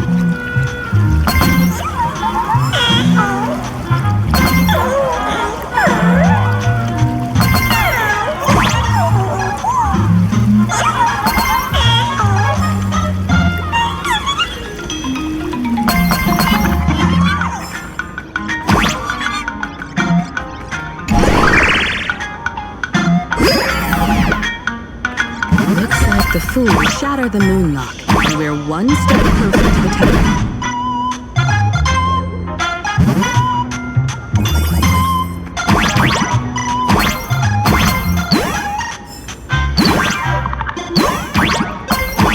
Let's try again. Something's back there. Is that a key? The moon is about to break. Let's try again.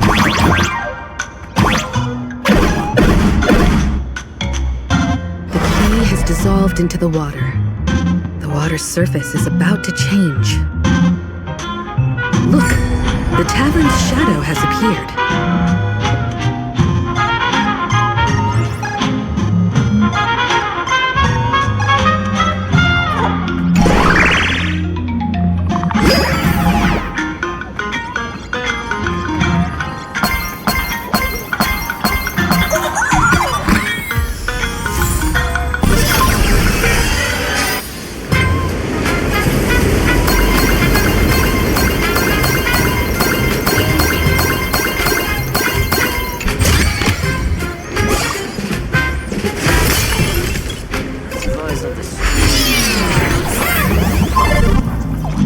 Follow this path ahead, we should reach the tavern.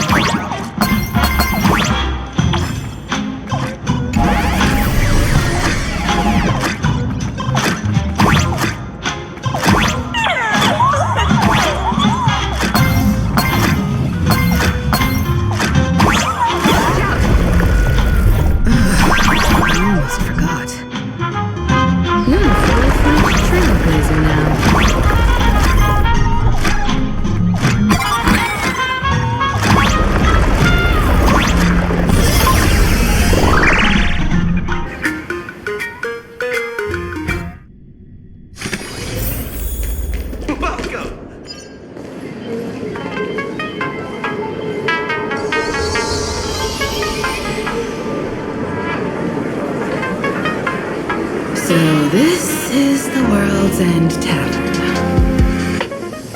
No. Allow me to correct you. If you think this is all there is to the tavern, you're sorely mistaken. Like a single grape on a great bunch, this is just the part where the tavern connects to this world. Sorry, but this looks like a regular lounge. The so-called Planacardia isn't really an Arcadia either, but who's complaining? Life goes on, doesn't it? If you're looking for something that's true to its name, take a ride on the Astral Express. Funny thing is, it's literally a train. You know, can't find a single trace of astronautical engineering on it. Wait, you two are navigator of the Astral Express and the raccoon on board, right? I've seen you in the news.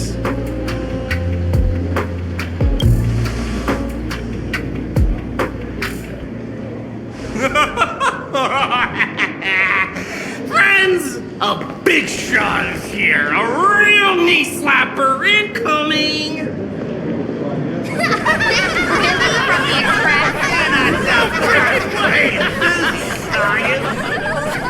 Express came to the tavern too? Do I know how to sense of humor? Get your autograph. The song is so on my foot. I'll never wash it again. Everyone, curb your curiosity. These two are my guests. Even the most mischievous among you should know when to stop and mind your manners. Well, if it isn't Little Sparkle. We've all heard your joke. Take the mask from a masked fool, and what's left but a fool?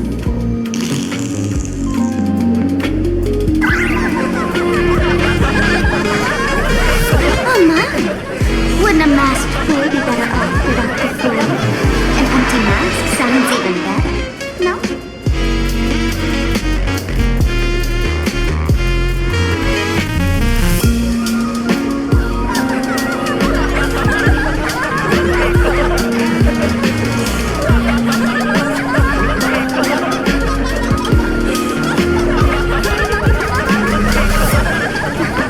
Put him on mute for 2 hours. If no one flushes him down the golden confessional, he'll be back to hassle me again in 2 hours.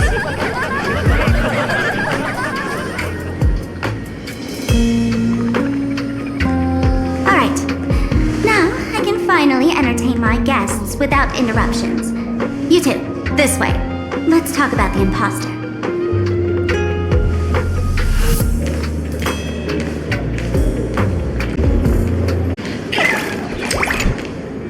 Alright, you two. First round's on me. What'll it be? We're not here to drink. Time's ticking. Did you find anything on Sparksy? Don't pull a long face. You'll sour the vintage in the cask. While you were gone, diligent little Sparkle was gathering intel non-stop and didn't waste a single minute. Sparksy. She did come here disguised as me. I called Giovanni. You might not remember him. He's the poor sap who drew the short straw to manage the storage area recently. Old Gio told me that a week ago, I came here and took a few things. Among them was a vial of mimetic virus. A mimetic virus. No wonder she could take over Graphia Academy and distort Marge and Weld's cognition, making them believe they're a student and teacher. Close enough. This so-called Sparksicon is a front for spreading a mimetic virus. Knowing that isn't enough. What type of mimetic virus is she spreading? What are the symptoms? We need more on her plans and actions before we can counter it.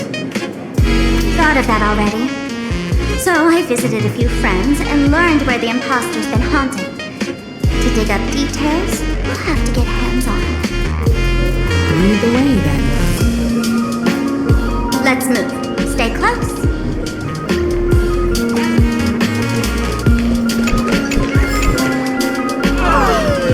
Abandon all despair, ye who enter. If you want to pass, then amuse me. By the way, hate to ask, you're not a Harlem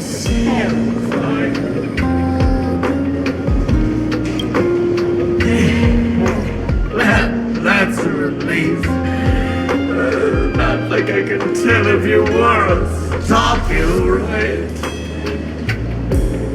Isn't this the Tavern of the Elation?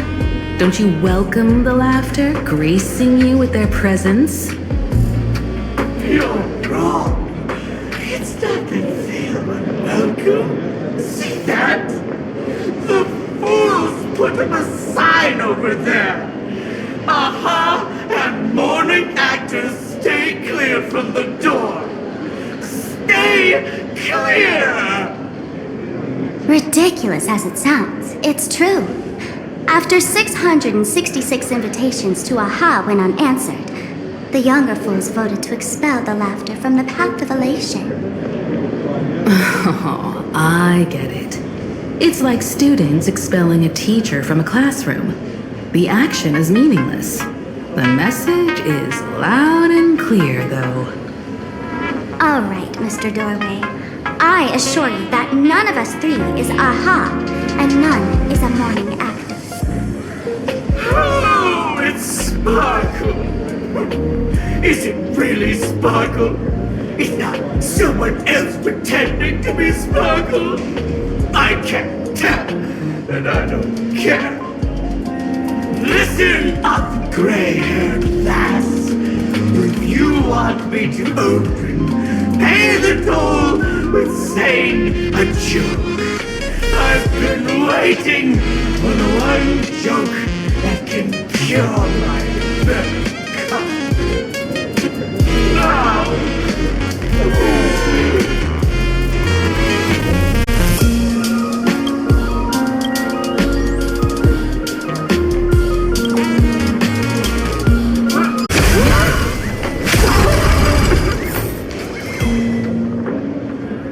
Didn't expect you to have the pull to get me into the tavern. As expected of a detective's assistant. Back when I still had a sense of humor, a fool gave me an invitation. You can thank him for that. You're really going to see the Stellaron Hunter case through? They can only pay you in dirty money, you know. What else can I do? The boys need the money. Credits aren't black or white, they're ones and zeros. All right, I reached out to Costide. He said that one of the 3 people who stole the mask looked familiar. He might have seen them in the news. Based on his description, I spent ages sketching the suspect's portrait. And I suspect it might be Don Hung, the Nameless from the Astral Express. Costide. You owe him another favor. No paying this one back, huh? Speaking of which, Don Hong. That's a Xianzhou name, isn't it? Where have I heard that name before? It sounds so familiar. So, which of these 3 is Don Hong? The one with gray hair? The redhead? Or that black-haired girl who looks like she's ready to stir up trouble at any moment? No, don't tell me yet. Let me guess. I know a bit of the Xianzhou language. The word Don can mean red. So Don Hong is the lady with red hair, right? Your deduction skills never fail to impress. Express. Fine, I'll just give you the answer. None of these three is Don Hung. Do you even watch the news? TV, newspapers, the internet, it's all fake news. What do you expect me to look at? Ugh, let's get down to business. I couldn't find any trace of Don Hung's actions. It's like someone wiped them clean. So I decided to try a different approach.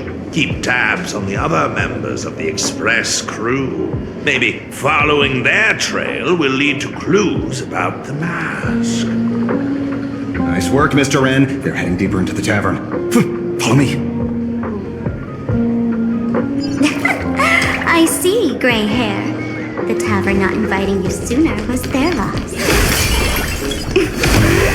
Is the drink in these barrels really brewed from jokes? Yep, you know your stuff. Where's this? Ta-da! Welcome to the dazzling lights of the Bliss Star. The heart of the tavern, Planarcadia's dazzling dance floor. There are some tasteless masked fools who consider this place the secret to keeping the laughter going. If life's cruel, don't beg for fairness. Dance! Shake away that sadness until it's all well mixed with the joy in your body. That huge light orb up there. For a tavern, it's as essential as the faintest moon in the sky. If we get the chance, I can take you inside for a real eye-opener.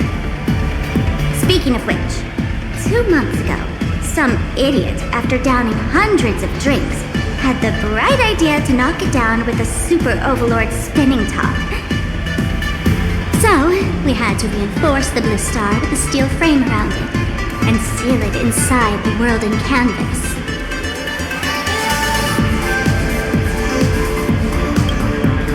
You know how the masked fools are. Spiking drinks with hot sauce and tossing firecrackers down the toilet. Being a drinksmith is a tough gig. No one volunteers. Since Braji vanished, the fools have been drawing lots to take turns as temporary drinksmiths. This fool you're talking about, it wouldn't happen to be Sparksy, would it? If it were, I'd already be tied to that light orb as the scapegoat. Anyway, the next stop is the Golden Confessional. The eyewitness says Sparksy was there. The Golden Confessional? What kind of place is that? A place where you can let go of all your worries.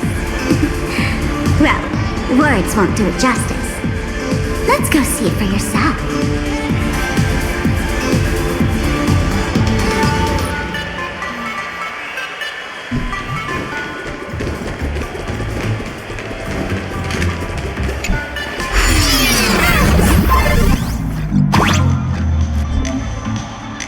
Let me show you how to open a path. Play according to the sheet music, and the path will naturally open up.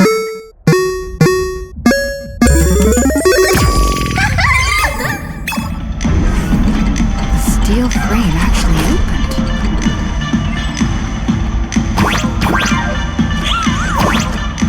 The whiskey here actually changed color with the lights. Just a tavern. Fun, right?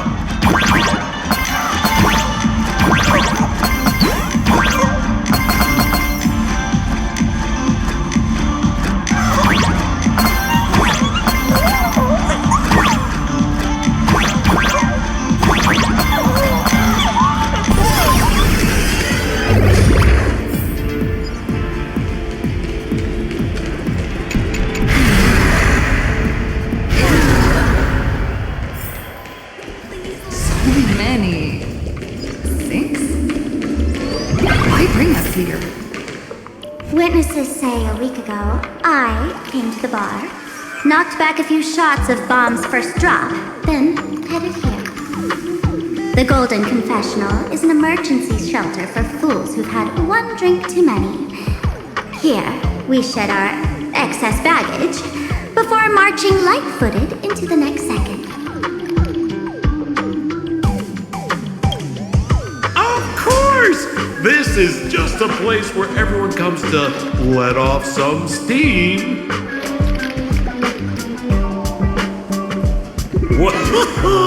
Well, if it isn't my old friend! Sparkles, thank you be coming to the tavern. Old Sampo's heart is bursting with joy. And a teensy bit of sorrow. How did Sparkle beat me to inviting my number one bestie to the tavern for a drink? You knew? And what made you link me to this place? Oh, that's kinda harsh, sis. Hello, Miss Himiko. Long time no see. Mr. Sampo, hello. What business brings you here this time? No business. Just here to repay an old favor. Ms. Fool here sent me a message asking for H-E-L-P. Someone's been parading around the tavern impersonating her. Well, now, this is some juicy news! Miss Sparkle's usually the one impersonating others, but look how the tables have turned. The trickster's getting a taste of her own medicine. Shush, Sampo. I brought you here to repay a favor, not to gossip about me. Oh, I've suffered the embarrassment of losing my mask myself. Thanks to Miss Sparkle's mercy, I didn't end up stranded, so here I am today, ready to help you out. Your question's answered. All right, then. Let's get to work. Get to work? What are we doing? Naturally, we'll fish around in these thrones where humans dump their worries and find the worries that Miss Sparksy left behind. You want us to unclog your toilet? I'm not joking. Don't be too shocked, you two. Let me share a little secret about how we masked fools stay mentally healthy. Drink a mood lifter like Bomb's First Drop, and all the harmful memoria in your body, you know, the pain, the worries, gets purged in one go. That's how fools pull pranks and have a blast without a shred of guilt. So, all that memoria has settled under this bathroom, and you want to sift through it to find Sparksy's worries and catch her thoughts before she acts? If luck's on our side, maybe we'll even dig up the secret to beating her. What's wrong, man? You don't look so hot. I've got no objection to the task, but doing this barehanded, I refuse. Oh, don't worry. When has old Sempo ever come unprepared? Trust me, I won't let you get off that easy. Emotional impact drill. Ooh, sorry. Wrong gadget. Oh, this one.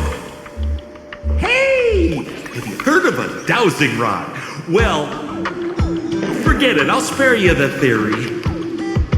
Oh, I tuned the drill bit to resonate with Sparkle's temperament. It'll drill out memoria fountains with similar emotions. But fair warning, use it carefully. It's been a week since Sparksy was here. Keep your guard up in case something else comes bursting out. Well, if you ask me, leave it to luck. We don't have time for luck.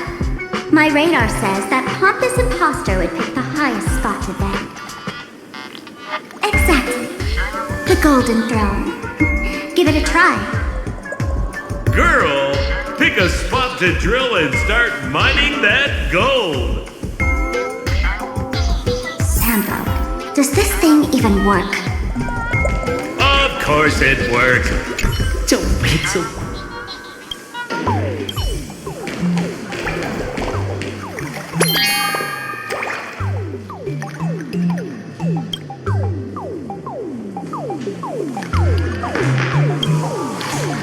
Sampo, how did you get up there just now? Oh, right! Silly me. Through that pipe on the side.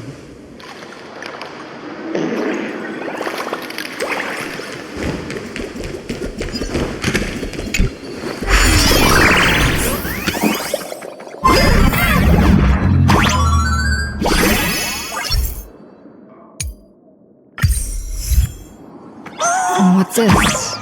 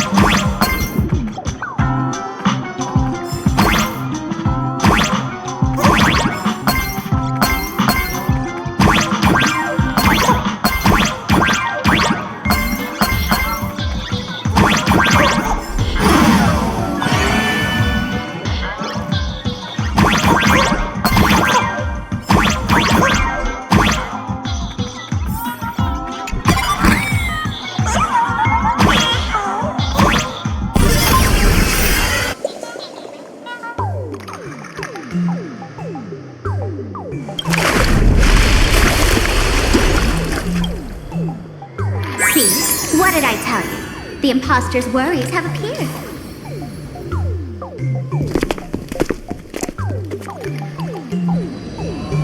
What a rare sight! Sparksicle used to always connect with everyone online. But now, for the first time, she's meeting her fans through the sewer network. Sorry, but we're your haters. Come clean now. What are you planning to do with that mimetic virus you stole? Use Sparksicon as a front to turn everyone into mindless zombies or dancing monkeys? How could I ever harm my dearest, most beloved fans?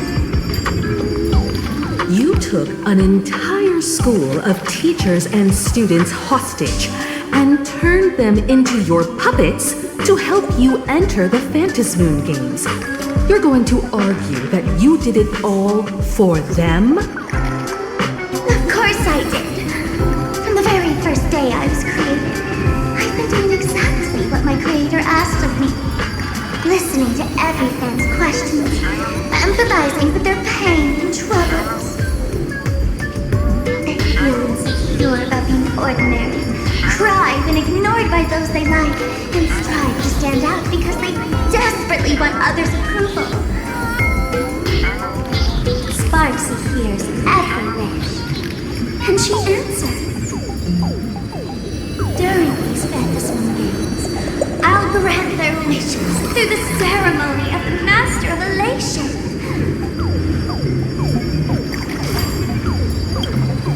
No, I'll give each of them a choice. The choice to become me.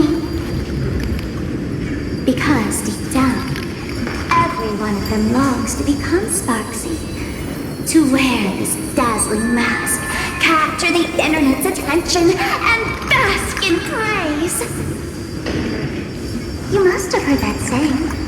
In the future, everyone gets their 15 minutes of fame. Now, that moment has come. Sparksicon will turn every spectator into me!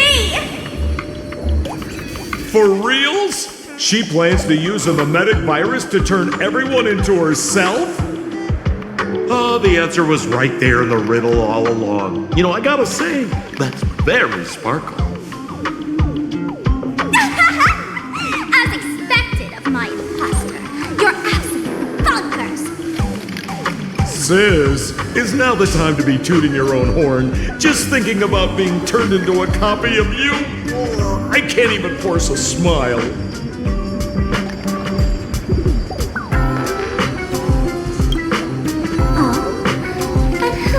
To define elation.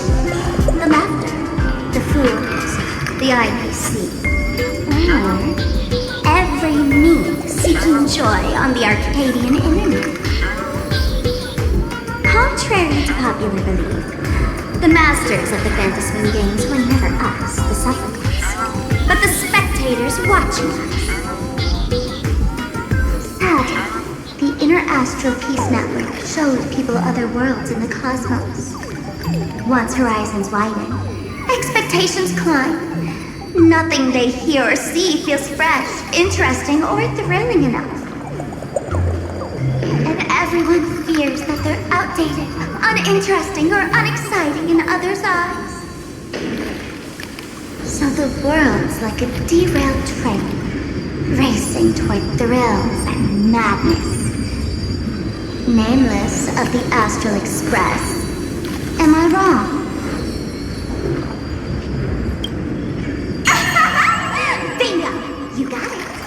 I'm a part of her. Wherever there's a screen, wherever my audience is, my eyes and ears will be there too. I want to see how far you in this outdated model can go. The harder you struggle, the more spectacular it'll be when I live stream the Astral Express cruise derailment at Sparksicon! I'm looking forward to your resistance, Nameless. Oh, heads up, everyone! She's getting serious!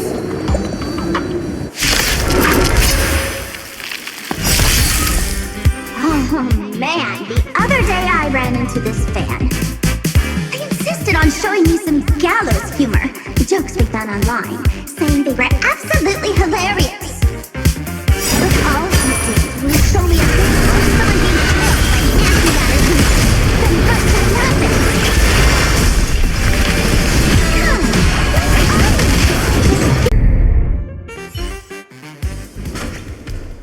Listen, Sparkle. You only asked me to do your dirty work, but you never said anything about being your thug. You owe me compensation for emotional damage. Everyone's going to become me soon. Sample, crawl out of your money pit for a moment, will you? To think, Plain Arcadia's elation would end up like this. Back when I still lived in this place, the internet was just for sharing information. Live streaming and virtual idols, we'd never even heard of them. Coming back now feels like stepping into a foreign land. Like returning home, only to find home isn't where it used to be.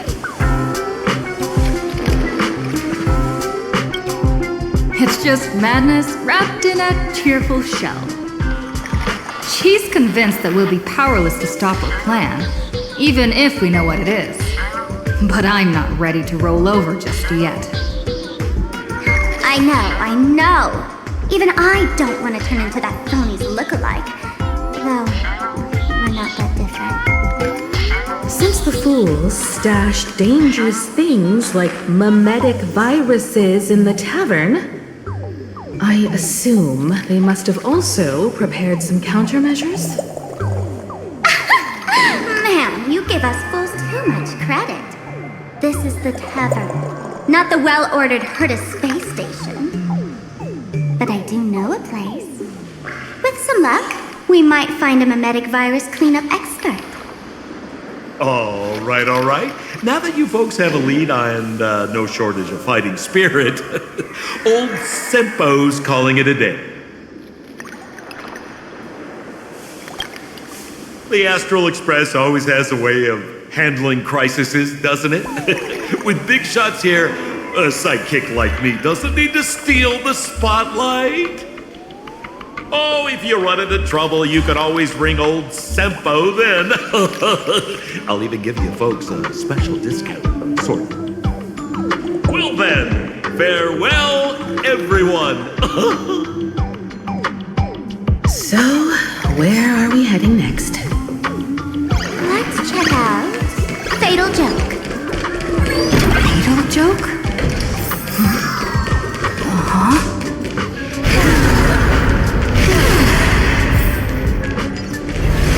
This place feels more like a maze than a tavern.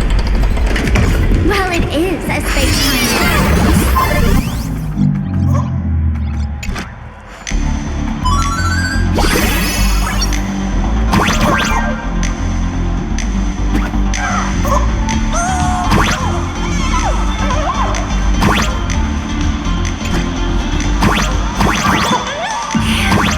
Really wish we had one of these birds on the express.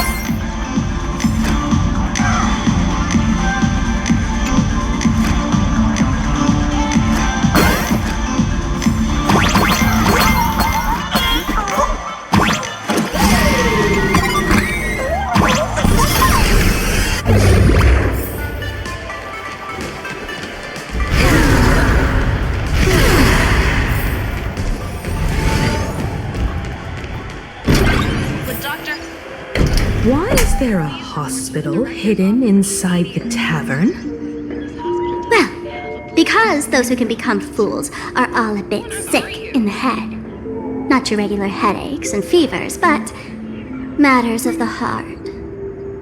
Every time someone goes bonkers and stirs up trouble in the tavern, like scattering nosewalker parasite ticks in every corner, or spiking the beer barrels with truth serum that makes people spew insults. For each time the whole place goes topsy-turvy, there's always some fool who, in the spirit of elation, volunteers to treat them. Yep, they get sent right here to Fatal Joke. Strange. Why isn't there even a fake doctor around today?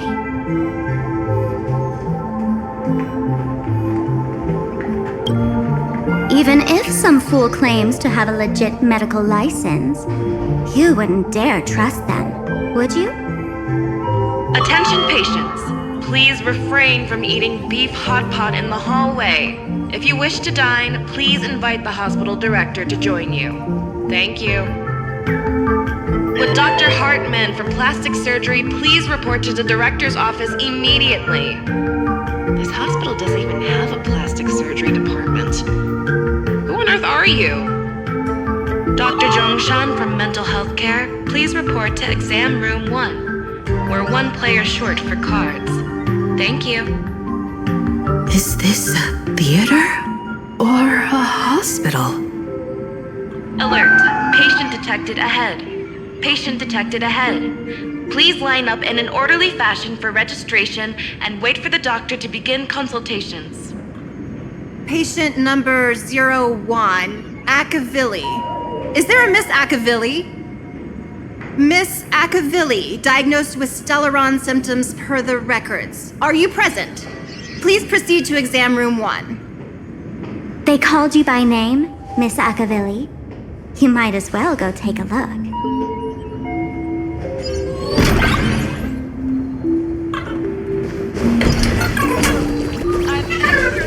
Attention patients.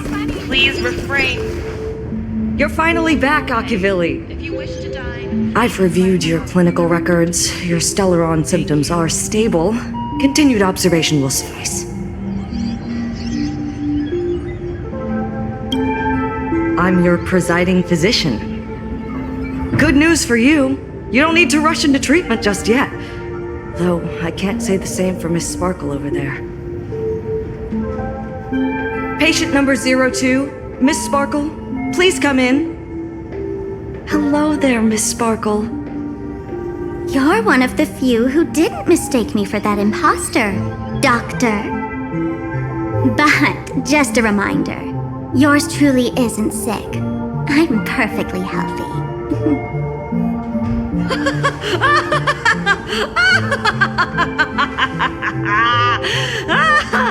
Oh, everyone who comes here says they're perfectly healthy.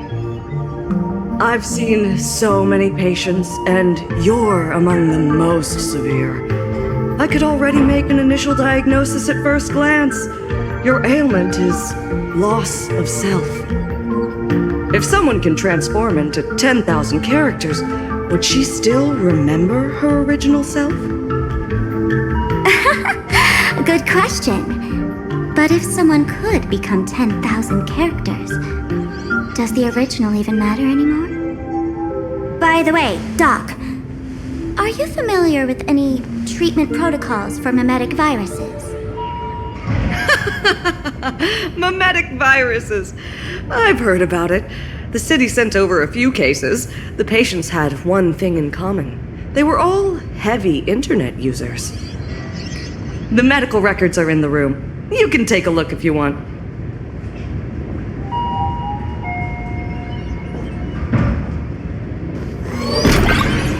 Is this Dual Mention City?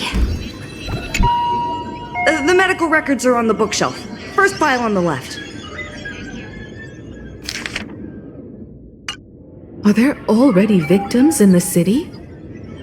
To eliminate the mimetic virus, helping Patient Zero face reality is a crucial phase of the treatment.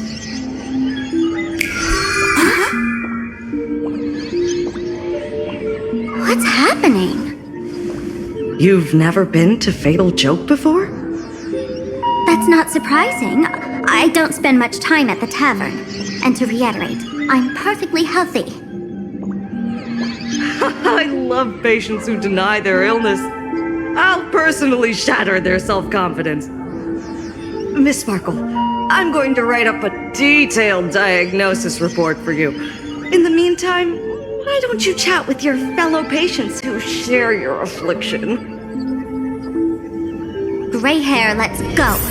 I don't want to waste any more time with this quack.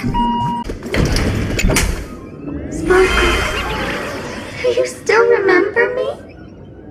More people got my name right today than in the past week. I'm so touched. I am your original mask. The Sparkle Roll mask. The archetype of a bright maiden doomed for a short life. The avenger who perishes with her nemesis. The lover who dies for love. The young artist driven to madness. You used me to win fame, applause, and countless eager gazes. So why would you cruelly cast me aside? Please, wear me once more. The worst thing an actor should do is be tied down to one type of role. Do yourself a favor and stay down. The diagnosis results are in, Miss Sparkle. What doctor? Miss Sparkle, I have your results. Your main components are madness, humor, and a theatrical personality. Unfortunately, the proportions are badly imbalanced. You're beyond saving. But the silver lining is your mask has fallen off. She's free of blast. And that's where everyone's misfortune began. None of the masks I've cast off ever had such strong opinions or such a temper. She no longer needs to be corroded by your cancer of rationality. Now she can do anything that you wanted to do but didn't dare to do. Ha! As if there's anything Miss Sparkle wouldn't dare to do. For example, you don't dare wear any one mask for too long. Like a butterfly shedding old skin, you keep discarding every mask just so you won't be defined or bound by them. You're afraid to stop, to be stuck in some stereotype. You're afraid that one day you won't be elating enough. That's why you drew Miss Sparksy and became her online. As a dazzling mask, everyone confides in her. Everyone wants to be her. Everyone feeds her their clever ideas. You thought this would inject new life into your elation. But sadly, once the mask is on you, you become its accessory.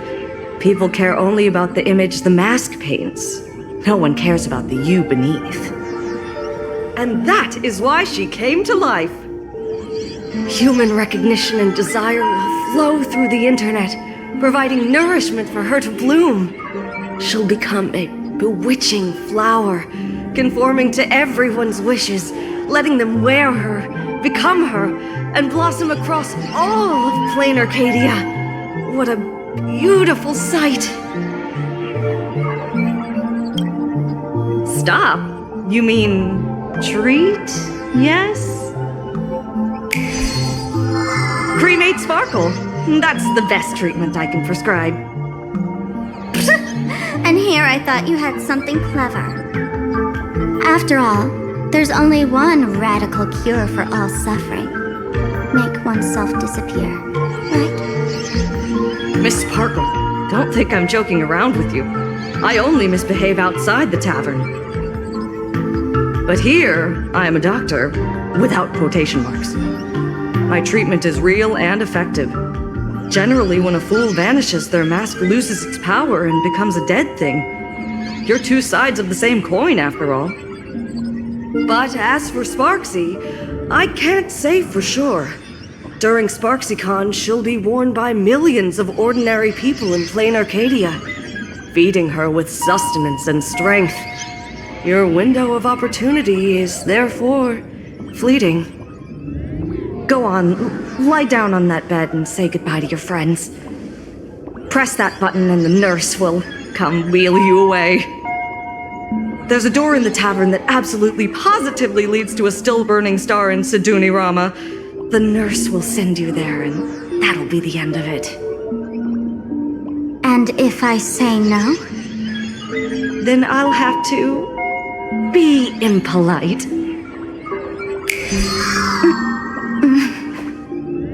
Miss Sparkle, nameless, the choice is yours. As for me, by the laughter above, I've got to catch the next ship out of this dump. Hey! What's going on? Why am I pinned here? The mask of the masked fool represents what you wish to become. You use it to focus your power, but the mask will gradually bind you as well. That's why you've been avoiding Sparksy all this time. She didn't just steal a vial of mimetic virus. She stole your strength.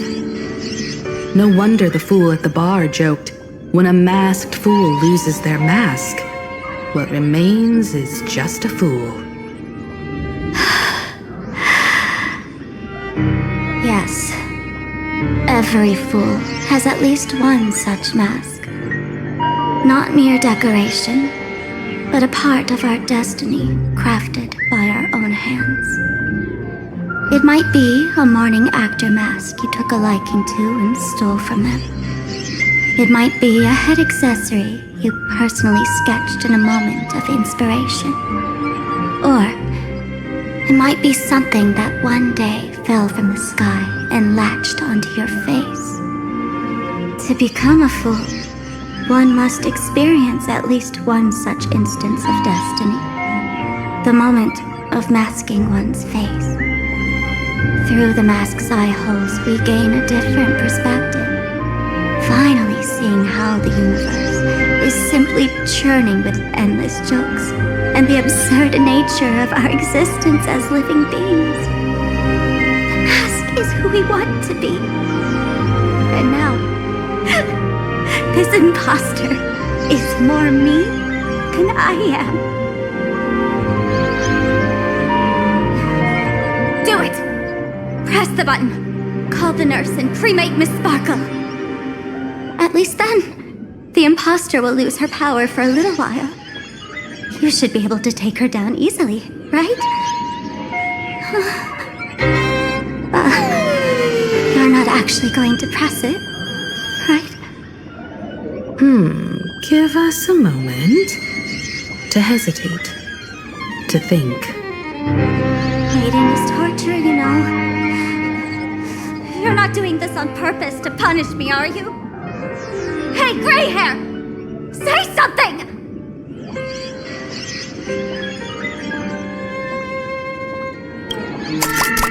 Hey! Gray hair! Have you forgotten our friendship? You'll make the button smoke at this rate. Too bad. I took the battery out of the button earlier while no one watched. It was a test, and you failed. Since the fool made her choice, she must have a plan to reclaim the mask, right? If you dare say no, I'll press this button and let the orbital cannon cremate you for real. Your sticky little fingers aren't fast enough to steal this battery, are they? There's a way. There's always a way.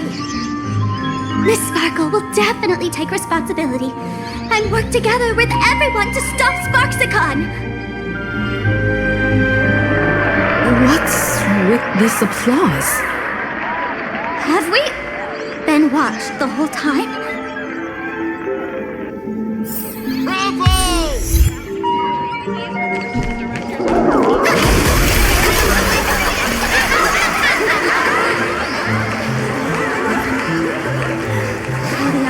Watched our every move in that treatment? Is this a hospital or a theater? That's life for you. While there's life, there's judgment. In every unseen corner, countless judging eyes are watching, diagnosing, and writing their own prescriptions. I must admit, Fatal Joke is a fascinating place. Real shame I didn't come check it out earlier. Ignore the spectators. They're just here for laughs. They won't help and couldn't if they tried. You said you had a way to stop Sparksy. Let's hear it. What's the plan? I've got a few anti-sparkle weapons in my collection. I've always had this premonition that one day Miss Sparkle would become an unstoppable terror in this universe. Someone has to find a way to stop me before that day comes. On a trip, I met a girl who shared my tastes. She had quite the knack to be a fool. In our battle of wits, she nearly turned me into sparkle paste using the local tumbleweed specialty. She also had a massive mech with beam cannons up the wazoo, ready to blast away any time. I quietly replicated those powerful goodies from my travels. With these anti-sparkle weapons, that imposter won't know what hit her. I gotta say, I'm quite the visionary. You two, let's head to the storage area next. I've already contacted Giovanni. He's doing an inventory check of the lost items there.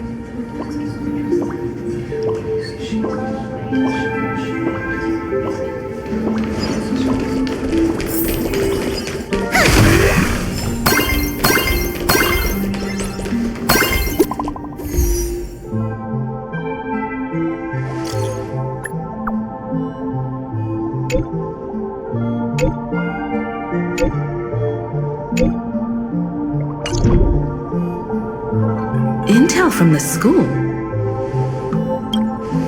The Furbo journalists couldn't find March or Mr. Yang, but they did spot Sparksy taking down the wave mural in the school courtyard.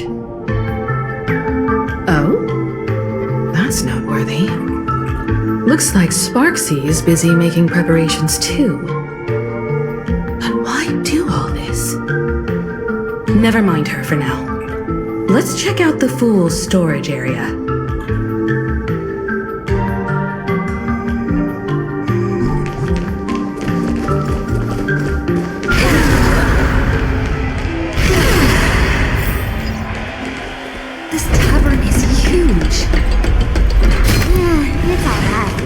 I just wish there were more fun spots Wait, there are that many people under the dance floor?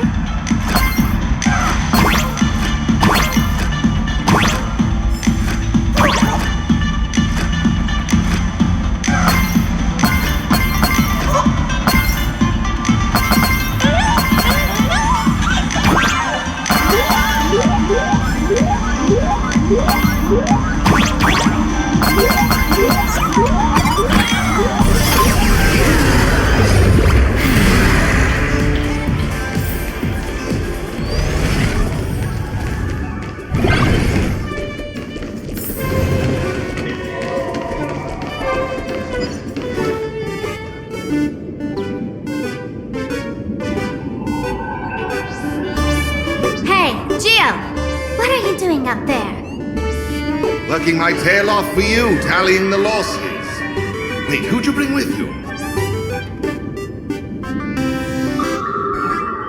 Oh, it's Miss Trailblazer. I knew you'd step into the tavern and become one of us someday. Those with the makings of masked fools are naturally drawn to one another. You sure know quite a few fools. Ah, and the lovely lady behind you. You must be Miss Himiko, navigator of the Express. A pleasure to meet you. Mr. Giovanni, just call me Himeko. Normally only fools may enter, but since Sparkle brought you, and you are practically an old friend, I can make an exception as the caretaker. Let me show you around. Gio, cut the spiel. Sampo says you recite that intro so often he's grown calluses on his ears. Want the fool's treasures, souvenirs, and prank gear? Come to the Grand Treasury Storage. They've stashed everything here. You stole my line again. Picked it up on a trip to another world. You've heard this phrase too, haven't you? I'll admit it's catchy, that's why I used it as a slogan. Storage area visits went up by 26% after that. Business first. Did you see my pickup message I sent? Where's my stored anti-sparkle weapons? Well, your storage list is a total mess. You never leave any notes. If I hadn't been called to audit, who'd know how many surprises you got stashed away? As for the anti-sparkle weapons, I'd love to know what on earth that's supposed to be. Why don't you go in and look for yourself? As requested, I've linked the vault entrance to your collection room. Gio, did the imposter leave this behind? How should I know? I've been doing inventory all this time. I only just now noticed something. Huh? What's this?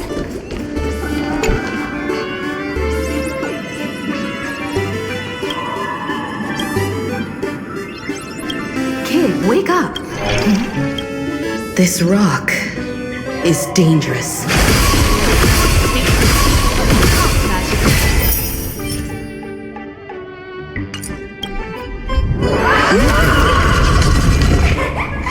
Stellar Jade is the perfect bait for catching the nameless.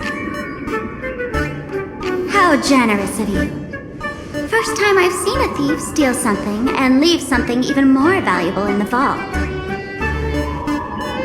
Isn't this exactly the type of phantom thief flair we masked fools adore? Remove a carefully curated piece and leave a gift in place to soothe the owner. A jumbo-sized Stellar Jade is surely worth a jar of mimetic virus and a few anti-sparkle weapons, wouldn't you say? And you stole my other prized pieces too? That worthless junk? Consider it a complimentary vault cleaning.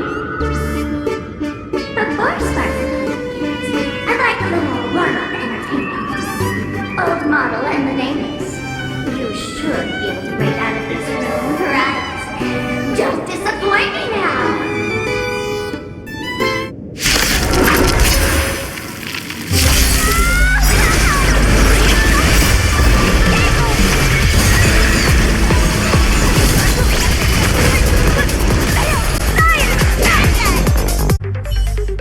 Gio, the security here is an absolute mess! You're in no position to talk. Even the drinksmith here is a temp. Count yourself lucky I'm kind enough to help tally your storage. She didn't just steal my power and my collection! She completely destroyed Miss Sparkle's reputation! This is the worst day ever! A correction, Miss Sparkle's worst day so far. Wanna make fun of me? Go ahead.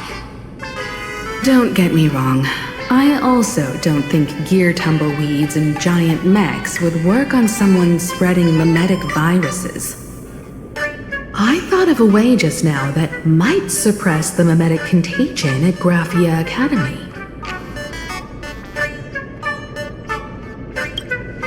You can fight fire with fire, but a mimetic virus can be scoured away with water. What do you mean? Our informant at the school reports Sparksy is removing the central mural there. The imaginated mural, World Breaker Waves, is said to be a work left behind by Graphia herself. Legend says the wave comes from the Dove Brook river water she used to wash off her painting mistakes. The artists say it is blessed. That's why they kept it in the school. I couldn't understand why Sparksy went to such lengths to tear it down. Now I do. Painting mistakes are redundant information that stain a painting. A mimetic virus is redundant information that stains the mind. If someone knew how to harness this Dovebrook wave to wash over the school, they could cleanse the infection she spread. That's why Sparksy wanted to hide the mural.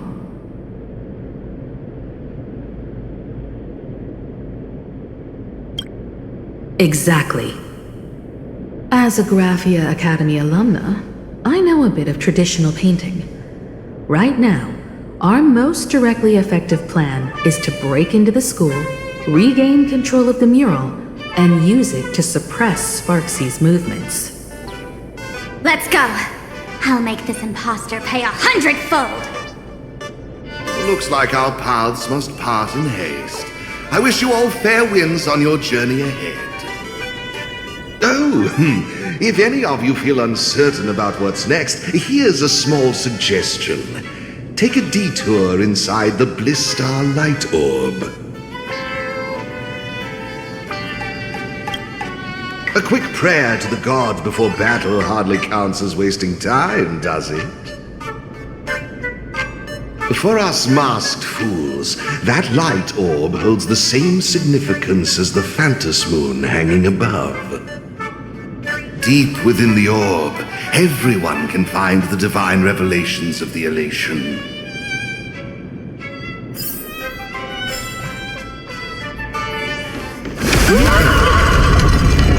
This doesn't look like where we came in.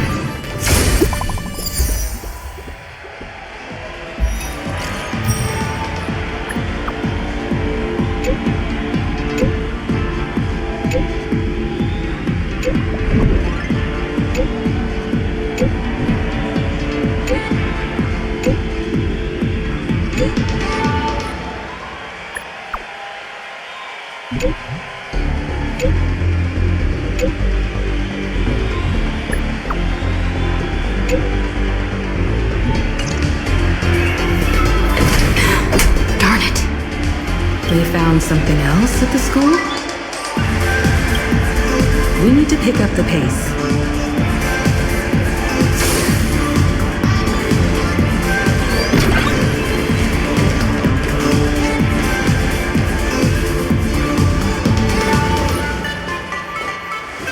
Giovanni said we could find the divine revelations of the elation inside the light orb. Don't tell me this orb is another tavern room. Bingo! Your intuition's spot on. It isn't just a light-polluting orb. Think of it as a shrine for fools.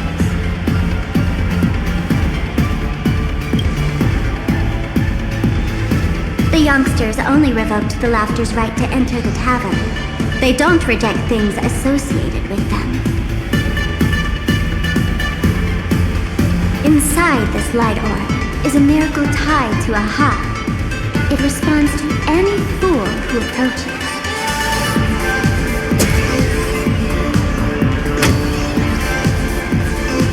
Let me show you something mind-blowing. Here we go. Open sesame!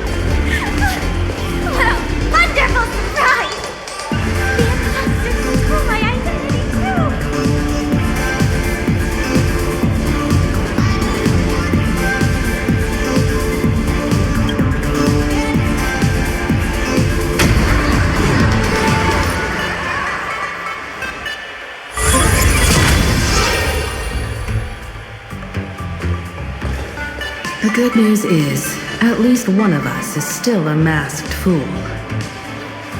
Hey! That's way too harsh.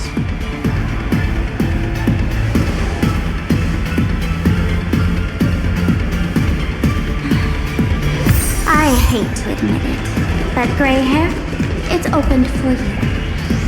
The light orb has acknowledged.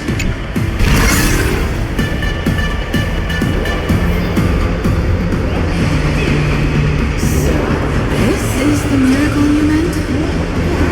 Yes. Among the masked fools, a myth is told. When the Master of Elation climbed the highest boughs of the Tree of Existence, they glimpsed the cold, abhorrent void. The stars turned like machinery, and all meaning yielded to nihility.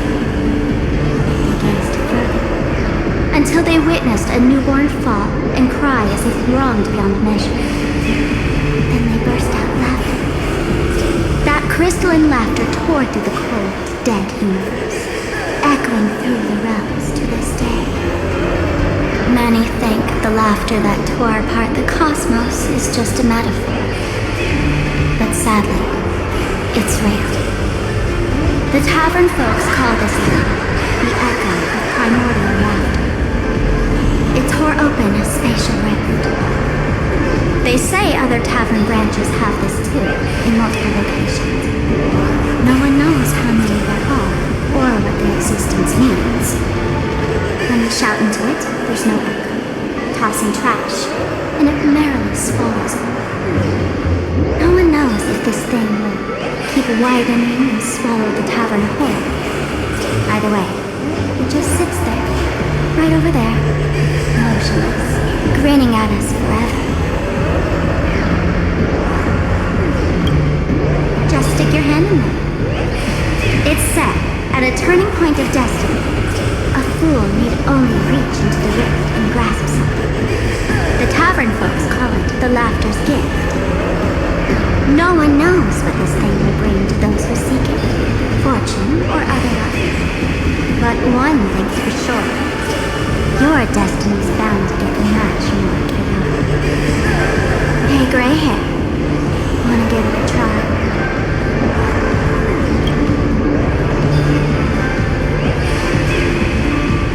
Have mercy.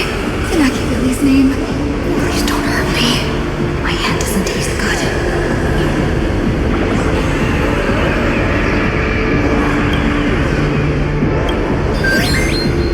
Is this? Huh? What's this?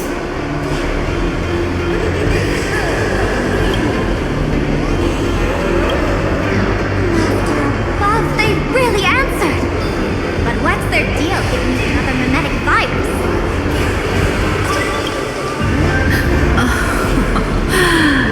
Now I get it. Audiences infected with the Sparksy virus naturally won't be able to resist Sparksy. We'd end up like that soon after breaking into the school. But if we're already infected with another mimetic virus, well, that changes things. And this banana serves exactly that purpose. To buy us some time to resist. The Elation really has a twisted sense of humor, huh? Alright, let's move.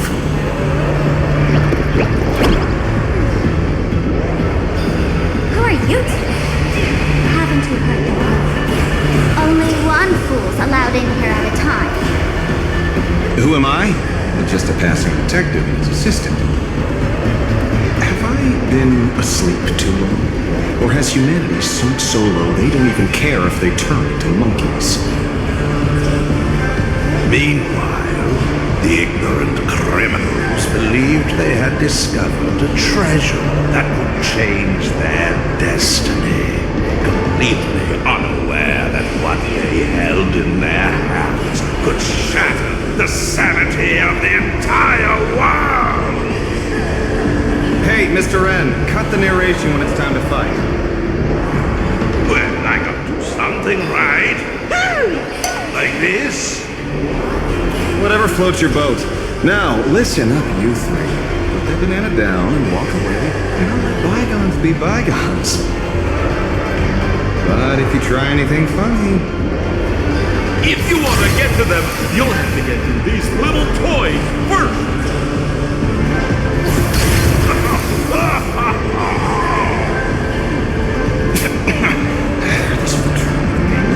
In all my years, I've never seen the nameless dealing with mimetic viruses. The real deal. Just some nameless. Mr. N, I've got to go after them. You won't be able to keep up with me. Just head home and wait for the news. I swear, I won't let the tragedy that happened to you repeat itself in this world.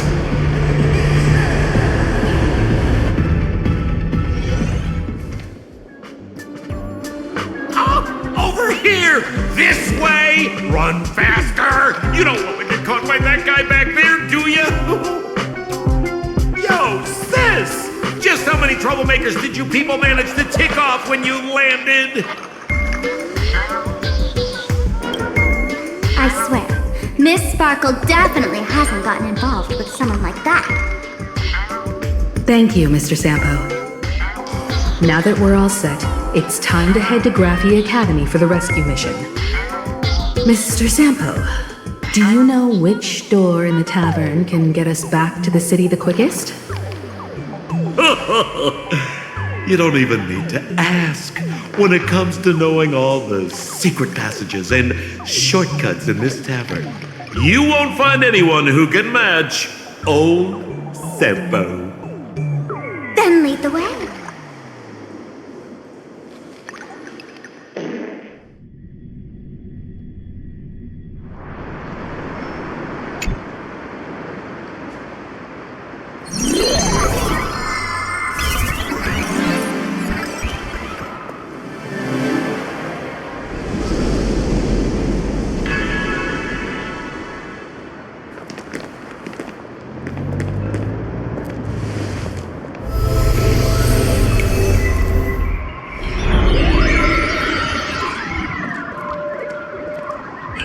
Your thoughts tell me that you still have doubts about me.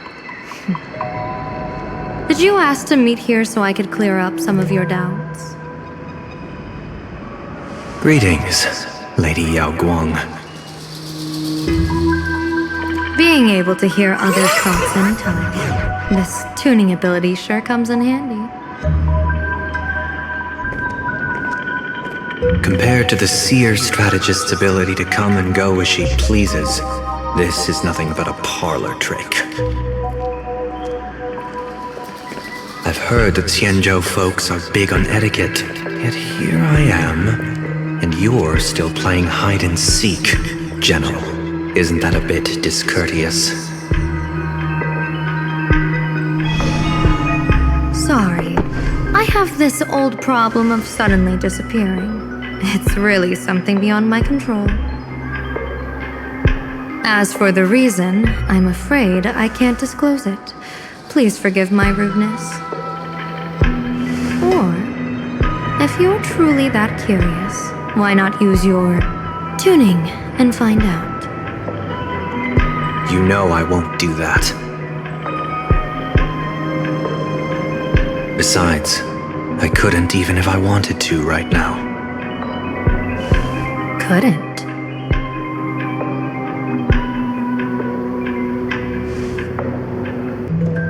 At this moment, the crowd's thoughts are crashing over me like a tidal wave. I can't block out all this mental noise. Just keeping my own thoughts from getting tangled up in everyone else's is hard enough.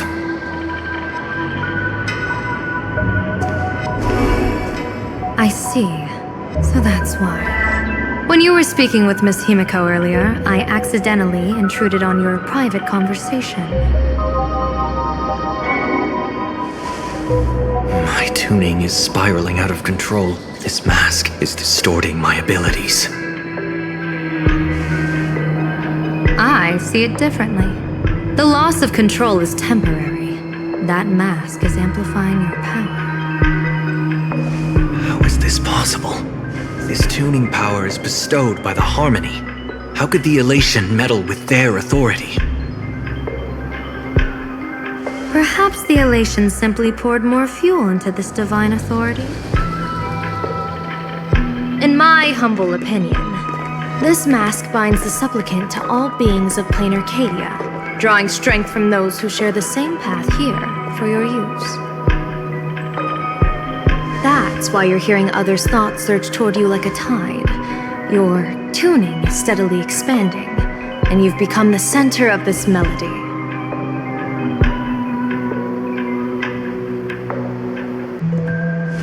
You sure gave me quite the gift, General. But why would such a precious gift be placed on my face? I need an honest answer. You want to know the reason? Didn't I explain it already? Your reasons about me make sense, but what I really want is your answer about yourself. General of the Yuchue, who sees into the future, why not wear the mask yourself and personally step into the fray with its power?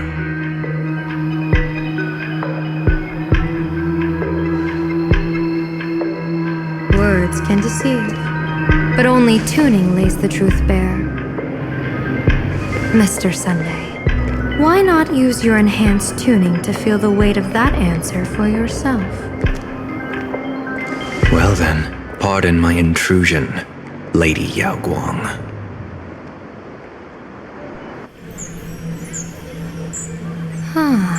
So this bird on my shoulder is the manifestation of the tuning's resonance? Exactly.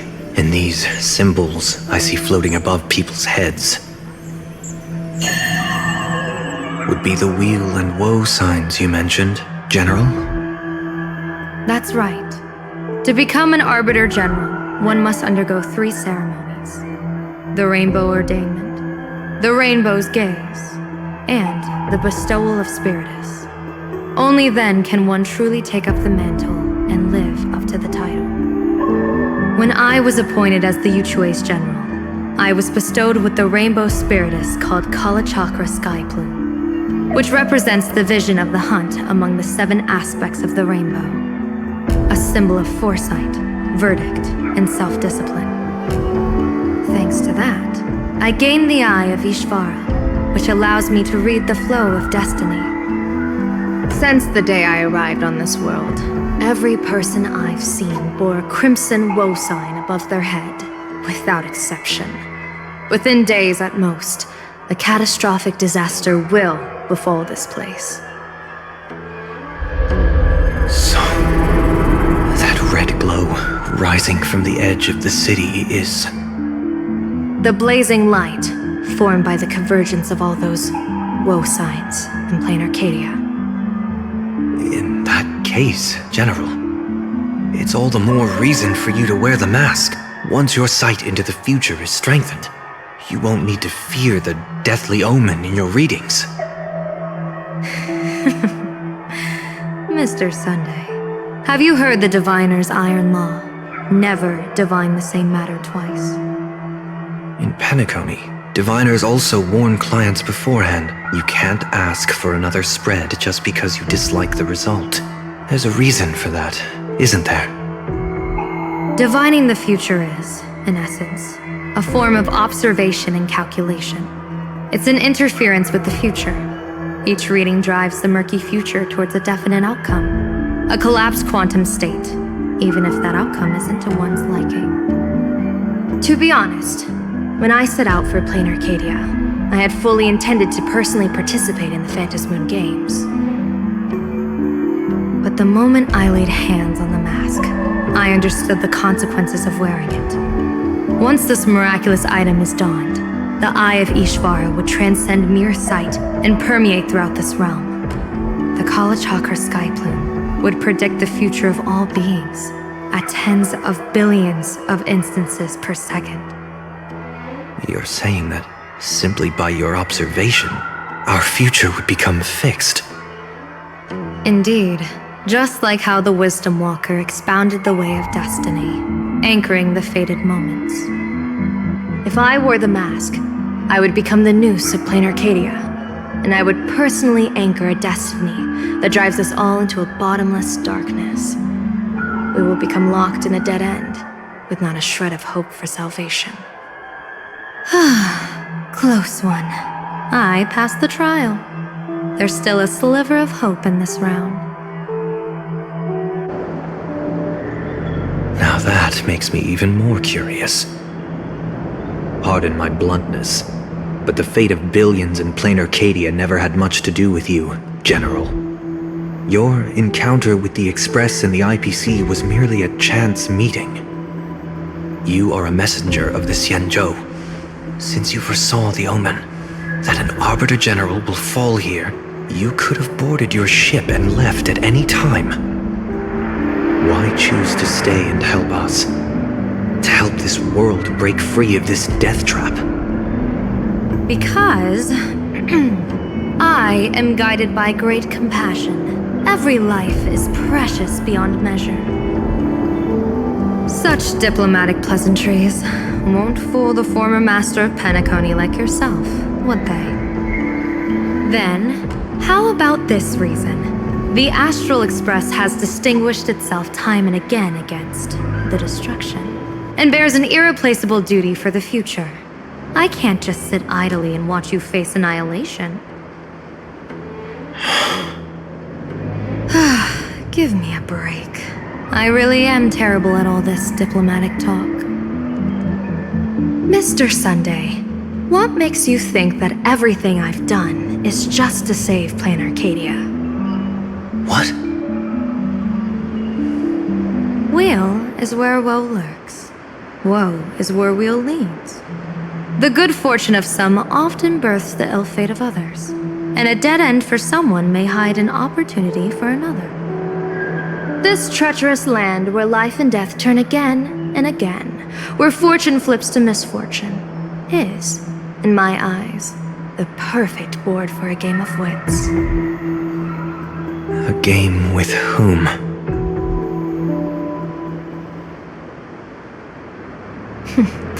With the gods. Mr. Sunday, have you heard of the Battle of the Fanghu 30 years ago? I've heard rumors of that war, but not the details. General, are you suggesting Planacardia is now facing dangers just as perilous as the Xianzhou Fanghu was back then? You got that right.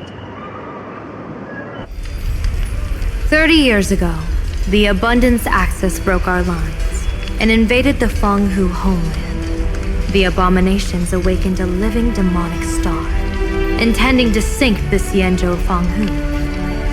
With no other options, the Alliance staked everything on my Junior Soar's plan to operate the astronomical observation device, the Cloud Pier Telescope, to signal the rainbow for aid, using their Lux arrow to strike down the demon star. Whoever operated the Cloud Pier Telescope would not return.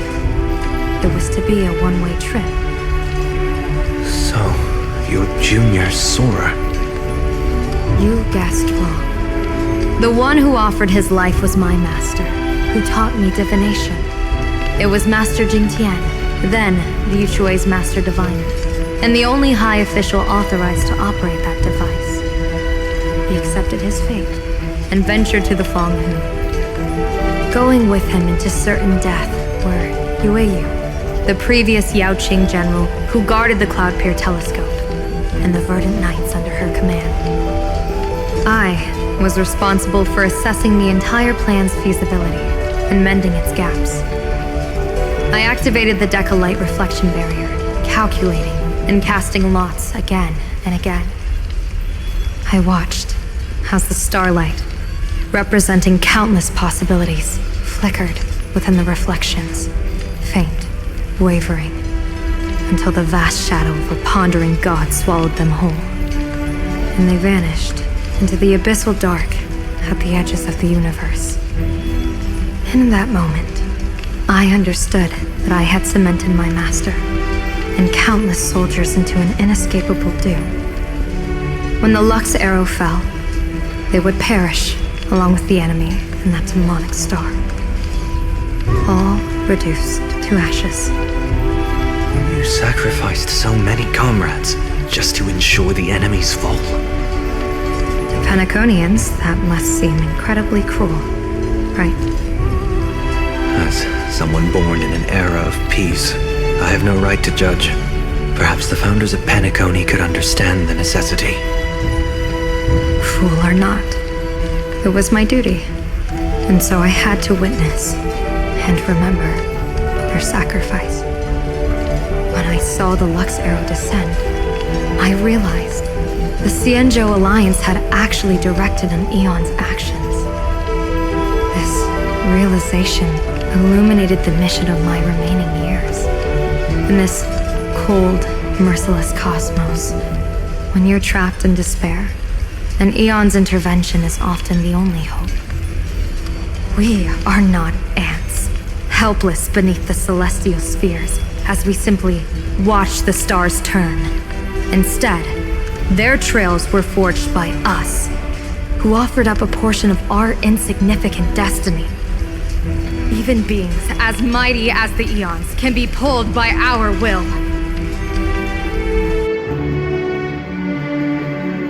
Is this what you want to do in Planacardia?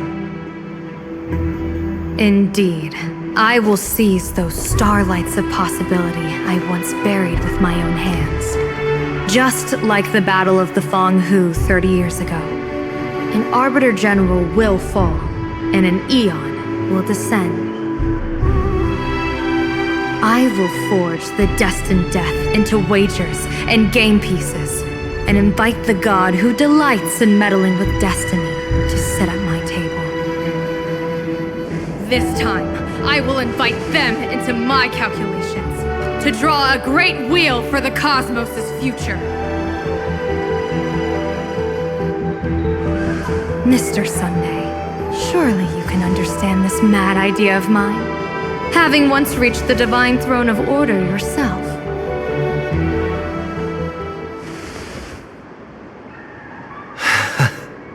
Our common ground goes far beyond mad ideas. But I was reviving a god who already lay dead and buried in the infinite dark. General, how can you be sure that the most capricious Aeon would be led by your fancy?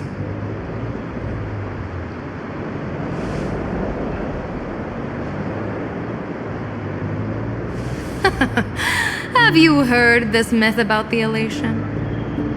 They say Ahab once climbed to the highest bough of the Tree of Existence.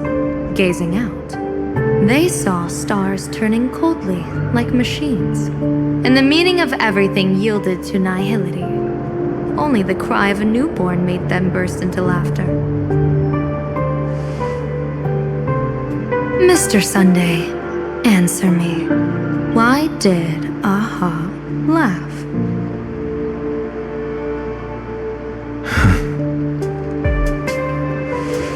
I think it's because they finally saw an audience arrive at this long, empty stage we call the universe. Oh, well said. You're way funnier than you look. As divination teaches, heaven creates 49 paths. Humans find the one unseen. We are the greatest variable this blind, mindless universe can produce. The universe and the gods set riddles for us, and we shall give them a surprise, an answer beyond the finality. Ah, looks like it's about time. Don't tell me you're disappearing without a goodbye again, General. No. This time, we will set our eyes on the same place and carve a sliver of possibility out of destiny with our own sight.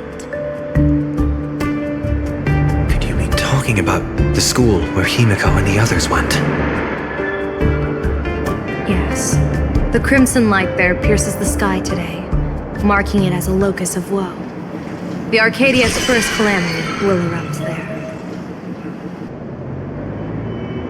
I should have asked you to give them a few secret strategies before they left.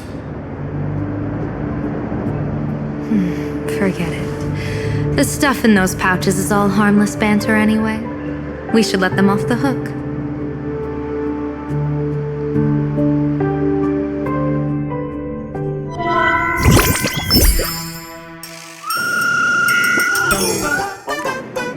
Hello, everyone. Welcome back to Full Wish TV's special news segment, Arcadian Morning Report. I'm your host, Poofy. Hi, everyone. I'm your host, Smelly. It's been 3 hours since our first supplicant, Miss Sparksy, announced her entry into the Phantom Moon Games. The performance she announced to all her fans, SparksyCon, is also about to begin. How furious! Plain Arcadia's day-night cycle was completely scrambled in ancient times. Raffy Academy's location just happens to be bathed in light. So, in broad daylight, what kind of fireworks show does Miss Sparksy have in store for us? Who knows? Maybe she'll blow the school sky high in a blaze of fireworks. After all, at the Phantom Moon Games 15 years ago, Raffia Academy also. Senior, you can't joke about that! Dear viewers, our apologies. Let's move on to news about other supplicants. According to the Department of Aberration Defense's staff, during a routine inspection of the Phantom Moon courtyard, 2 additional mask shapes manifested on the altar. In other words, 2 more supplicants have appeared! Although none of them have publicly announced entry into the games yet, the altar's masks mean someone, somewhere, has quietly donned the masks of elation. As for the 2 masks, Department of Aberration Defense staff describe one as a raccoon and the other as some kind of bird. A raccoon mask, huh? Hard not to think of the Astro Express that just arrived in Plain Arcadia.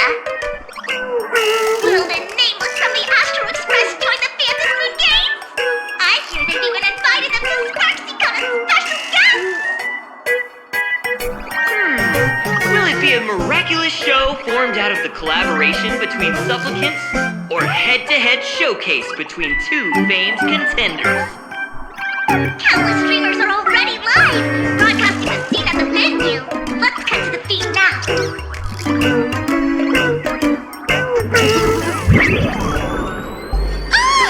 Look, it's the nameless from the Astral Express!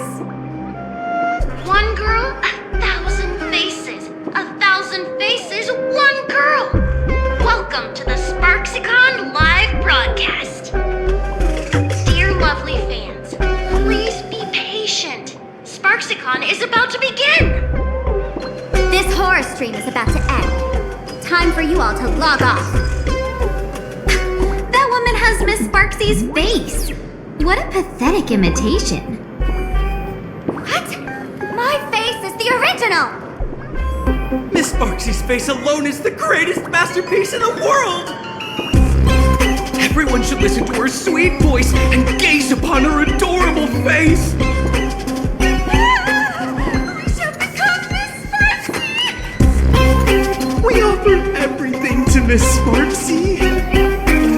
Sparksyco! Sparksyco! Sparksyco! Sparksyco! Sparksyco! My eyes! I've seen something cursed. The mimetic virus spread among people is way worse than we imagined. There are walking Sparksy shrooms growing on the ground. I bet we'll all end up with Sparksy, or rather Sparkle faces before we can get very far. If we don't take down that imposter before the virus hits, we'll all be monkeys in the jungle. Become a fake of a fake or a carefree monkey. Your call.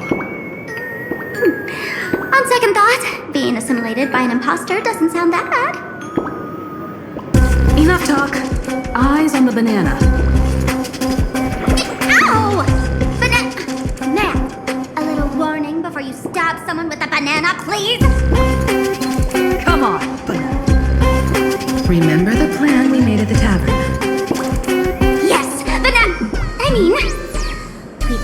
imaginated painting Sparksy hid, then use waves to give Garapia Academy a good banana over. I mean, wash over. But what if that imposter figures it out? Just try to keep her busy and buy us some time. Let's do it!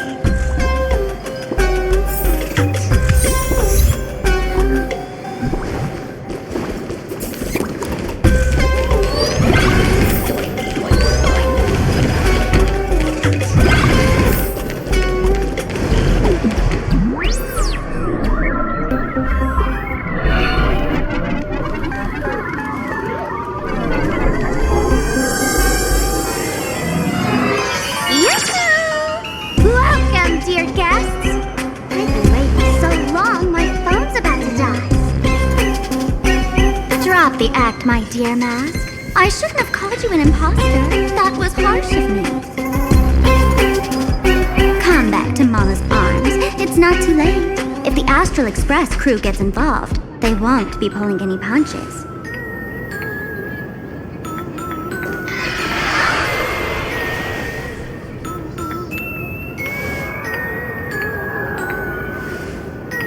Of course I get it. Surrendering now would ruin the stage you so carefully set. Total buzzkill, right?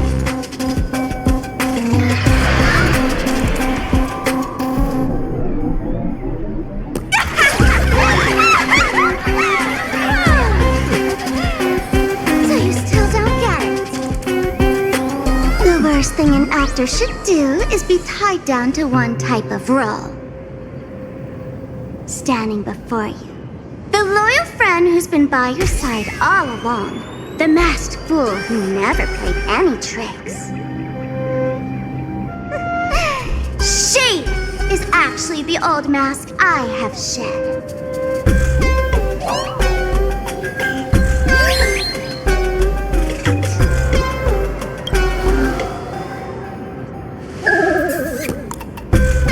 Haven't I been telling you all this time? She's just an old model. No wonder the light orb in the tavern didn't react to Sparkle.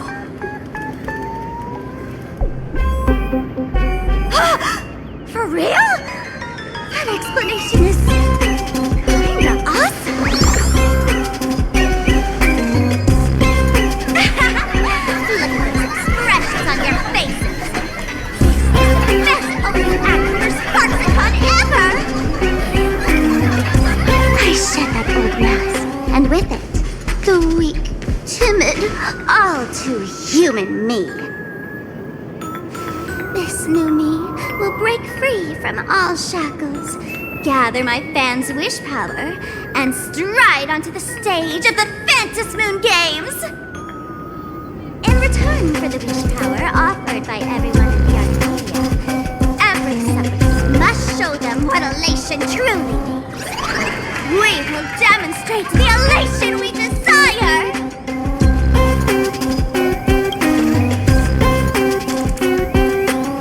There's no coercion involved anywhere in this. It's a simple yes or no, like scrolling to the bottom of the terms of service. Want attention, talent, quick cash, universal praise?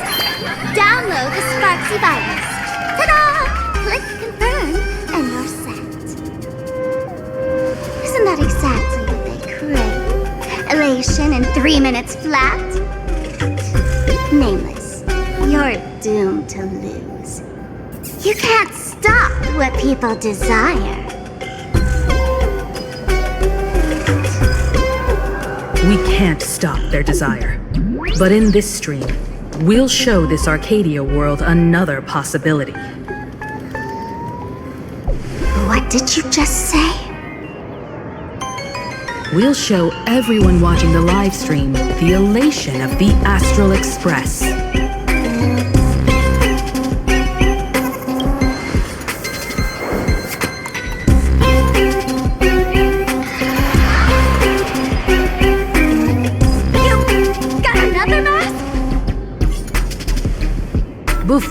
Sparksicon begins, the hero of the Express will defeat the villain who tried to spread the virus.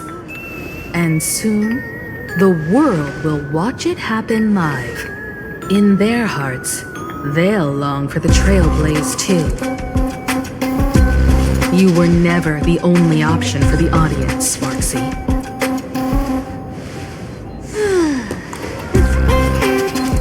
You know why I can't stand heroic stories? You lot always wave the flag of justice, then stomp all over the fun with brute force. The elation has nothing to do with justice, and you haven't won yet! Man, gray hair, don't tell me you forgot the plan. I'll stall her.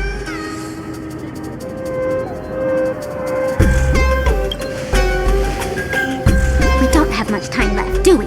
I'm trying to give us better odds of winning here. There's one thing I've always wondered. Who's the real Sparkle, and who's just a mask? Shouldn't the last one standing decide that? Then let's settle it right now! I'll make you the opening firework of Sparksicon!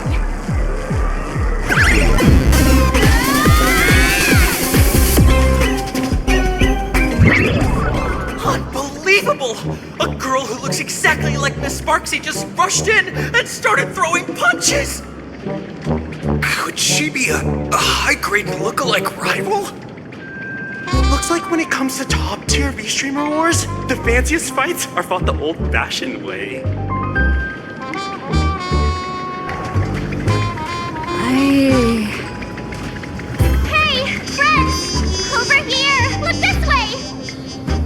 Is that March's voice? Over here! Mr. Yang and I are in the art classroom! While Sparkle keeps her busy, let's regroup with March first.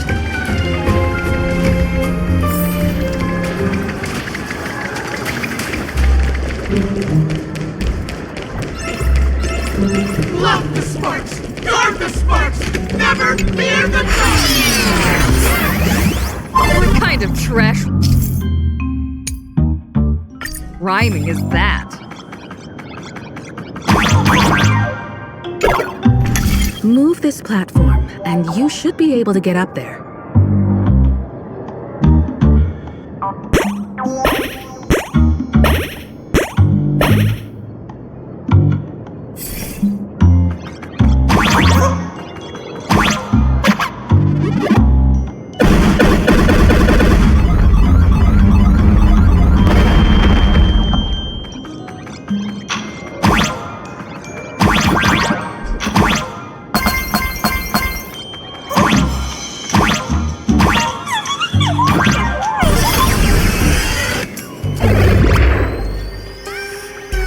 Miss Himeko!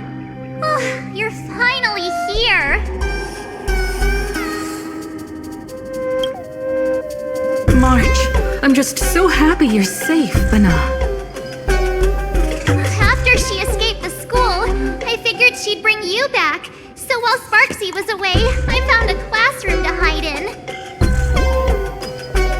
The students around here have been acting weirder and weirder.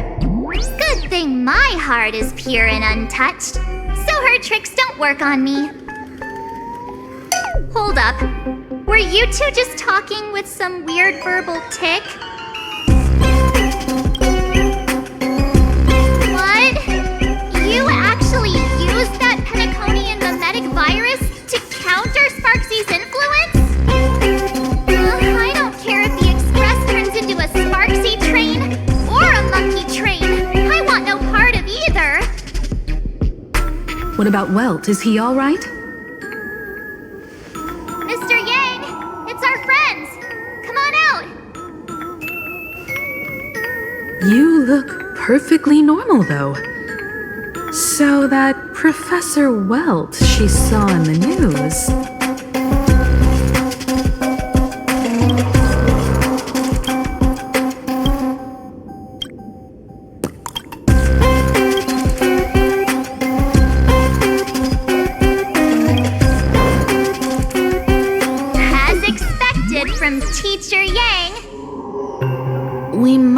have a lead on the other 2 painting pieces. Have you seen... Furbo, Nana? You mean... a Furbo? We sent a local reporter into the school, but his luck turned sour, Nana. Sparksy caught him red-handed. Before he was taken away, he managed to take a photo of the library. I want to check it out with her. What about me and Mr. Yang? Now that we have a lead, no way we'll just sit here doing nothing.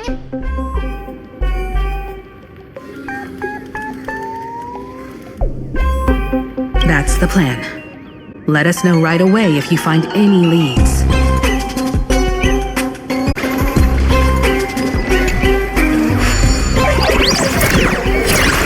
The library's just up ahead. Finally, I can get away from all the... We're here, Bana. But I don't see any waves or moon. Where could it be? Like I'd ever tell you. Miss Sparksy herself ordered us to guard this place with our lives. Hey, get that stream running. Ugh, kids these days. They ignore their studies just to focus on the internet. As an alum of Graphia Academy, it's my duty, as tradition dictates, to give you all a proper extracurricular lesson. Hey, juniors, ready to roll?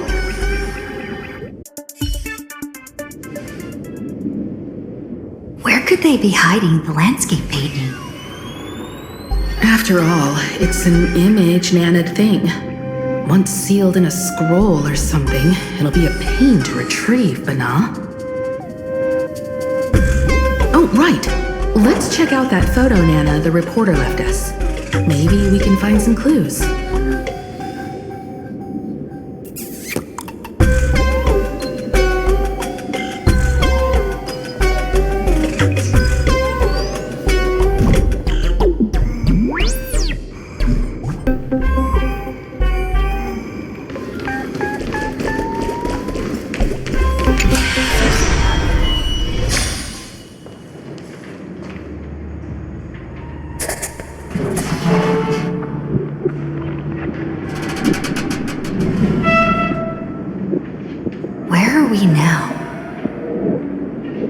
This place looks just like any other classroom. But something's off.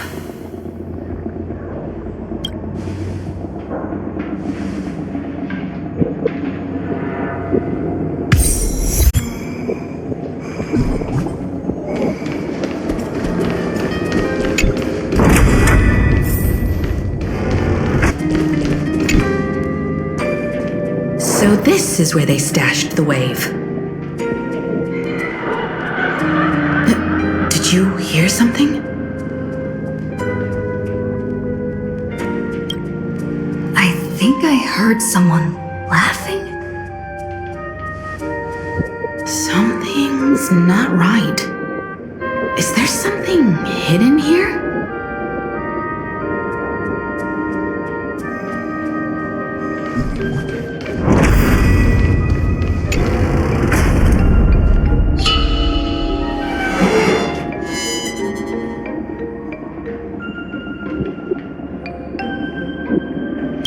July 22nd, 1984? Belle? Could this classroom be...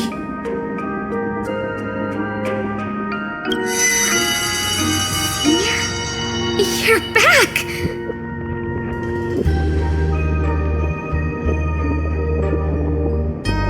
Belle? And you are? But how is this possible? It really is you, Senior! You look so different. We almost didn't recognize you. Still, that dashing aura of yours simply can't be obscured. And so many of us, we've been here, waiting all this time? I'm so sorry. I was gone too long. It's unforgivable that I never came back to visit you all. You apologizing so seriously? That's not like you at all, Senior. Yeah. After all this time, the least I can do is smile. But all of you are already dead. Himiko, these students, who are they? They're the shadows cast by my past regrets. Young lives buried here by a tragic accident. What? Oh no, Senior, he's here! That thing is coming! Wait, what did you just say? Everyone, hide! We mustn't let that monster find us! Run, Senior! The Herald of Death is back! Bell!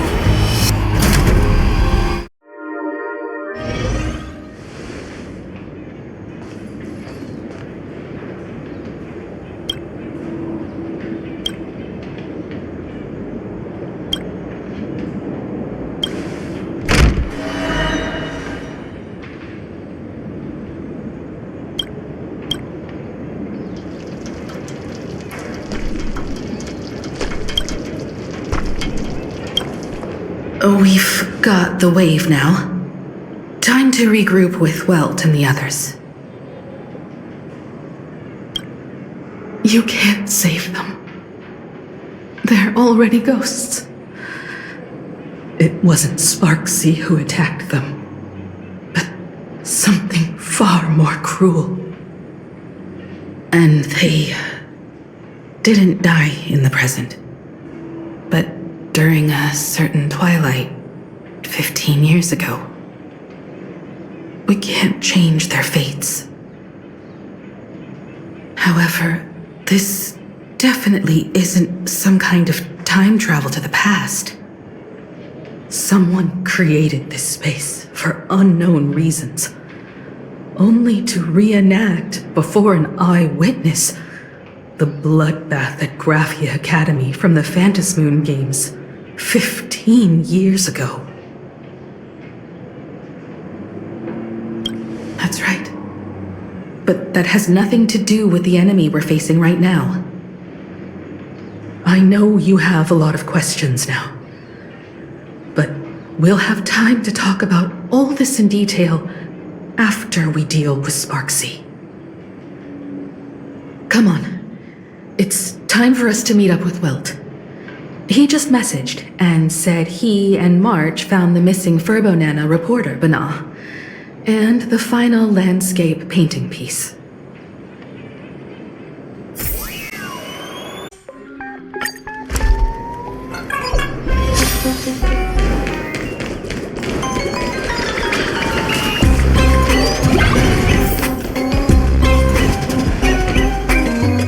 Good thing we got here in time, or you would have ended up as a target practice dummy. This Furbo nearly bit the dust. President, you're here! You're gonna give this Furbo some hazard pay, right?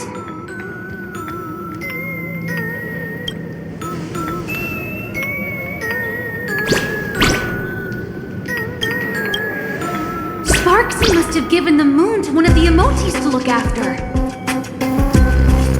She really went all out, didn't she? The whole gym's full of moons. Now what? Be it Sparkle or Sparksy, both are equally just as headache-inducing. All right, everyone. Let's round up these emotis and take a look.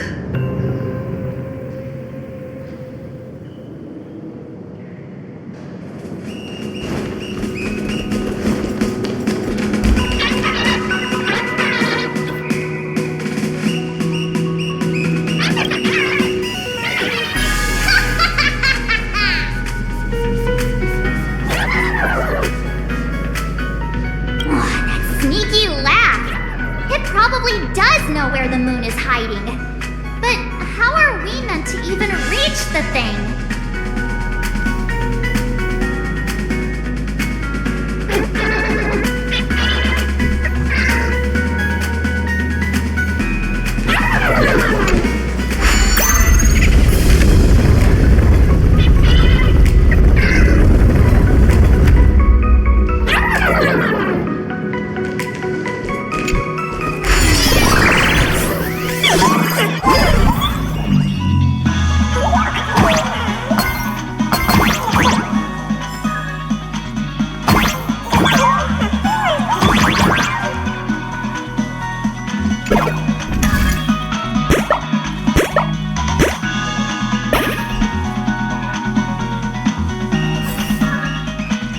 The gym. I've missed this. There was a time when I really envied those classmates who could sprint across the field, giving it their all.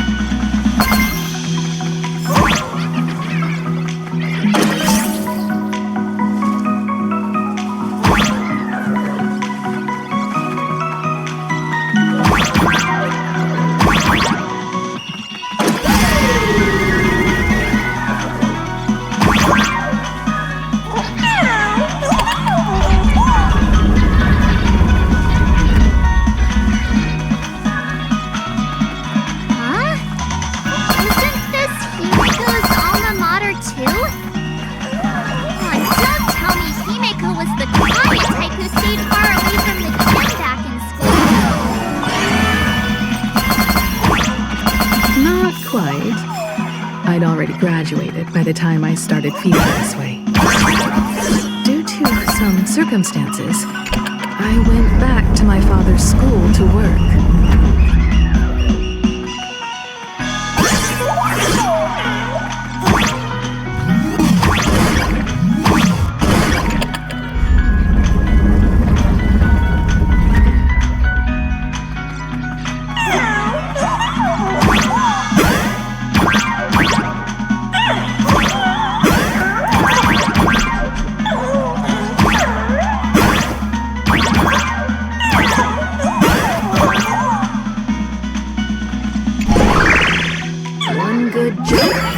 We should be able to reach that emoji.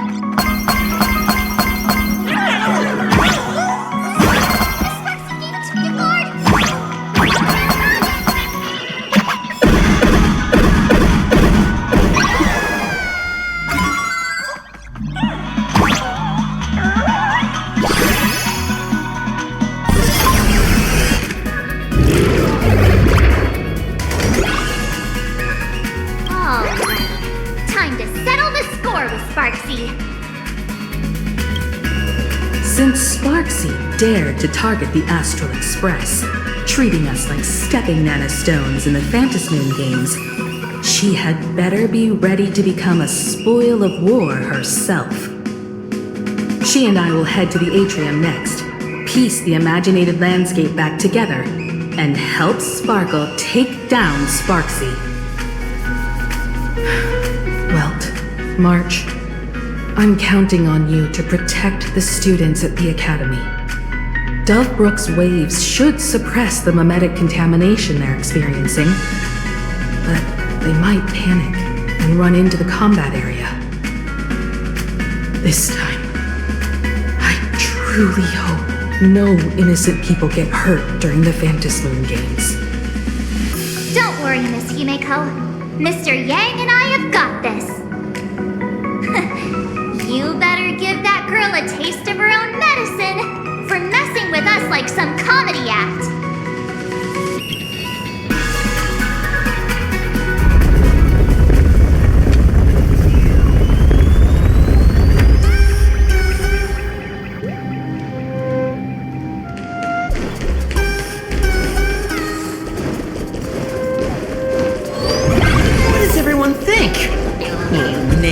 cheer for Miss Sparksy! Who will emerge victorious? Miss Sparksy or the Astral Express?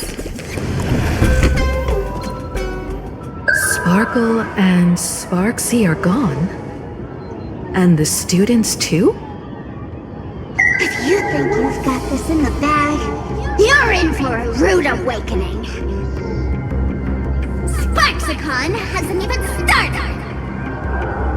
Time for your Sparksicon grand finale! Because I, the nameless of the Astral Express, will challenge you as a fellow supplicant and crush your elation. Challenge me? I'd love to fight you. Hurry up and put the scenery pieces together.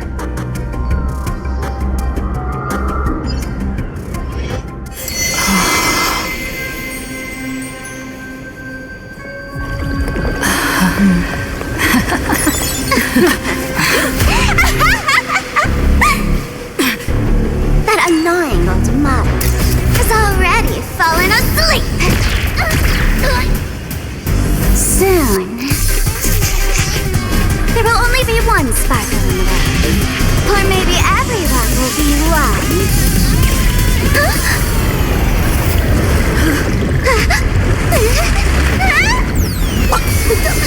during my transformation! Despicable! Too bad.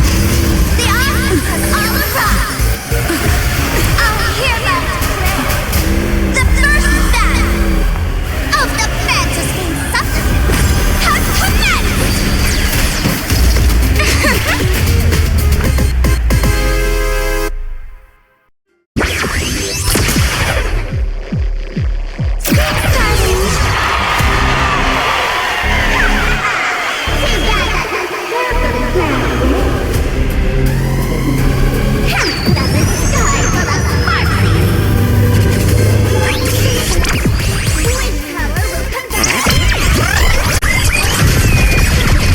commenced! Not everyone wants to be you. I'll show them my elation.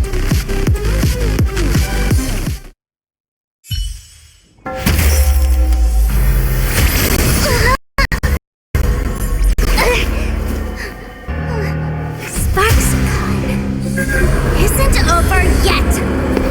Stop her! She's trying to escape into the crowd!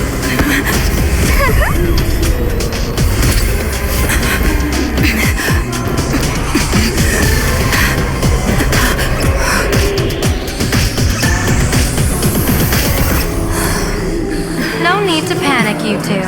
Sunday will share my vision with you. Let my eye of Ishvara see through it all. Weal and woe, clear as day.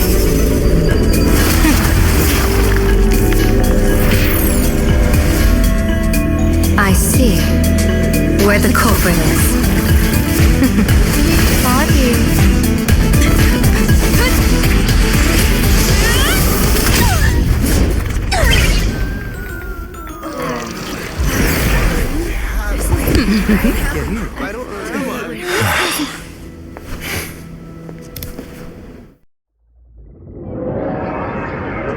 Are you okay?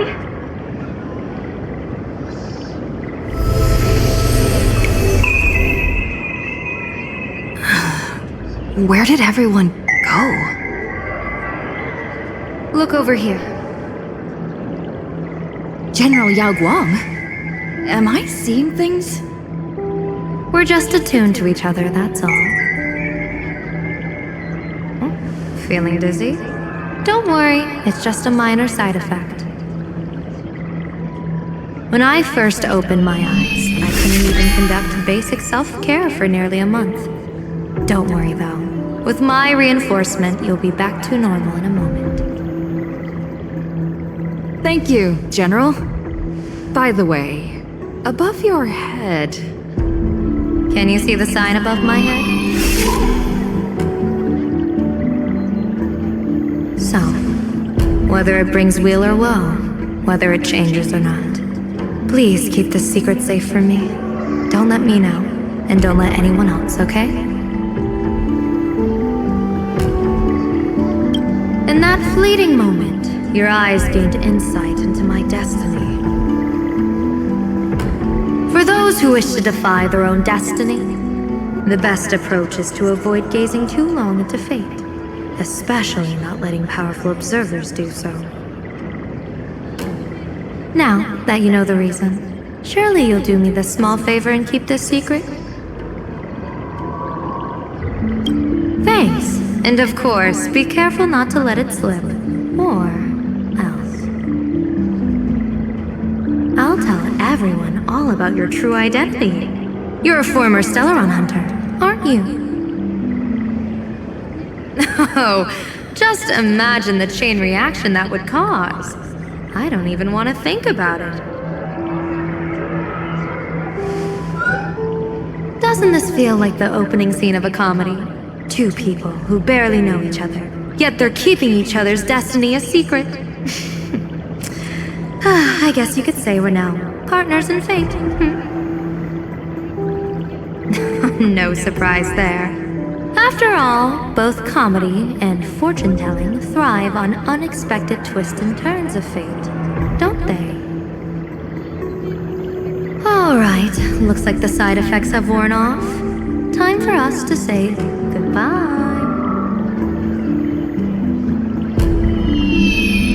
And you? Are you okay?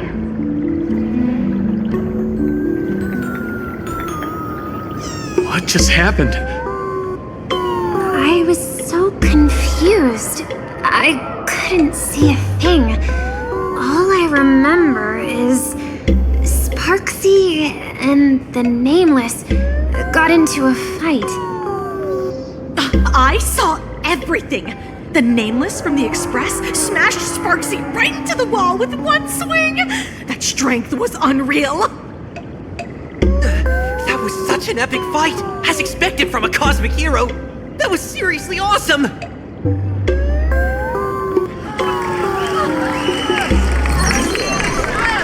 Astral Express! Astral Express! Astral Express! Looks like the students have all recovered from the contamination. Did they recover?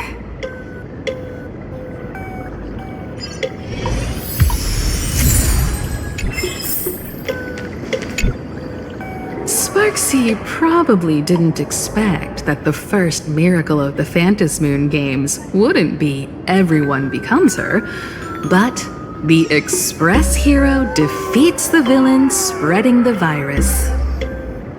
Compared to a streamer reflecting people's desires, the fearless trailblazer of the Astral Express is more of an attention grabber.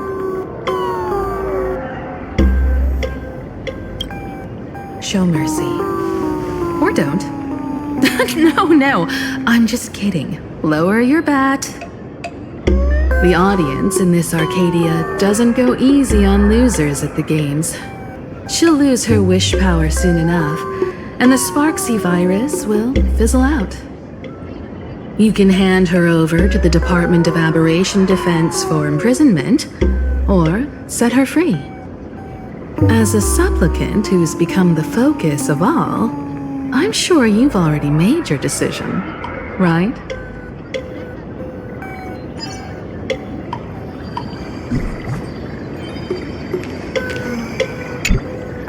When she absorbed me, I thought it was all over. Thankfully, Gray Hair, you won this one. 1 point for the Trailblaze.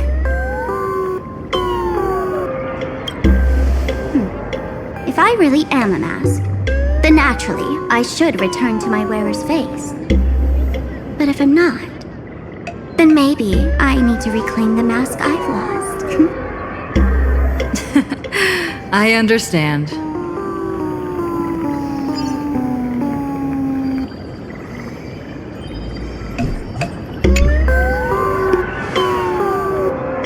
So, Victor, here to claim your prize? Very well. Sparksicle has no objections to that. So what'll it be? Gonna hand me off to the Department of Aberration Defense? Lock me up as a hardened criminal?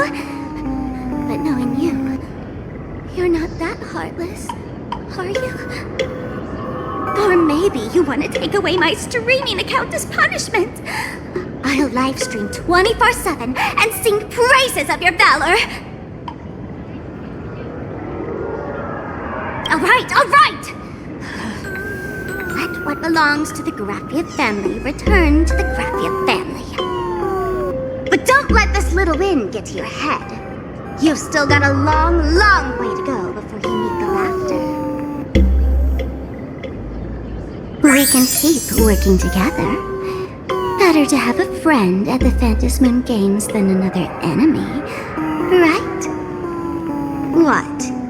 No parting words?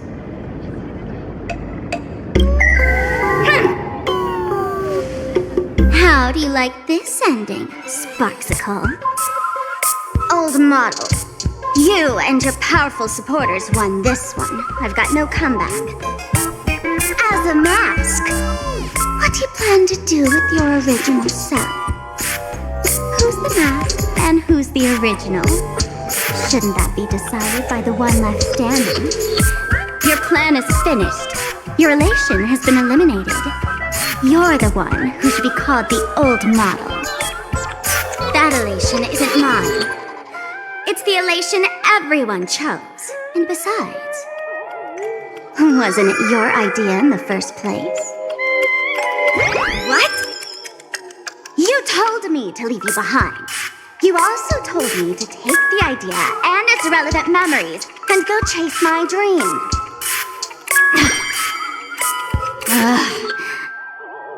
That's totally something Miss Sparkle would do. How do you like this ending, Sparkle? How does that joke go again? Take the mask from a masked fool, and what's left but a fool. But take the fool out of a masked fool, and all that's left is the mask. Come on, Sparkle. Time to end this little charade. No show is complete without a curtain call. Shall we become one at last? Ladies and gentlemen, are you having fun? A friendly reminder from Miss Sparkle. Don't underestimate the Phantom Moon Games. You won't get another opening act as spectacular as this Sparksicon, you know.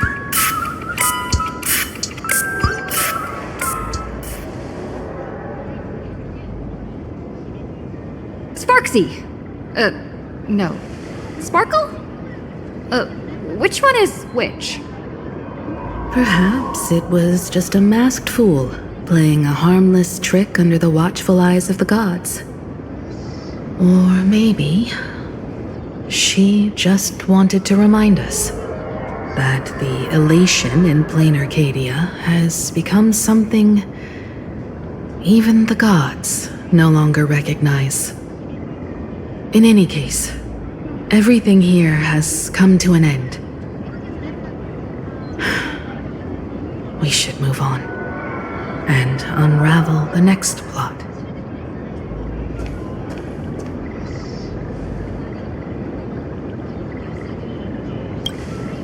Indeed. I want to investigate and find out who exactly created that place and why. Let me know when you're ready to head out.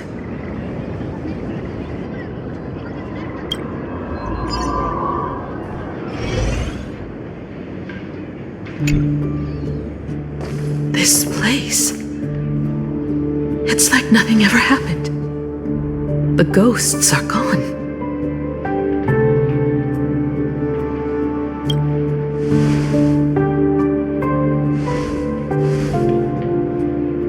"15 years ago, during the last Phantom Moon Games, I participated as a supplicant. I once believed that all it took for a supplicant to win was to show the people a magnificent miracle. And then I'd have an audience with the Eon of Elation. How foolish. How naive I was. Not everyone wants to obtain everyone's wish power in a positive way. On July 22nd, year 1984 of the Arcadian calendar, a supplicant harboring immense malice stepped into Graphia Academy. He slaughtered 22 students who had stayed behind after school, then went on to Dovebrook District, where 146 innocent civilians were either killed or wounded. That spirit moved like a deranged artist, leaving corpses, imprinting his signature mark, the Bloody Bloom. The media dubbed him the Herald of Death.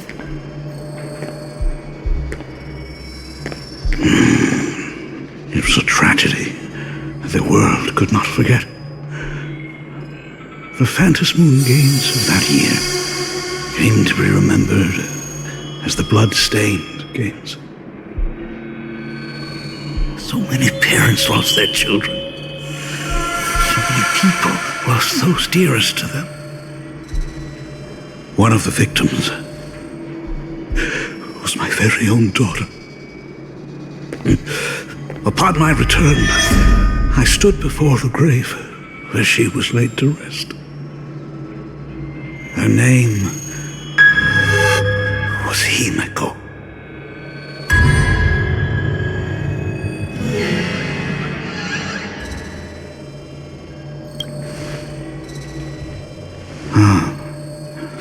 Forgive me. Allow me to introduce myself. I am Ryusuke, the current dean of Graphia Academy.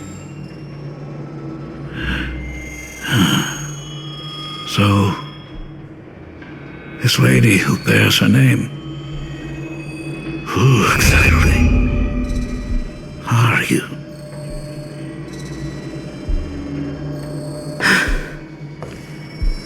"15 years ago, when I made up my mind to join this Phantom Moon Games, my father wasn't with me. Even as I fought for my life against the Herald of Death, my father was still off somewhere, wandering the cosmos. Strictly speaking, ever since I can remember, his presence in my life has been as thin as the air in space. So, I would ask you, who bears his name? Who exactly are you?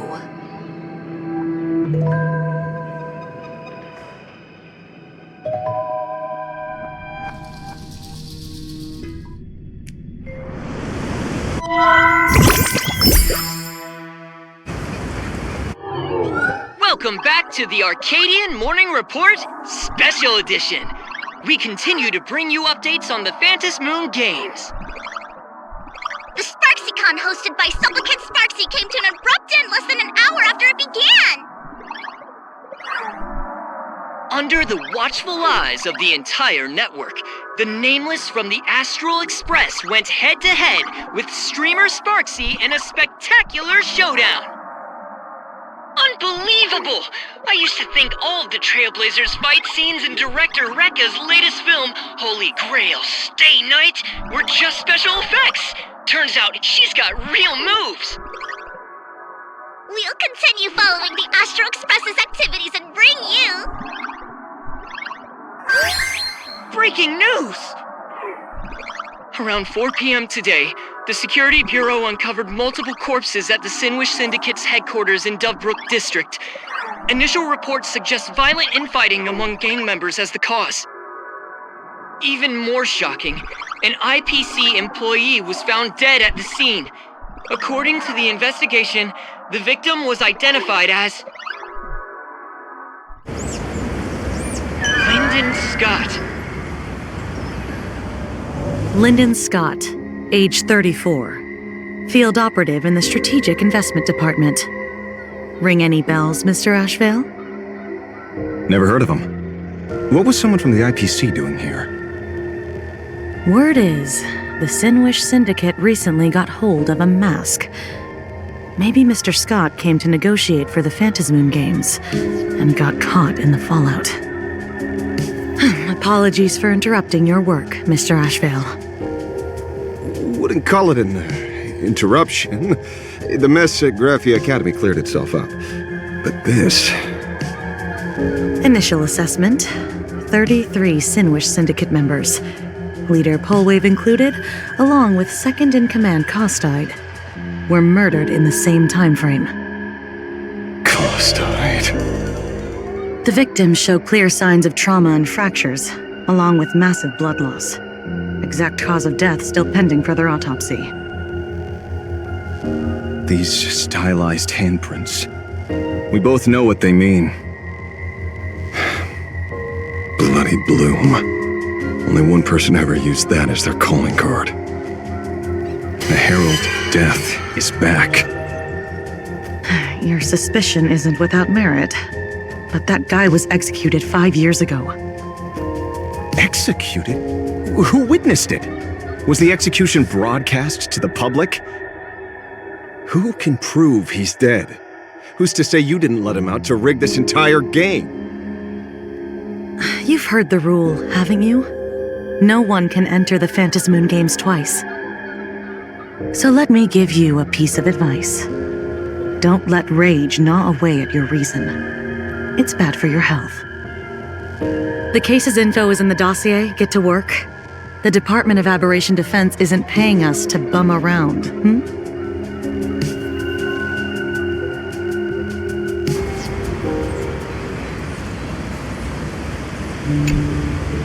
Rage sparked quietly in the detective's chest, and not even the wind from Dove Brook could dispel the metallic tang of blood clinging to his nose.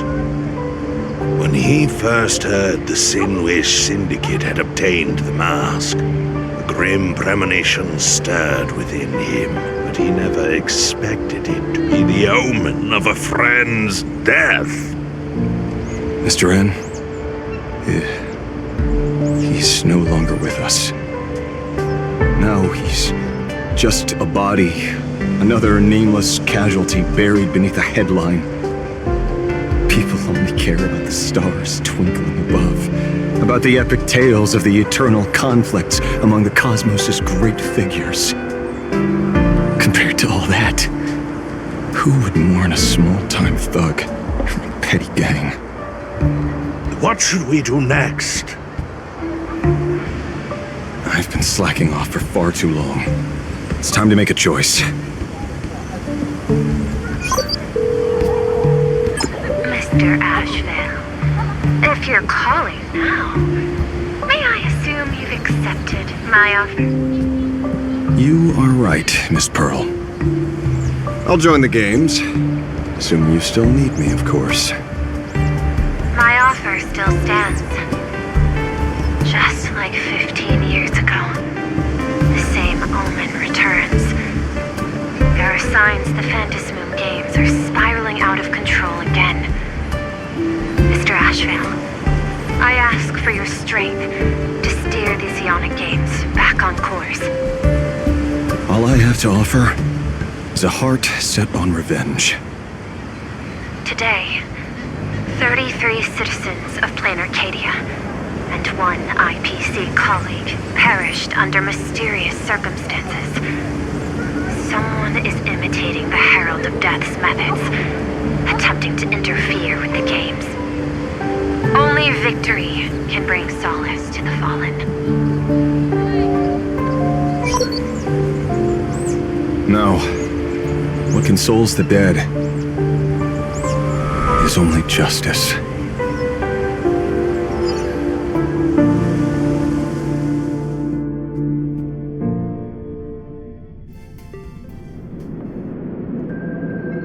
What's the matter? Found a better candidate? Don't I even make the short list? This is a game shaped by the most capricious Eon. Surprises and twists are its very nature. It's only right I choose the strongest players. Even so, I have to ask, what makes you so sure that I'd hire a wanted criminal to fight in the Phantasmoon games, instead of tossing you into an IPC cell? Throw me in prison? But the Strategic Investment Department in Penacony clearly extended an olive branch to us Stellaron hunters. No? Changed your minds already? You suits sure turn faster than a page in a paperback. So let's cut the fluff. Give me a mask. Call it your first strategic investment in us. What do you say? Understanding comes first, then the investment. Tell me, how do you plan to earn my trust? Apologies in advance. Before I came to meet you, I broke into your collection room. I know what you've been working on. Imaginate. Tell me, have you heard of Zero? Greatest hacker and most feared player in all of Punk Lord? Some say she's an emanator of elation, while others say she enters the dark zone created by Mythos, as if it were her own backyard. She caused Punk Lord's data meltdown and infected IPC branches in 28 segmenta, isolating them from each other. Most information about Zero is half true, half false, much like the rumors surrounding you Stellaron hunters. But one thing is certain. Zero suffered a major downfall, and is now a prisoner of the IPC. It's obvious she left a deep impression on you. Traumatic, even. In that case, you should also know that ether editing and imagenesis stem from the same technological source. Or art. I know. I've studied it.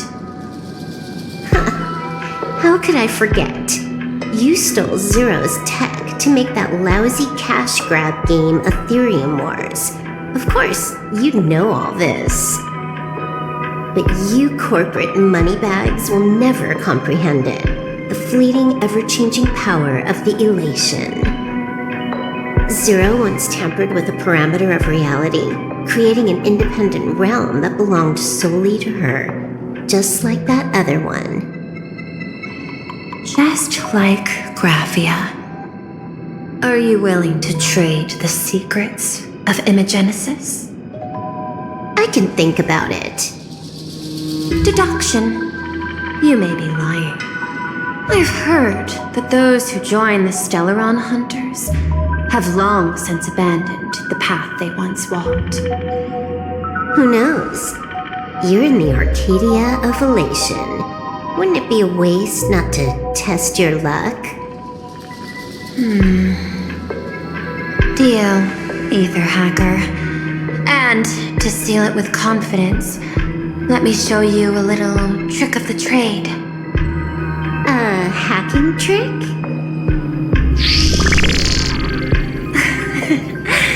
Not exactly professional. Negotiating while soaked in a bathtub. I took one of your data slices. This will help us have a more honest conversation. How did you do that? Because I've studied you, including that cyber battle between you and that genius Skulum. I even logged into all 76 of those banned accounts. I scattered just enough data breadcrumbs online for you to sniff out, leading you to the Ashen Detective. I even let you stroll through my collection room to explore as you pleased. Miss Silverwolf, a word of advice. Don't treat that mask like some 10 Stonehearts investment in a Stellaron hunter. Just think of this deal as something private, between you and me.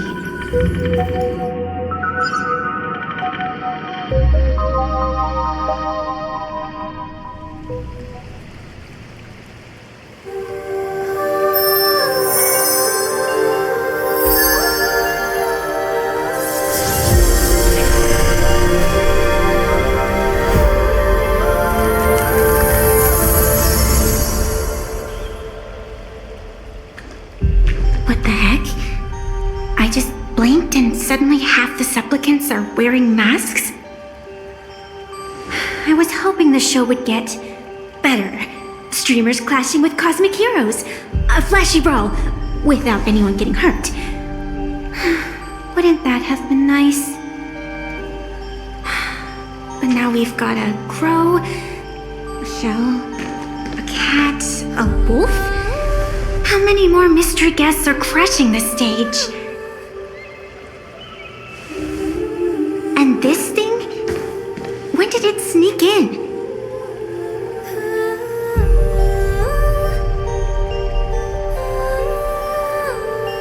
In the end, everything always spirals into the abyss. But you're the rare exception. Your first battle wasn't bad for a greenhorn protagonist. Since you came out on top, let's wipe the slate clean on that doom-filled oath. Who knows if the owners of those masks will become your friends or opponents? Or maybe one of them will bring about that terrifying future I saw in my dreams.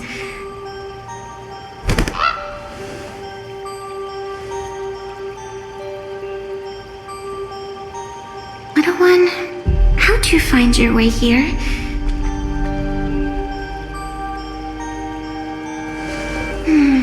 The supplicants in this Phantasmoon Games really caught me by surprise.